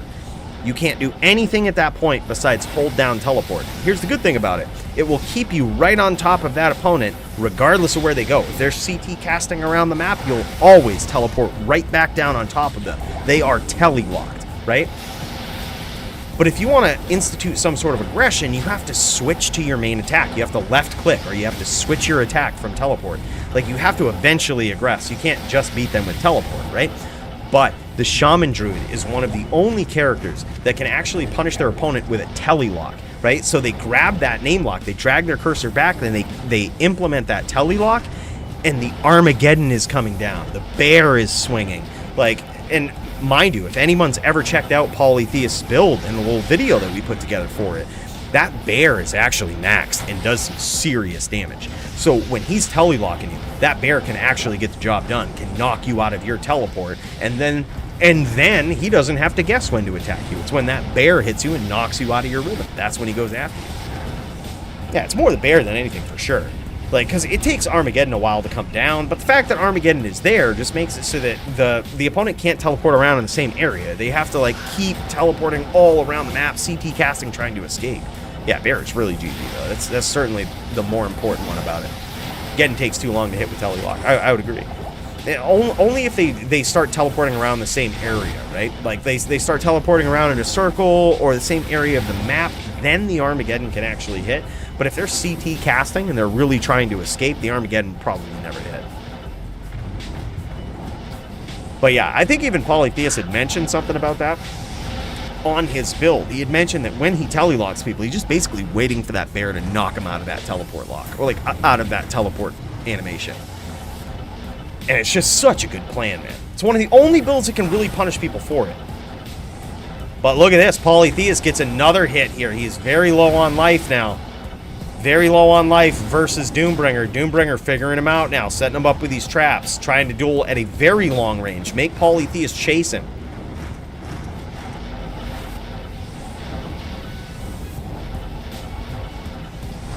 Yeah, I think we've seen that too, Max. Switches out to Summon Grand Charms. Blizzard Shaman may be the most boring thing to watch. Well, you gotta figure, both of these guys are distance duelers, right? And Doombringer is an extreme distance dueler. Like, and now knowing, I mean, here's the thing. When Doombringer gets hit with something, right? Especially if he's low on life, he's gonna make you chase him. He's gonna have some serious traps waiting for you, but he's rarely ever gonna be on your screen. This is honestly why this is nothing against Doombringer. All cold sorcerers duel like this. This is why I fucking hate cold sorcerers. Is because they remind me of the Necro back when they had mana pools, right? It's like when they were low on life, they just stayed off the screen and fucking spammed Spirit, right? That's basically every cold sorceress when they're low. They'll stay, and there's not really much you can do about it. You know what I mean? I feel like based on the matchup fairness, the cold stack rules are probably where they need to be. It gives them the ability to finish the duel, but you know, it's just they so often gravitate to that. Because I mean, this is the most competitive. This is the most savage of all DFC of all Diablo dueling organizations. The best players are here trying to get this formidable fight of the night, performance of the night. But aside from that, right, trying to get that DFC belt. You see some of the most competitive, some of the most savage players that are looking to get it, looking to get that tacked on to their accomplishments in the Diablo game, right? I mean, myself included. So those players don't want to lose. So they're going to do everything they can when they get low to not lose. I mean, you guys know me, I'm the same way.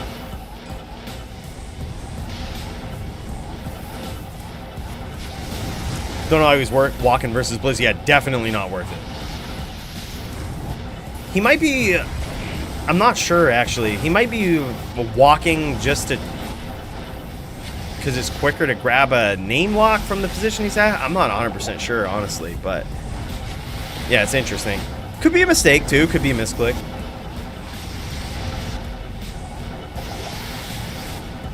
He could get a boulder, believe it or not. If he gets a stomp and he launches Molten Boulder, he could actually get it. But this is the thing. Molten Boulder is really good against players that cannot block. If you can't block, you can actually get perpetually knocked back by Molten Boulder. And I can't imagine that Doombringer would be using a max block setup versus this. So Boulder is actually a decent choice. Because if it does hit Doombringer, it's going to be devastating. And it could hit him multiple times. So that's probably why Polytheist is using it.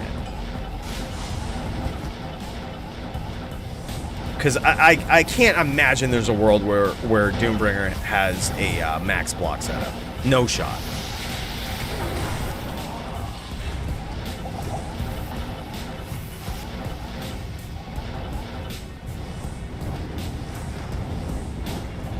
Riz dueling right now? Oh shit. Alright, we'll cut over after this round. We'll see how this round goes. I believe right now it's currently 1-1. So this is a tie round. It's very close, though. It could go either way. After this round, we'll cut over to Riz, dude. That's going to be some aggressive shit. Thanks for the heads up on that, by the way, Max. Ooh, another good hit by Doombringer. He's leading him into these traps, man. He's making him chase him. See, this is the thing. Can you imagine, like, I just want... If Doombringer goes back and watches this, I want you to remember this, okay? I want you to look at this moment. Imagine if the Cold Sorcerers had an unlimited mana pool doing this shit. Making someone chase them at low life.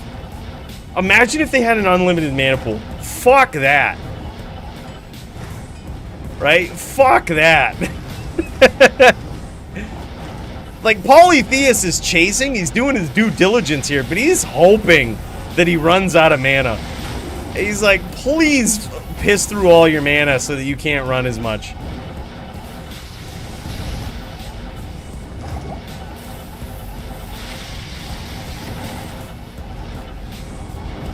Hotel D2R is not great. Yep.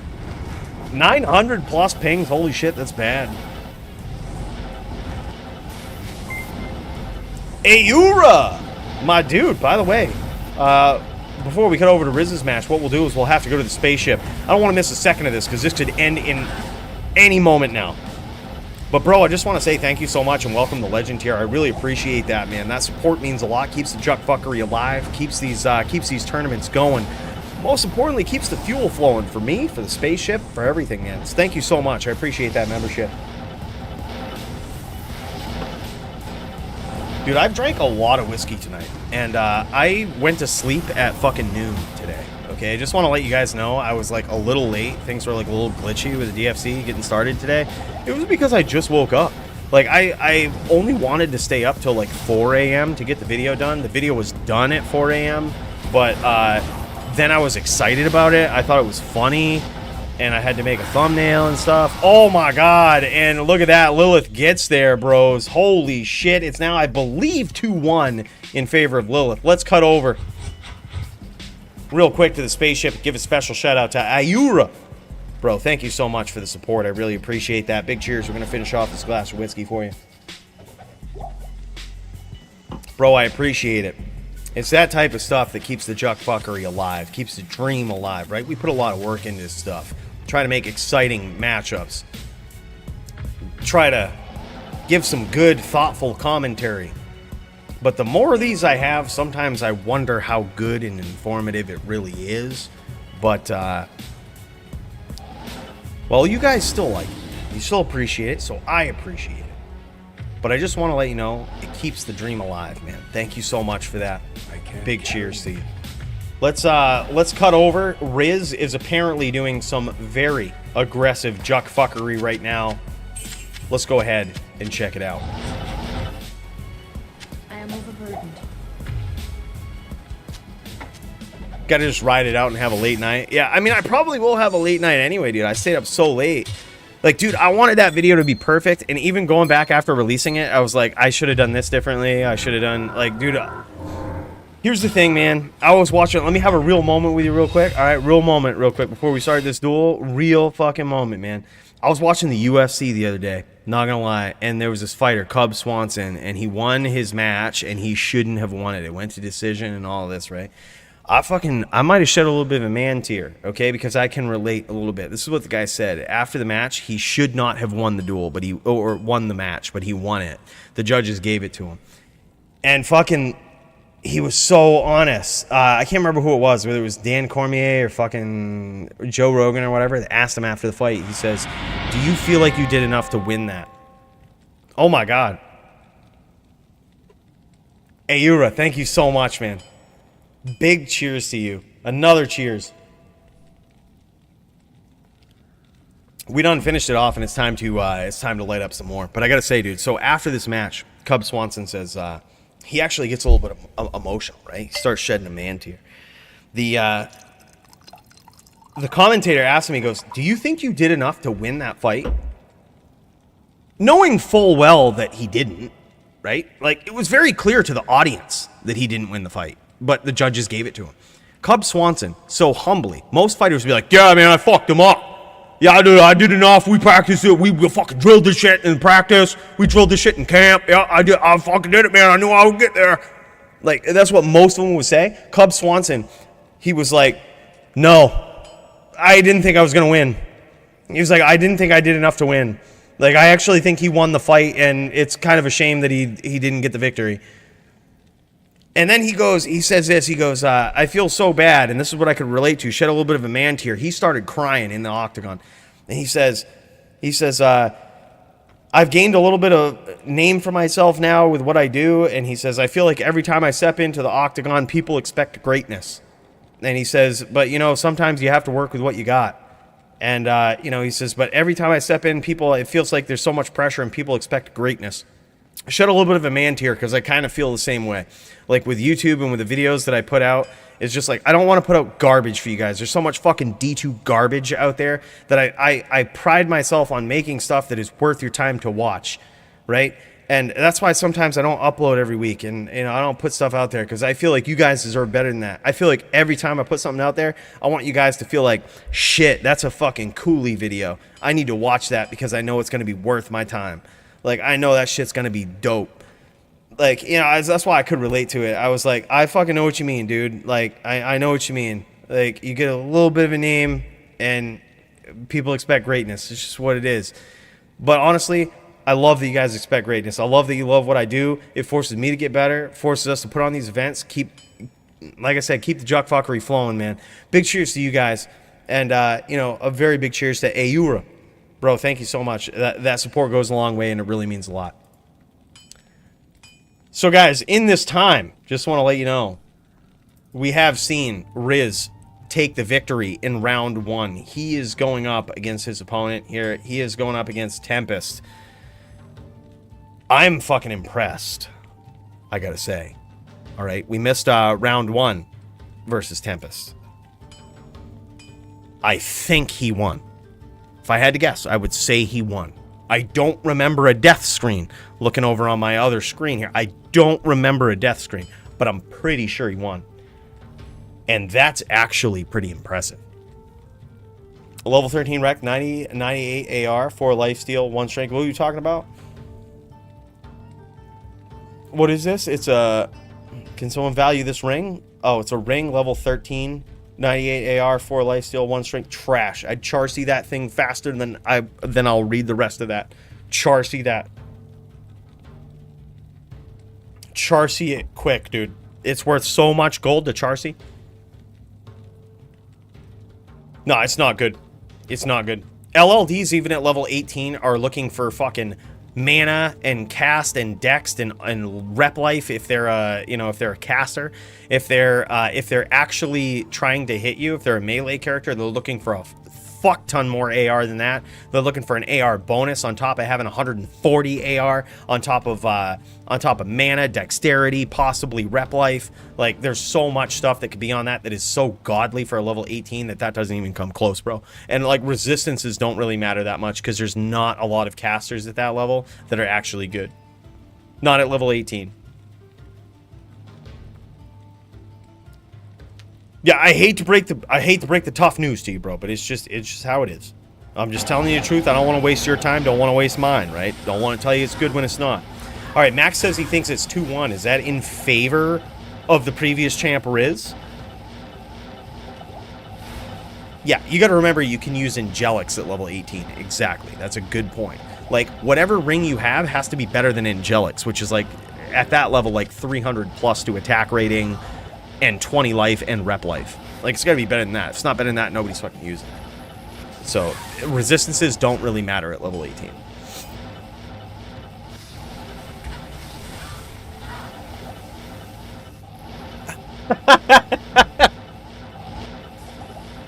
Rich says, looks like the ring belongs in the trophy room.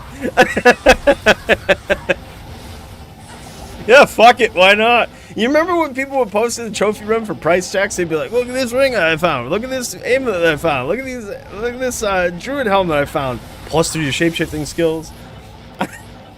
It's so bad. Coooley just got back into D2 when D2R launched after not playing since like 2005. And to this day, I don't play much, but still watch the DFC every flapping Thursday because of you and all your YouTube videos. Demonology, holy shit, man, that was a really nice thing to say, man. Big cheers to you, I appreciate that. DFC is also the highlight of my content creation week, man. I really love being here with you guys. I love the fact that so many duelers pop into the Discord, show us their streams, show us their duels, show us their characters. Like, man, if you would have asked me 3 years ago when I started making Diablo 2 content before they even released Diablo 2 Resurrected, if you would have asked me if we would be at this point in history right now where we had so many good duels that we were able to watch every week, I would have called you crazy, man. But, dude, I'm so glad you're loving it. I love it too, dude. Every week it's the highlight of my week. So, glad you're appreciating it, bro. Thank you. That was really nice of you to say.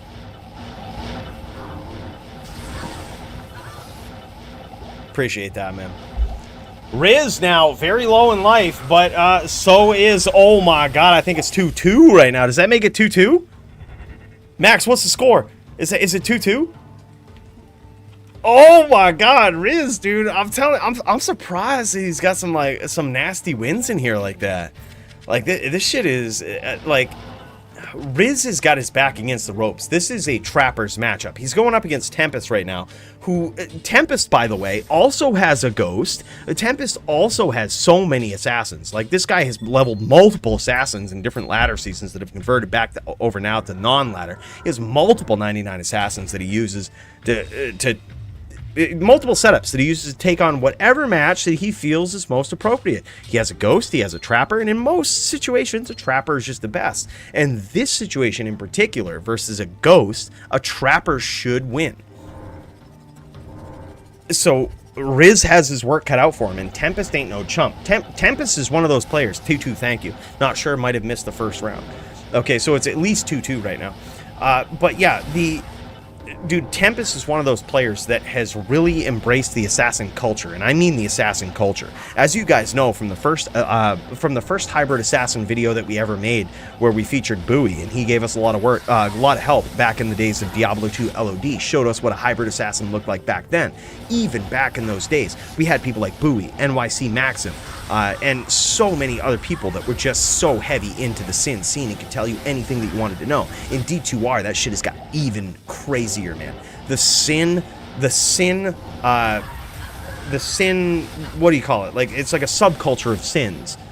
There's so many people that just understand sins, that play sins religiously, and to be one of the top tier sin players, you have to kind of be in that group. You have to learn from the best of the best, and Tempest has certainly done that. Yeah, Dazer too. Yeah, exactly. Yeah, it's a sin sect, exactly.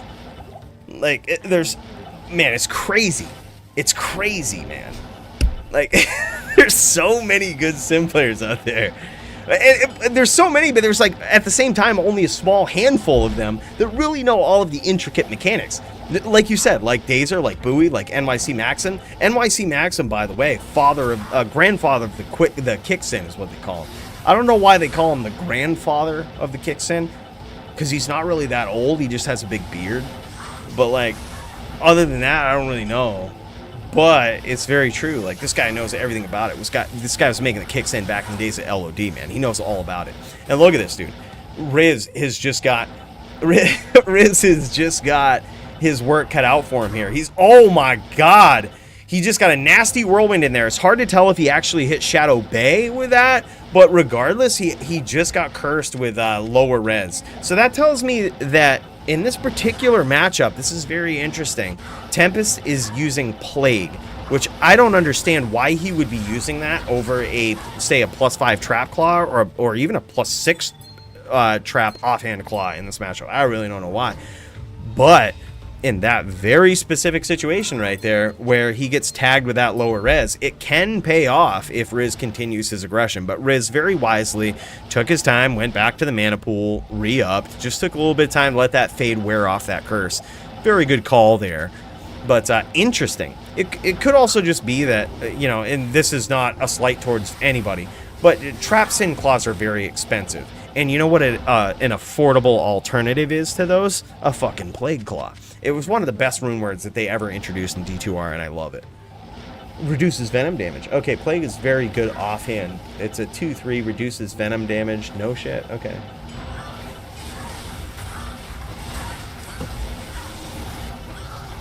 Yeah, a couple weeks ago in the tavern. You guys know the tavern. We got the rule about no babies.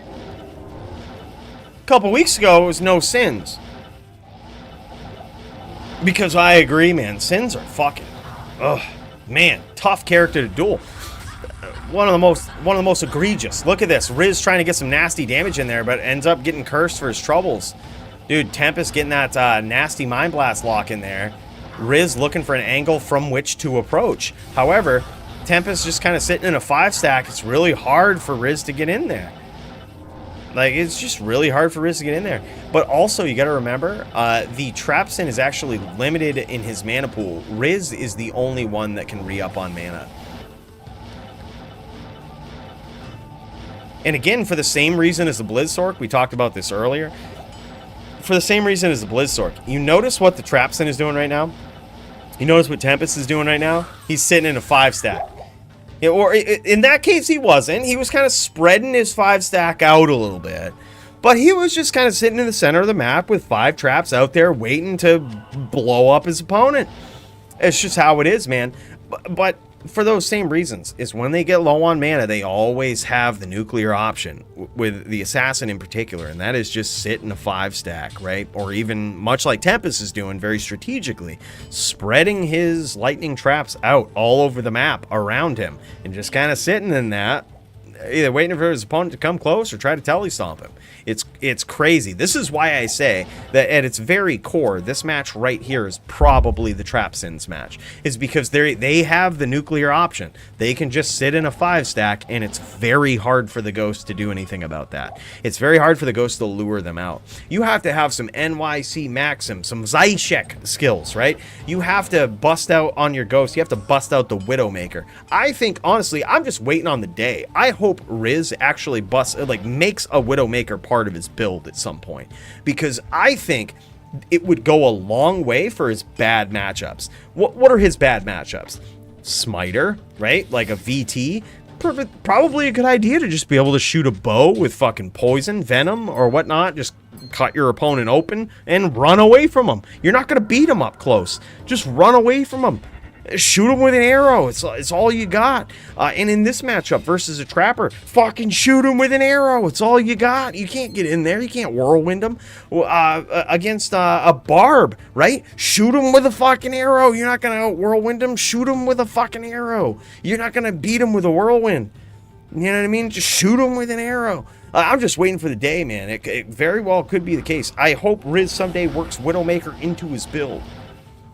Yeah, that's true. I guess you do kind of want burst of speed, or you would need burst of speed on your Ghost Sin for that. But I don't think it's something too terribly hard to work into the mix, right? Like especially versus all of those builds that we just talked about. Probably Fade not really that necessary in most cases, but even if it is, you could easily swap over when your opponent starts closing the distance. Like you got the burst of speed going, you notice, oh shit, my opponent's getting on top of me. I suppose I should cast Fade. Like, I'm not going to be whirlwinding him. I'm not going to do shit to him. Like, you know, so you just cast and Fade instead and you teleport away. Yeah, you want burst speed for sure. For sure. I can't carry it. I made full bow Sin and she kicks ass if you can stay away. Yeah, dude, I love it. Like, I haven't been too motivated to level a Sin to level 99. But when I finally do, could be years at this point, you guys fucking know for a fact, I'm going to have a bow on that bitch. It's the same thing with a barb. When I finally get a barb to level 99, when I finally actually level a barb, watch the fuck out, bro. He's going to have some dexterity. He's going to be able to bust out that Widowmaker. When I get a Din going up against me, he's busting out that Widowmaker. Serenity pointed out a very interesting thing today about the Coooley matchup. Sound pointed it out first. Serenity pointed it out next. Coooley, ironically, does not know how to duel against a bow Din. When you throw a fucking Widowmaker when you throw guided arrow on a build that it doesn't belong on, it's confusing as shit. Even to someone who's used to playing on a character that has guided arrow that shouldn't have it. It's a confusing skill, man. It confuses the shit out of your opponent. Man, that item is so good and it's so underutilized in PvP, I think.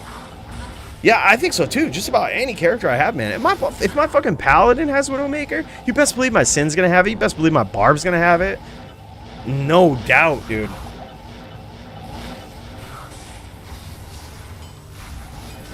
Dude, you remember that, Brody? Did you ever see that clip? Oh my god, dude. Oh my god, Zed, aka Riz, gets there, man, making it at least 2-2 right now. Man, oh man, what a fight. Dude, do you remember that clip, though? That time that Max fucking one-lifed Raiden? Do you remember that? Did you ever see that clip? It was in LOD, and Raiden was doing his little weapon swap bullshit. He had this weapon swap macro. He would just activate it every time. He'd go out on the Bloodborne, just hit his macro, and he would desync, and he would just start fucking chucking jabs at people.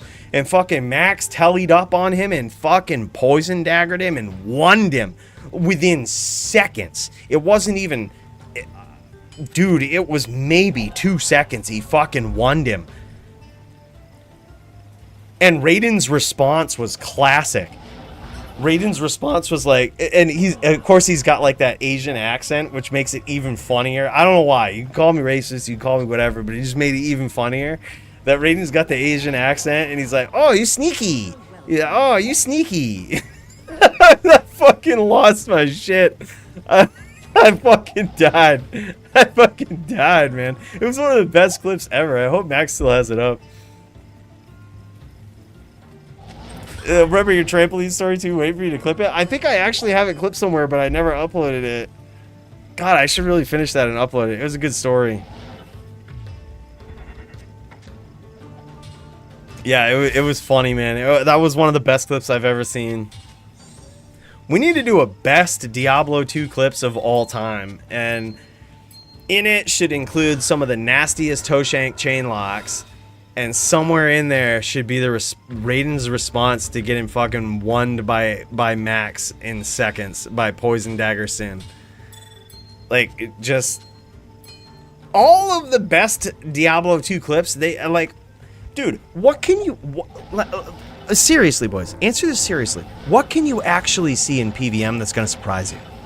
Right? Look at all the PVM videos out there, the Magic Find videos. Do you actually tune into any of those? Like, me personally, I have tried to stop watching them because I'm never impressed by them.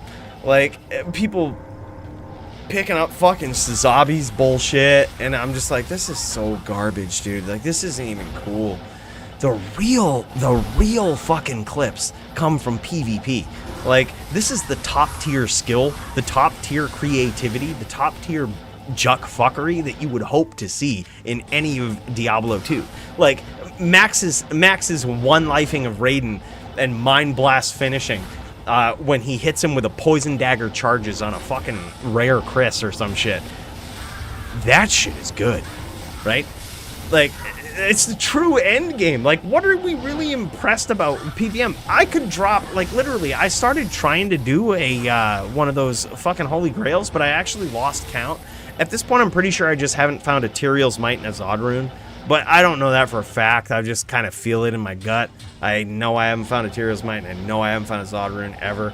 But, like, even if I found those, right? Even if one day we were doing gold find runs and Trav got terrorized or some shit, and I dropped the Tyrael's Might and a Zod rune from the same fucking monster, I still don't think such a clip would hold a candle. I still don't even think that clip would hold a candle to some of the PvP clips that have happened in the DFC, in LOD, all of this stuff. Like, that shit is more impressive to me. Yeah. Maddie has a clip of the BVC killing Joby in bear form. Maddie also has a clip, dude. One of my favorite clips of all time is when we were all you remember that, what was it? It was the sparring night, and Llama joined up on the Discord. And, like, I was talking shit to Maddie. I think I was on my Druid or something like that. And I was talking shit to Maddie, as I usually do. And I was like, yeah, how do those fucking NATOs taste, Maddie? And then seconds after that, Maddie, who speaks English is his second language, by the way. I just want to point that out, right? He says with his French-Canadian accent, he's just like, how about this whirlwind? And then just fucking, like, whirlwinds me to death. Epic clip. Dirty Portal versus Shirley clip. How about the Dirty Portal versus Joby's Dirty Portal versus Sure I'm Sure. It's just his reaction. It's just his reaction, dude. It's fucking hilarious. Joby gives a dirty TP early D2R to Sure I'm Sure. Sure I'm Sure enters it. He's like, holy shit! He fucking freaks out and gets fucking killed by souls. Oh, it was just beautiful, man. It was just beautiful. And that was in softcore. Who needs to play hardcore, man? That was in softcore. His reaction was just the best. He was like level 90 something too. He was leveling up. That was before terror zones. This fucking shit was crazy. It was good, man. Yeah. I thought that might have been the one you were thinking of, dude.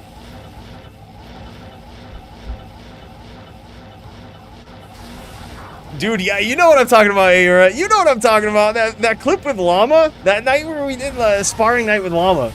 Yeah, dude, it was so epic. Maddie's like, how about this whirlwind? Boom, just fucking destroys me with it.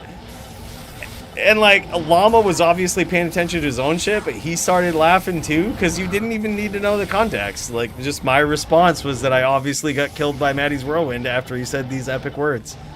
Like, it was just so good. It's such a good clip, man. You can't fight. You don't have those sort of feelings with PvM. Like I said, I have 2 items left, like on my mental grail list of Zodrune and Tyrael's Might. I could drop them both from the same monster and wouldn't feel as good about that clip as I would about those, the other clips. Oh yeah, well, there's Toeshank mind blasting himself, but there's also Toeshank's. You remember when Toeshank used corpse explosion to kill somebody in PvP? You remember he's got that clip out there too? He used corpse explosion to kill somebody in PvP. Like, it was a sin. He was on a necro and they were teleporting around and shit. He just switched to corpse explosion because there was a ton of monsters on the ground and fucking blew up a corpse and killed somebody in PvP. That shit is fucking crazy. That's so rare. That like doesn't happen. Yeah, it's crazy. To me, those are the greatest clips of all time, dude. Like, and they have nothing to do with PvM. Yeah, it's crazy. And corpse explosion new meta. Yeah, I'm telling you, man. It's crazy. That was one of the funniest things ever. Toeshank is probably responsible for some of the funniest clips out there. There's so many clips of Toeshank doing the most ridiculous shit. Back in LOD, he fucking ripped a bong before he killed a Sin. He literally took a break, sat there AFK in the moor, fucking ripping a bong, went back to his game, and then fucking killed somebody. Like, it was, and he was like wand too. He was like super low on life. The other person could have like ran up and mind blasted him, but he just takes a break, rips a bong, and then goes and kills the person. It's fucking epic. Like, there's that one. There's his corpse explosion kill. I'm not sure if anybody ever clipped this, but there was a time in LOD where Toeshank was like in this grudge match with somebody that like pissed him off. So he actually dumped all of his skillers in one corner of the moor so that he would drop his life total, let his bow ran out, and like repped to full. Oh my god, dude. Bros. Did you guys just see this? But that counts. It counts. Dude, okay, so what just happened was Tempest just got killed, just got PvM'd. And he left. I think he's level 99, so it doesn't really matter. That's knockout of the night from the Fallen. Bros, who let Hellian back up in this shit? Tempest just got PvM'd, boys.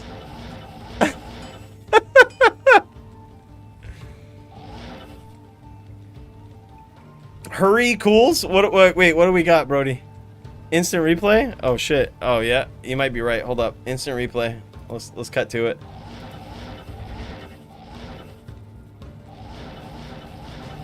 It might have been too late. It might have been too late. Maybe not. Maybe not. Wait for it. Nah, I think. Oh. Nah, it was too late. It was too late.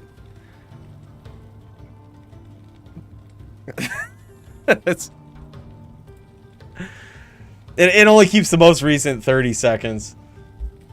My bad, dude. I've had a lot of whiskey tonight, and I'm probably not done. My goal is to knock myself out with whiskey and reset my sleep cycle tonight.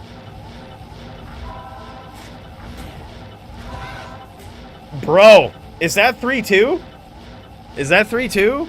Tempest just got fucking fallen. That's the KO of the night right there. Performance of the night. I'm putting Fallen on the performance of the night. Fallen. Monster. Fallen performance of the night. Taking advantage of every opportunity that he can to kill a level 99 player in the Blood Moor. It's 4-3 Riz, I think. Is that it? Is it all over? More monsters get the 6k forum gold. Oh shit. I mean, it technically counts. If it was, here's the thing too, is if it wasn't the Fallen, it probably would have been Bay Mind Blast. Yeah, and Riz is teleporting down to see where this potential Fallen could have been, which might have also been a reason why Tempest left, because he might have actually teleported to the Cold Plains to rebo, and then just got fucking ganked by a Fallen. Like, that's entirely possible. Like, which, you know, I'm not saying he did that. There's obviously some monsters right here, but like, he could have teleported past that bridge to go try to rebo, and then just got ganked by a Fallen. Like, that might have been what happened, and he didn't want Riz to see where he died. Like, that's very possible. How do you send forum gold to Fallen? If a duel is long as fuck, it's FT3, right? Gotta leave. It's currently 3-1 me versus Poly. Shit. All right, let's cut over to it, bro. We actually got stuck on this one. Hold up. Is it long as fuck? Let's cut over to it. Bro, let's see this. I gotta write this down on the fight of the night, by the way. Poly versus Doombringer. And then we had, who we just see? Riz versus Tempest. Holy shit, there's a lot of them in the running for fight of the night tonight, boys. Alright, yeah, let's just watch it. I mean, fuck it.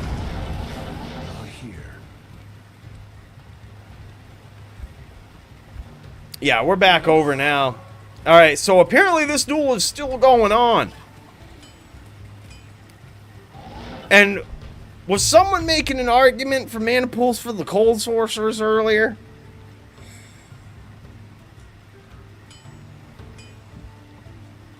I can't remember.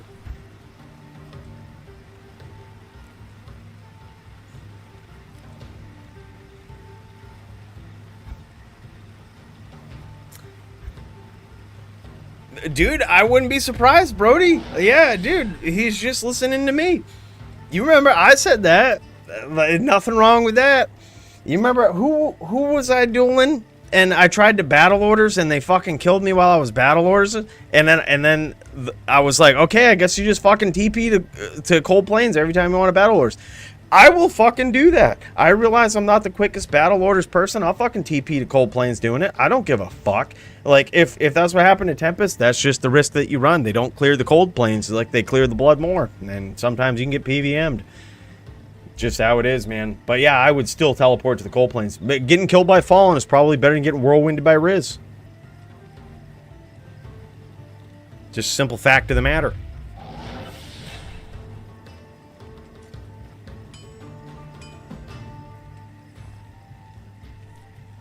Holy cow, Druid versus sorc still on? Yeah, we actually just watched an entirely different duel, which was also very long. Tempest versus Riz. Just watched an entirely different duel. This one's still going on. Yep. Yep, but I mean, that's fine. Like, that. Here's the thing. I have no qualms about that. Sometimes duels just go on a long time. It's just how it happens. I'm down to reschedule if you need another night. Polytheist says, what a good dude. Yeah, we cut over. It looks like Doombringer has some shit to do. He's got to go. That's completely fine, man. That shit happens. Like, you guys could just pick it up another night. That's fine. Like, if it goes super long, just, there's not really much we can do about it. Like, not really, especially not watching it. I guess we could have cut the more, but like, we weren't there. All right, what is it? I would have had a chance in hell. I wouldn't have had a chance in hell. What does he say? Because it's just a thing. Let's just finish it. Pull up. All right, these guys are gonna finish it. Word up, Polytheist, my boy. He's just like, word up.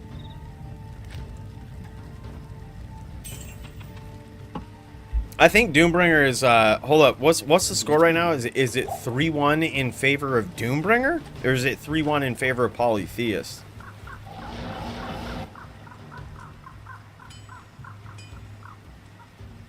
See, if it's 3-1 in favor of Polytheist, okay. This strikes me as odd then. Okay, I'm just gonna say this for the record. This strikes me as odd. That Doombringer is complaining about the length of this duel when it's 3-1 in his favor. Then get fucking aggressive. Get up, throw a fucking ice blast at him, drop a fucking blizzard on him. He's 3-1, what have you got to lose? If you lose the round, it's 3-2. What the fuck? If it was 3-1 in favor of Polytheist, maybe I get like, okay, like I'm trying to survive. You know what I mean? It's fucking 3-1. Go try to kill him. If you lose, you do it over. You know what I mean? What the fuck? You can't complain about the length of the duel if you're lating it out. What the fuck? Come on, dude, you could win. Yes. Like, if I had some place to be, if the girlie came up to me and was just like, look, I'm gonna suck your dick right now if you finish this duel, then I'd be like, all right, give me like 5 minutes. I would be hyper aggressive. I'd be like, all right, let's just try to fucking get this done. You know what I mean? Let's just get it done. Like, let's go in. Let's take a little bit of a risk. But it's 3-1 in favor of Doom. If you lose, it's just 3-2. And then if you lose again, it's just 3-3. What the fuck?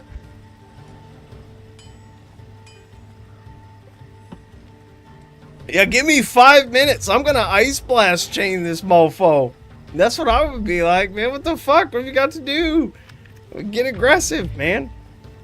I know that's a weird thing to say, but like at the same time, that Blizz is gonna take out that bear and oak, no problem. You just set up the Blizz, wait for Polytheist to get in, fucking tally stomp. I mean, I don't run a cold sorceress. I don't know. Doom knows a cold sorceress far better than I do. But holy shit, that's what I would do if I had to go and it was 3-1. I would be taking some risks. Like, if I was fucking 6-1 versus Serenity and I had to end the stream for some reason, like something happened and I had to like end the stream, I'd just be like, all right, dude, I'm just gonna fucking stomp him, fucking whatever. If I die, whatever. You know what I mean? Like, you got plenty of room, plenty of room.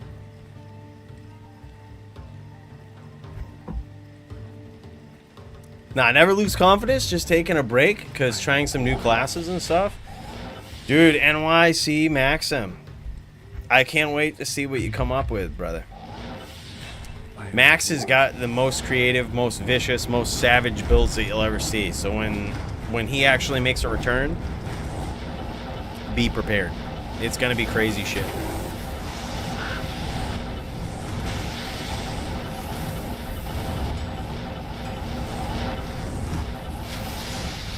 There we go. Doom is kind of getting a little bit more aggressive now. That's what I say. Just get in there and get aggressive. It's fucking 3-1. Just get in there, man. Like, you can't be 3-1 in favor of the duel and complain about the duel lasting too long. If it's 3-3, I completely understand. But 3-1... don't even talk, don't message me, don't fucking nothing. Get in there and get aggressive.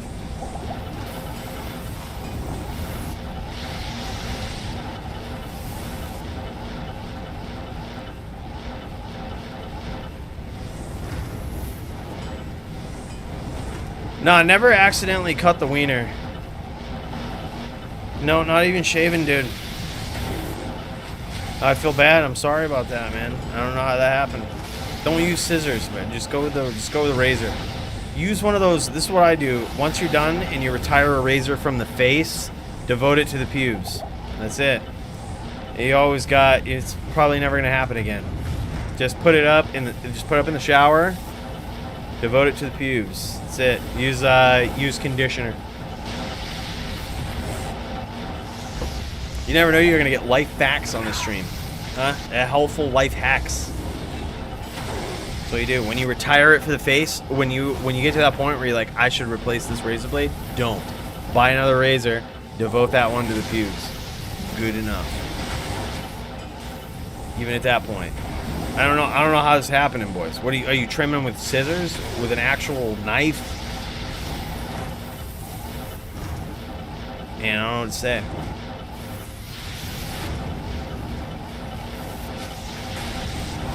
I did clip the fallen kill? Shit.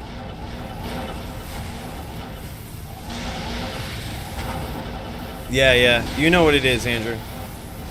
I mean, do I ever have a filter, though, on the stream? Do you guys ever feel like I'm filtering what I say on this stream? There was a point in time where I actually wanted YouTube to ban me and Twitch to ban me. Because then I was just like, well, that's an excuse not to do anything anymore. So I was actually trying to get banned. I was playing music that I shouldn't have been playing, saying words that I shouldn't have been saying. They don't give a fuck, man. They don't give a fuck. Dude, ever since Elon Musk took over Twitter, dude, he lost a lot of money doing that, I think. But that was one of the most important things that has ever happened in our lifetime, I think. And granted, he's a fucking mentally unstable dude. The controversial opinion. Elon Musk, very mentally unstable. But it was so good that he did that, because this guy is like so... He's right-leaning in a good way. Like, I think nowadays, like, it's really bad to be on either side of the argument, whether you're right or you're left. It's just really never correct, right? Like... But Elon Musk is right-leaning in a good way, where he feels like freedom is a good thing, but freedom within reason is a good thing. Like, he's just a good guy, and he's just like, yeah, freedom of speech, man. He was even talking about not being able to block people on Twitter, which, like, I don't necessarily like it, but I'm like, okay, like, I get it, freedom of speech. Like, you should be able to hear the people that say you're a fucking retard on street. Like, you should be able to hear that. Like, you know, you shouldn't be able to just block those people. But, you know, unless they're, like, harassing you, then I guess if there's like, some other, you know what I mean? If they're, like, harassing you or whatever, like, then I guess there's something else that you can do. But I don't know. Either way, like, freedom of speech, man. He's trying to make Twitter all, like, freedom of speech, and I think that's cool. That's, like, completely... That's from an American standpoint, by the way. Like, that's from the country of America. The real America. The United States. We ain't talking that Canada and that Mexico shit. Alright? Those guys are technically America. But they're just riding the coattails of the United States. Alright? You can tell them I said that. We kick all the ass, and these guys benefit from it. Alright? But that's true freedom of speech in America. And he's trying to push that. He's just, like, just crazy enough to do it the right way.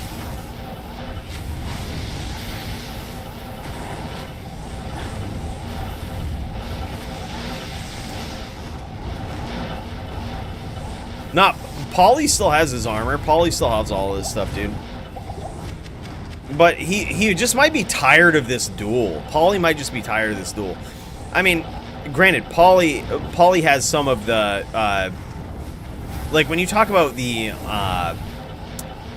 like, the staying power of a player, like, the endurance of a player, the mental mind fuckery that exists in a player, Polytheist is, like, top tier. Polytheist will be able to drown on a duel as long as you want, dude. And that's just how it is.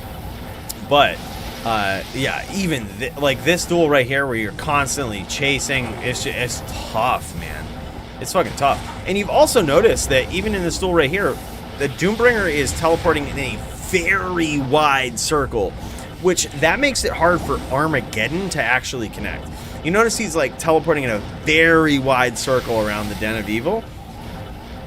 It's tough for Armageddon to actually land on a sorceress with that sort of playstyle. Yeah. Yeah, he has. I think so too, man. He has life advantage. He should stomp. Sure, he could get hit with the Armageddon, but if you're worried about the duel lasting too long, yeah. Right now he has life advantage. Stomp, stomp, blizz, do all of the shit that you do, right? Like maybe even, you know, ice blast, all of this shit. But then again, like.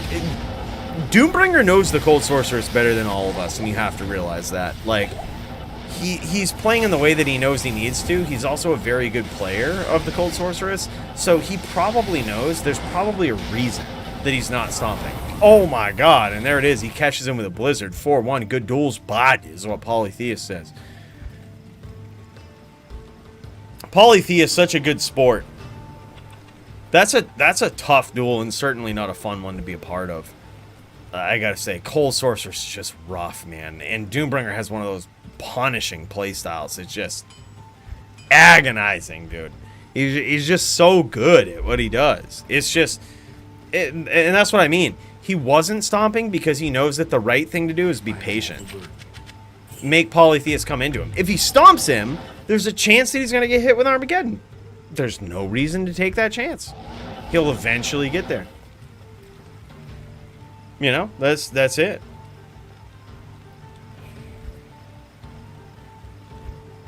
Polytheist says he's 34, fielding them elderly hours. I get you, bro. 36 over here, filling those elderly hours, taking all the drugs to try to help the hair, but it's a losing battle. Hello. I feel you, boys. You got to figure probably most of the people that play are in the same boat. We have all been there. Oh shit, we're over in the station with the... We got to get in the right station, boys. We've all been there. We all grew up on D2R. We all grew up doing the MFing, doing the PvP, getting embarrassed, getting raged. Getting to the point where you start shaking. Start shaking a little bit. You guys ever been there? You start shaking a little bit. Getting those PvP games. Someone fucking pisses you off enough. Someone starts fucking showing their digital narcissism. You start shaking. You know you must win at all costs. We've all been there. We're all part of that group, and that's what I love about you folks. That's what I love about you being here. Showing up for the DFC. Showing up, watching these guys kick some major ass. All right, boys, I think it's that time of the night. Let's do some voting, shall we? We got Fight of the Night, and we've got Performance of the Night. And this is going to be good. Let me break down the Forum Gold distribution once again. So for Fight of the Night, this is what's going to happen. For the winner of that fight, they're going to get 1,000 Forum Gold. 1,000 Forum Gold for the winner of Fight of the Night tonight. And when you vote for Fight of the Night, the loser of that fight will get 500 Forum Gold. GG. Pretty good, man. Gotta say. That's a pretty good breakdown. Then we have another award. Performance of the Night. So we look at an individual player. It could be the build that they brought to the table. It could be their uniqueness of their play style. It could be their aggression. But for whatever reason, that player just stood out. Performance of the Night. All right? And we've got a few of them on the agenda for tonight. Let's go with Performance of the Night first. Let's see if we can start up a poll here. I'm gonna do this. I'm gonna start a poll. Performance of the Night. I have a number of them listed down here. But holy shit. There's a few of them that stand out. Alright. The few that stand out to me are Serenity's Din. Performance of the Night, right? He actually did very well. I know he made it look easy, okay? I know he made it look easy, and I didn't figure him out till later in the duel. But that's exactly the point. He knew what he had to do. He had a very unique din that he brought to the table. Serenity is in the mix for Performance of the Night, I think. Just very good. Taking on a very seasoned din player, all right? As I think that's the lowest title you could possibly give a player like me. A seasoned din player, all right? We've gone from the top din to someone who has played Paladin in PvP more than most. All right? Like, I kind of know what's up. This guy was just good. His din was just fucking good. He had a very good strategy. We also have Dio, I think, right? Like, there's a few people I have on the list. Serenity, Dio, Riz, Doombringer, Toeshank, Armin P, Hellian, and Fallen. I think we have to take the Fallen off because we can't send him Forum Gold. But unfortunately, really, because that was a good kill and very playing to the top of his potential. Let's be real. But yeah, so we have essentially 7 people. We got to narrow it down to 4, I think. I think that's the most that the poll will let me have is 4. We're going to narrow it down to 4.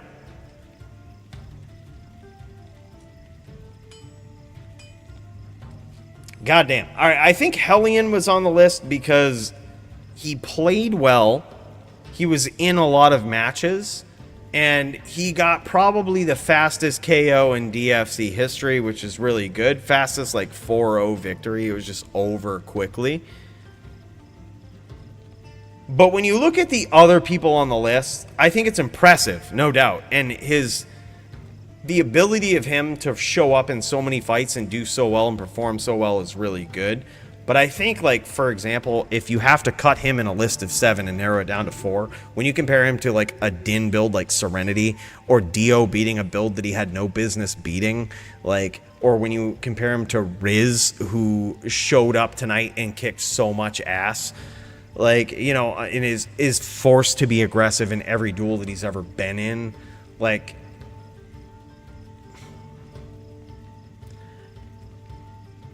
Anybody we cut from this list, please don't take it negatively. Like, you're all on this list for a reason. Like, your performances stood out. Who beat Hellian when Hellian had advantage? I would agree. I think Toeshank should be on the list, for sure. Toeshank consistently every week shows the pinnacle of FPK play. Like, aggression... just absolute savagery. If everybody played like Toeshank, this world would be a different place. I also agree. Armand P should also be on the list. Like, Armand P pulled off a win against Hellian, Hellian's a good player, right? He jokes all the time, sorry, I'm new, and all of this, but Hellian's a good player. And Armand P beat him on a Paladin, on a Hammerden at that. That's actually coming from a Paladin player, that's hard to do, especially when you start getting aggressive with hammers. I would agree. I also think, all right, so this is what I think. I'm thinking Toeshank, Armand P, maybe Serenity is definitely on there. And then it comes down to one more, and there's 2 people that that I can't decide between. I gotta have you guys help me figure out the 4th person on the list that we will vote for, right? It's up in the air between Dio and Riz. Riz, because of his constant aggression. In every fight that he's ever in, this guy has to be hyper aggressive, win or lose. Dio won against GVN, which we only saw a small portion of that duel. I'm talking seconds of that duel. But the fact that we saw him teleport in, stomp, have some sort of setup that beat GVN, who is no fucking chump for Azan, Dio had no business winning that duel, and he won. So I'm thinking it's between Dio and Riz. Who should be the 4th person on the list that we vote for? Dio or Riz? Who do we think? Serenity after Jovi for sure?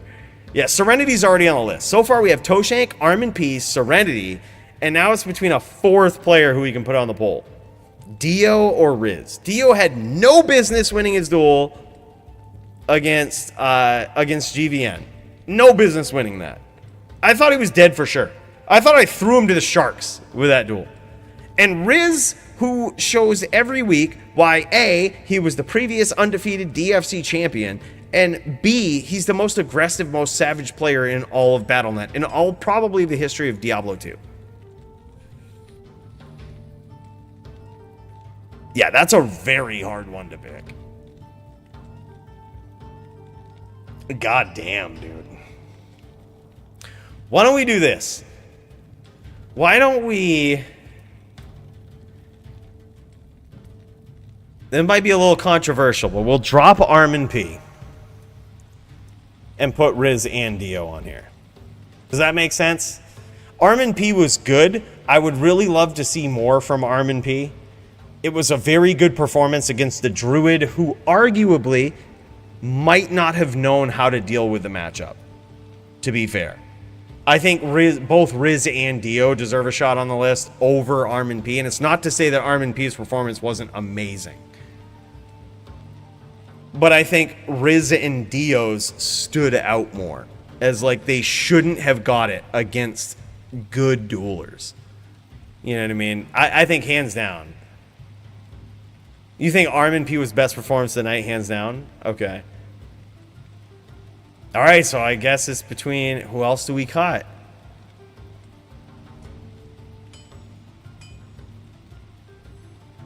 Oh, man, it's tough. I wish we had more options. I wish we could go 4. Or 5, sorry. Big Johnny Jugs. Of the night. All right. I think Hugs for a fight was great duel. Jugs, yeah. I mean, that was also a great duel. There were so many of them. We can put that in fight of the night, though. This is just performance of the night. So we think about individual players, how well they performed. Right now, the list is looking like Toeshank, Riz, Serenity, Dio, and Armin P. And I unfortunately have to cut one of those. Who would the cut be? Toeshank, Riz, Serenity, Dio, Armin P. Who do we cut from the voting list?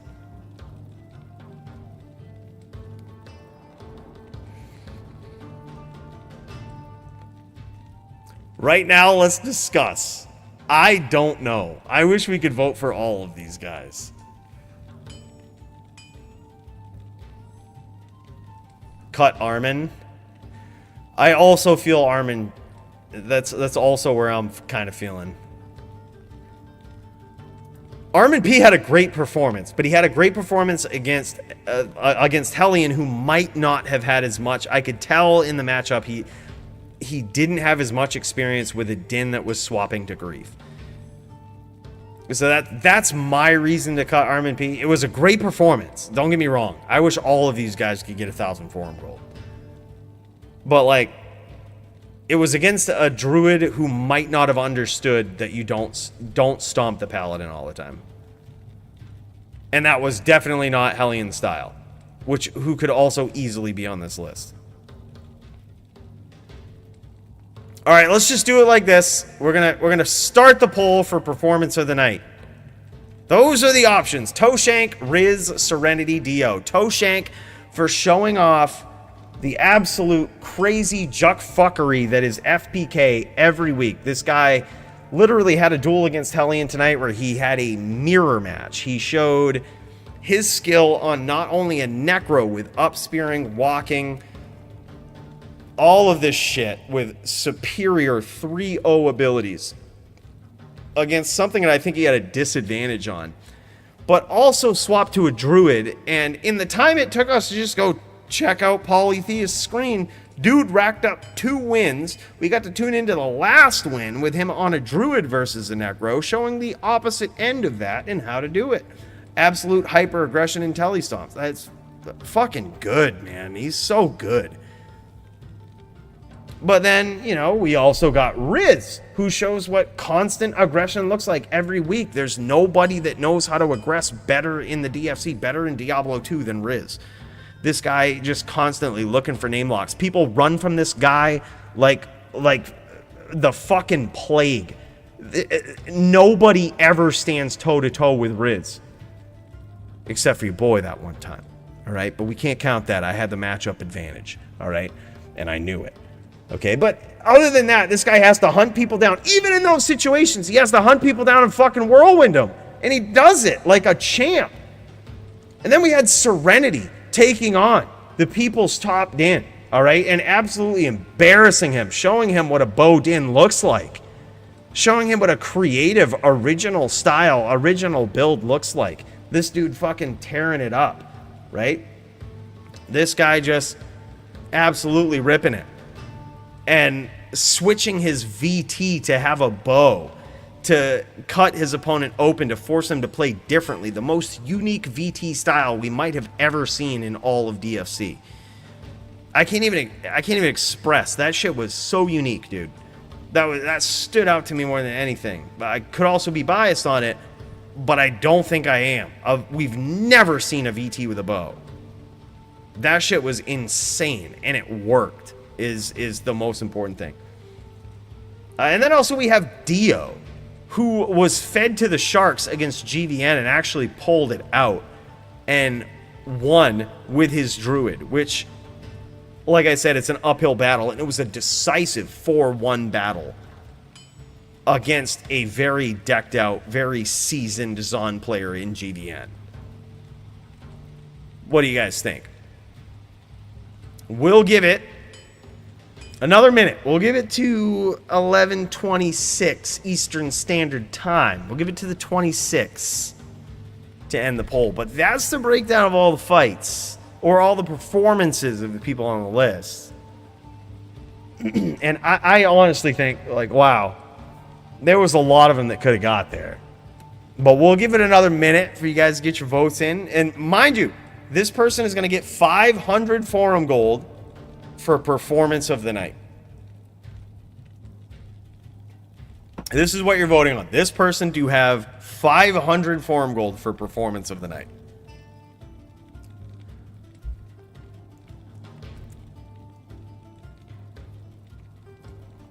Few more seconds to get your votes in, boys. Looking like Serenity's pulling ahead in the lead, though. I could agree with that. I could see it going either way. Literally anybody on this poll wins. I'm like, yep. I get it. Makes sense.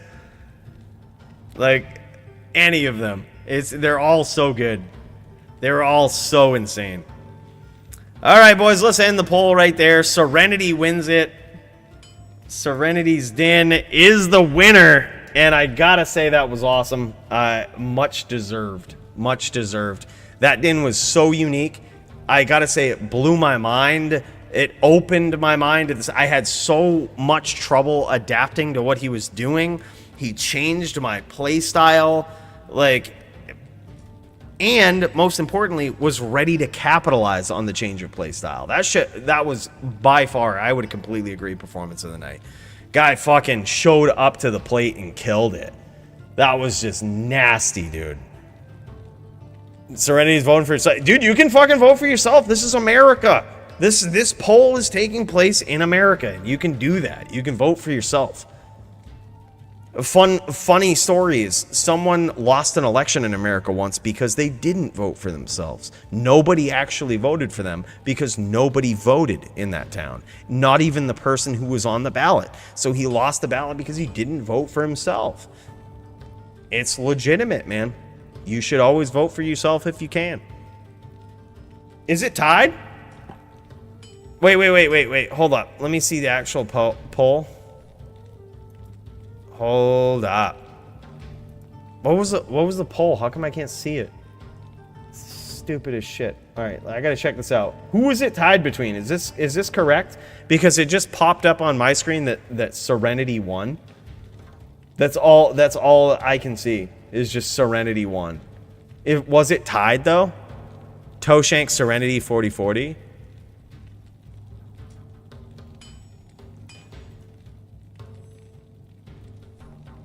Yeah.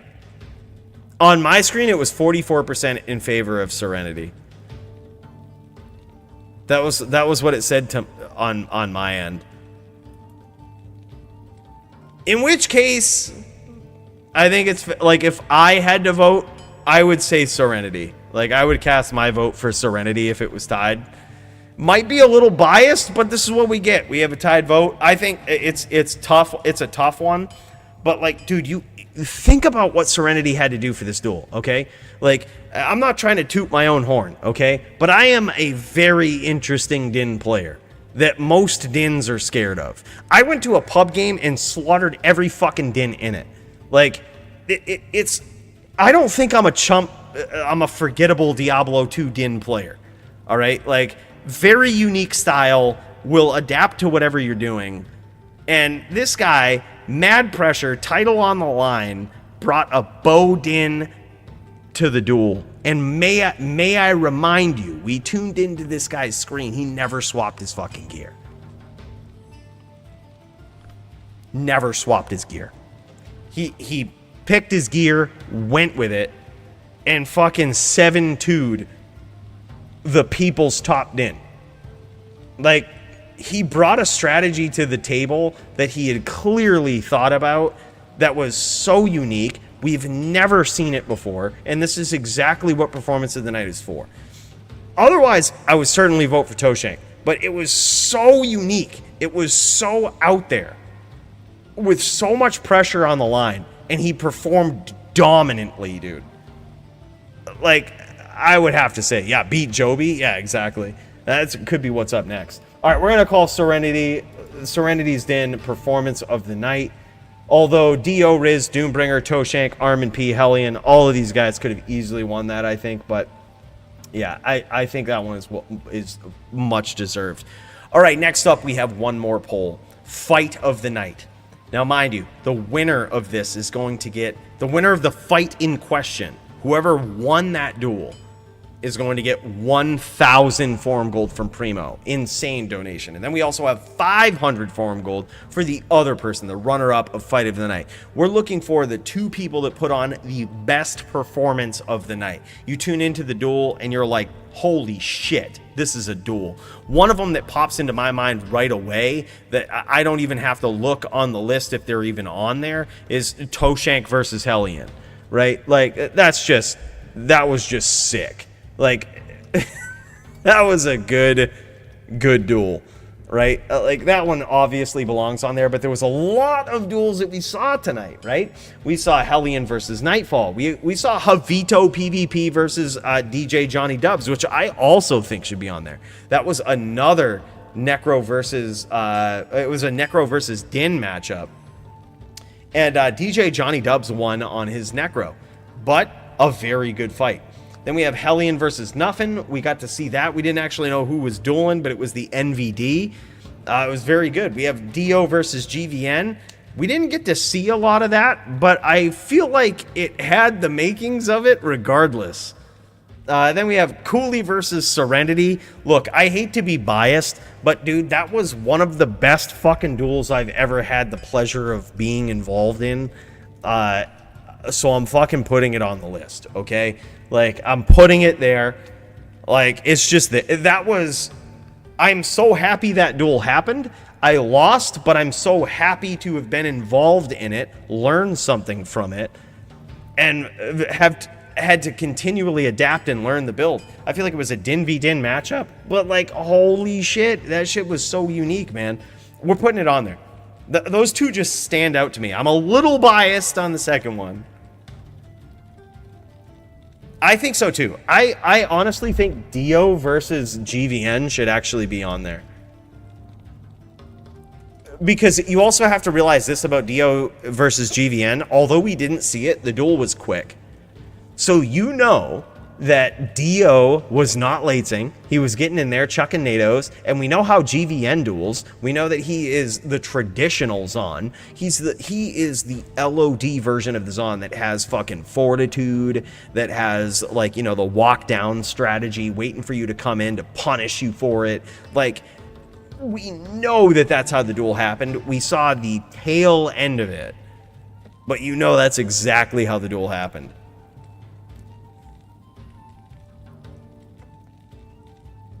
And then what else we got? We got Doombringer versus Riz.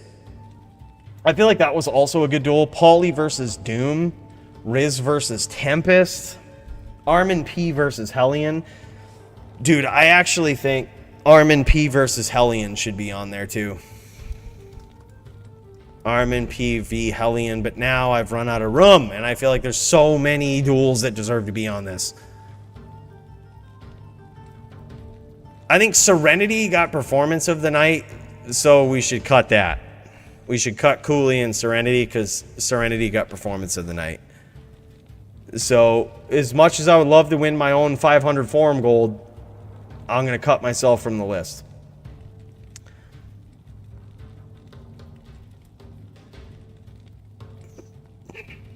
And that leaves, oh my god, Polytheist versus Doom, Polytheist. I think Polytheist versus Steezish should be on there too. That was fucking impressive. Polytheist versus Steezish. That was the Sin versus Druid, where Polytheist got literally lit a fire up under his ass. We're just putting that on there. Yeah, that was a noble fight. Poly versus Steezish. That was Sin versus Shaman Druid. Unwinnable for the Druid, basically. And Polytheist not only got there, but the Steezish fucking implemented some hybrid Sin bullshit, and Polytheist was never scared of it. These guys were just like hype. That could be the most lates matchup you've ever seen, but these guys did not turn it into that. Like, it was just insane. All right, so right now we have Toeshank versus Hellian. That was the NVD mirror, which was very good. Poly versus Steezish. Dio versus GVN. Armin P versus Hellian. That was where Armin P was on the Din and beat Hellian on the Druid. I think that was fight of the night. I think that should easily be in the running for fight of the night. Because Hellian wasn't afraid to get aggressive. He said, this is my style, I'm gonna be aggressive, fuck it. And Armin P knew what to do. Like, it was so good. It was such a good example of what to do. But there's so many. There was Doombringer versus Riz, Coooley versus Serenity, Hellian versus Nothing, JavitoPvp versus DJ Johnny Dubs also could easily be on there. Riz versus Tempest could easily be on there.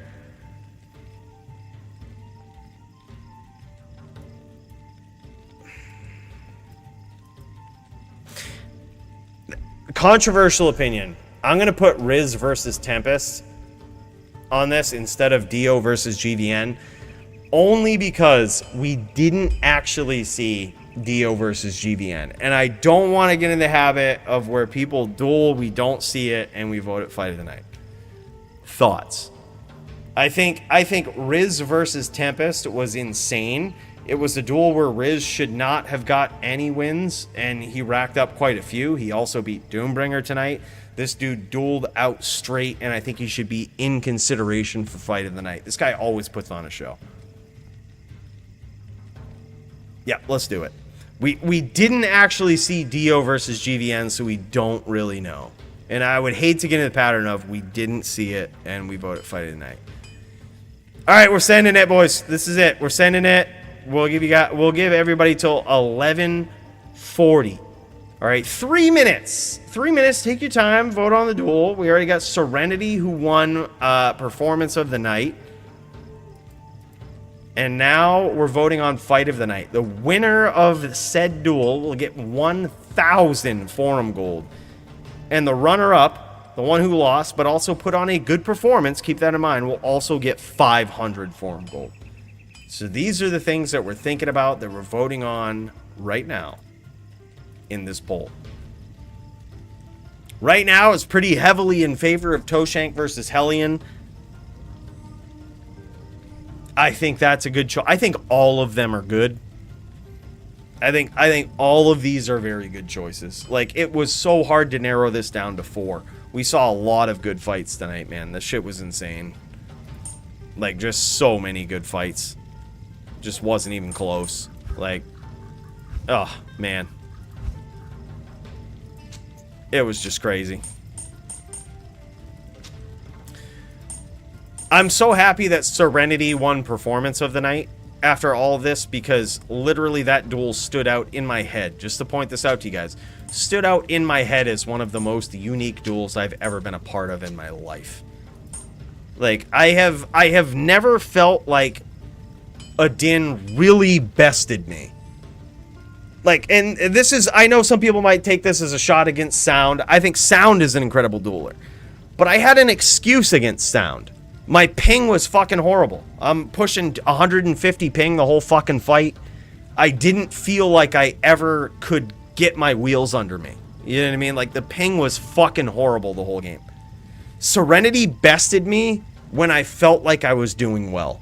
Like, I felt like I wasn't making many mistakes, and Serenity bested me, and I think that was super impressive, so I'm super happy about that.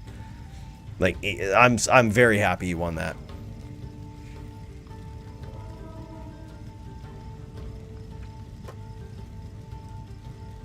I don't know, man. I think it was actually a good performance. Here's the thing.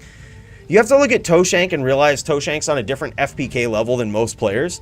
So, like, the fact that you have to remember, when we go back and we think about that fight, Hellian was being aggressive. Hellian was actually doing what he needed to do, but it felt like Toeshank was a step ahead of him all the time. Like, it was a great performance from Toeshank, but it was not a slack performance from Hellian. Like, Hellian showed that he knew what to do. You know what I mean? He knew what to do, and he almost got Jess in a lot of those duels. Like, it was actually very close. Even though it was like 3-0 in the first part, he actually was very close in a lot of them. So you can't forget that. It wasn't like he got fucking slaughtered and untouched. Like, you know what I mean? It was actually very close.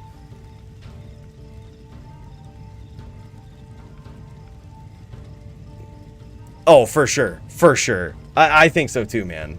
Tonight was a very good episode of DFC, I'll have to say. Like, this was insane. What an incredible night. By the way, if anybody has any 451 poison charms, I'm looking for, I believe, 11 more. Wait, it might be 10 more. It might be 7 more. Hold on. Let me see how many I got. Oh, this one doesn't belong here. Hold up. I might be looking for... Oh, this one doesn't belong here. I gotta get my shit sorted out, boys. Hold up. Hold up. Wait for it. I'll let you know exactly how many I'm looking for.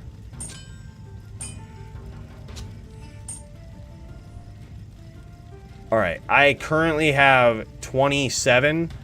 No, 20... Yeah, 27. I need exactly 3 more. Or, no, I don't...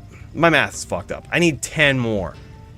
I've had a lot of whiskey tonight. I need 10 more 451s. If anybody has any 451s on non-ladder, paying 1k forum gold each.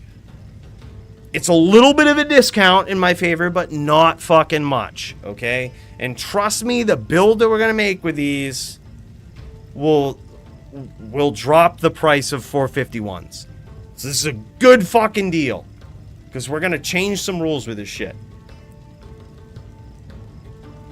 Alright, we're way over time. Toeshank versus Hellian. Looks like it's the winner on my end. Yeah, by far. Toeshank versus Hellian. I think a very good duel. Much, much deserved. Toeshank versus Hellian. Toeshank getting...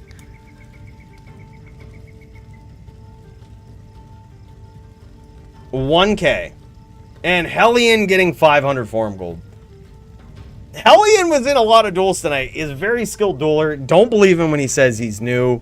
This guy ain't new. This guy's been around the block a few times. Okay? Alright, so this is what I ask. Serenity, Toeshank, Hellian. All you guys send me a message on Discord and let me know your JSP names. And we will send you that forum gold immediately.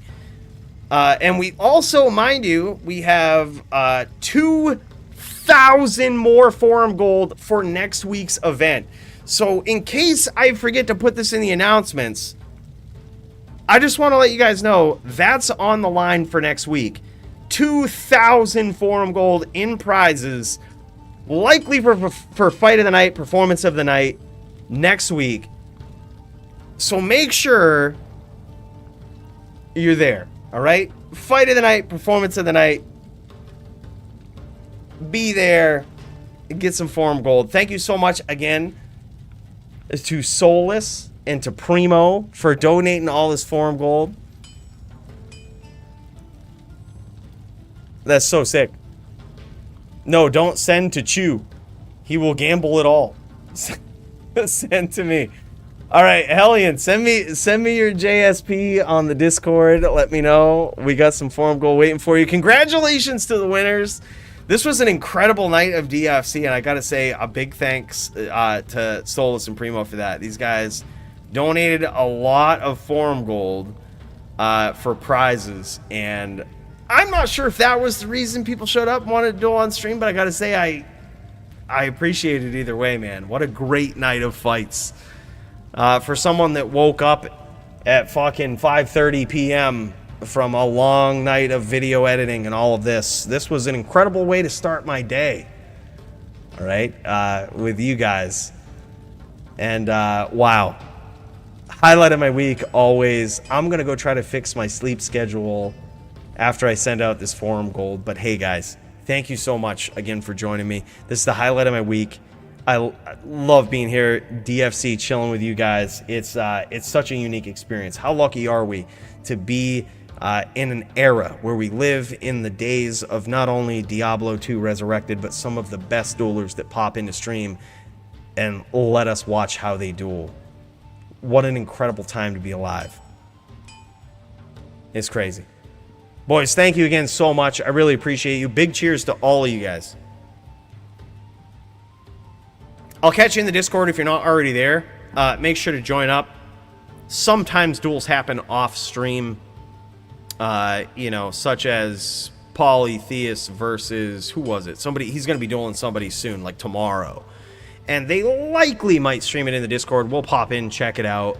So if you're not around for the stream, you can check them out in the Discord. Sometimes people do that. So make sure to jump in if you're not already there. All right, boys. Like I said, once again, send me your JSPs. I see you, Hellian. I'll look for that. Get you guys' forum gold. With that, I will say good night, good fight. Boys, thank you so much for joining me. Appreciate all of you. Incredible night of the DFC. This shit's gonna go down in history, boys. This was a good fucking night. Incredible night of fights. Yeah, right? See you in FPK soon? Yeah, maybe. I guess Paladin is now an FPK, right? All right, send me the rules, bro. Send me the FPK rules. Updated D2R where Paladin's included. We'll see if I fit in the mix. Okay, I've always been a square peg in the round hole, if you know what I mean, with all of my Din builds. But send me the rules. Let me know. Let me know. We'll get it figured out. Boys, have a great night. Thanks again so much for joining me. I'll catch you guys next week. Have a great weekend. Peace.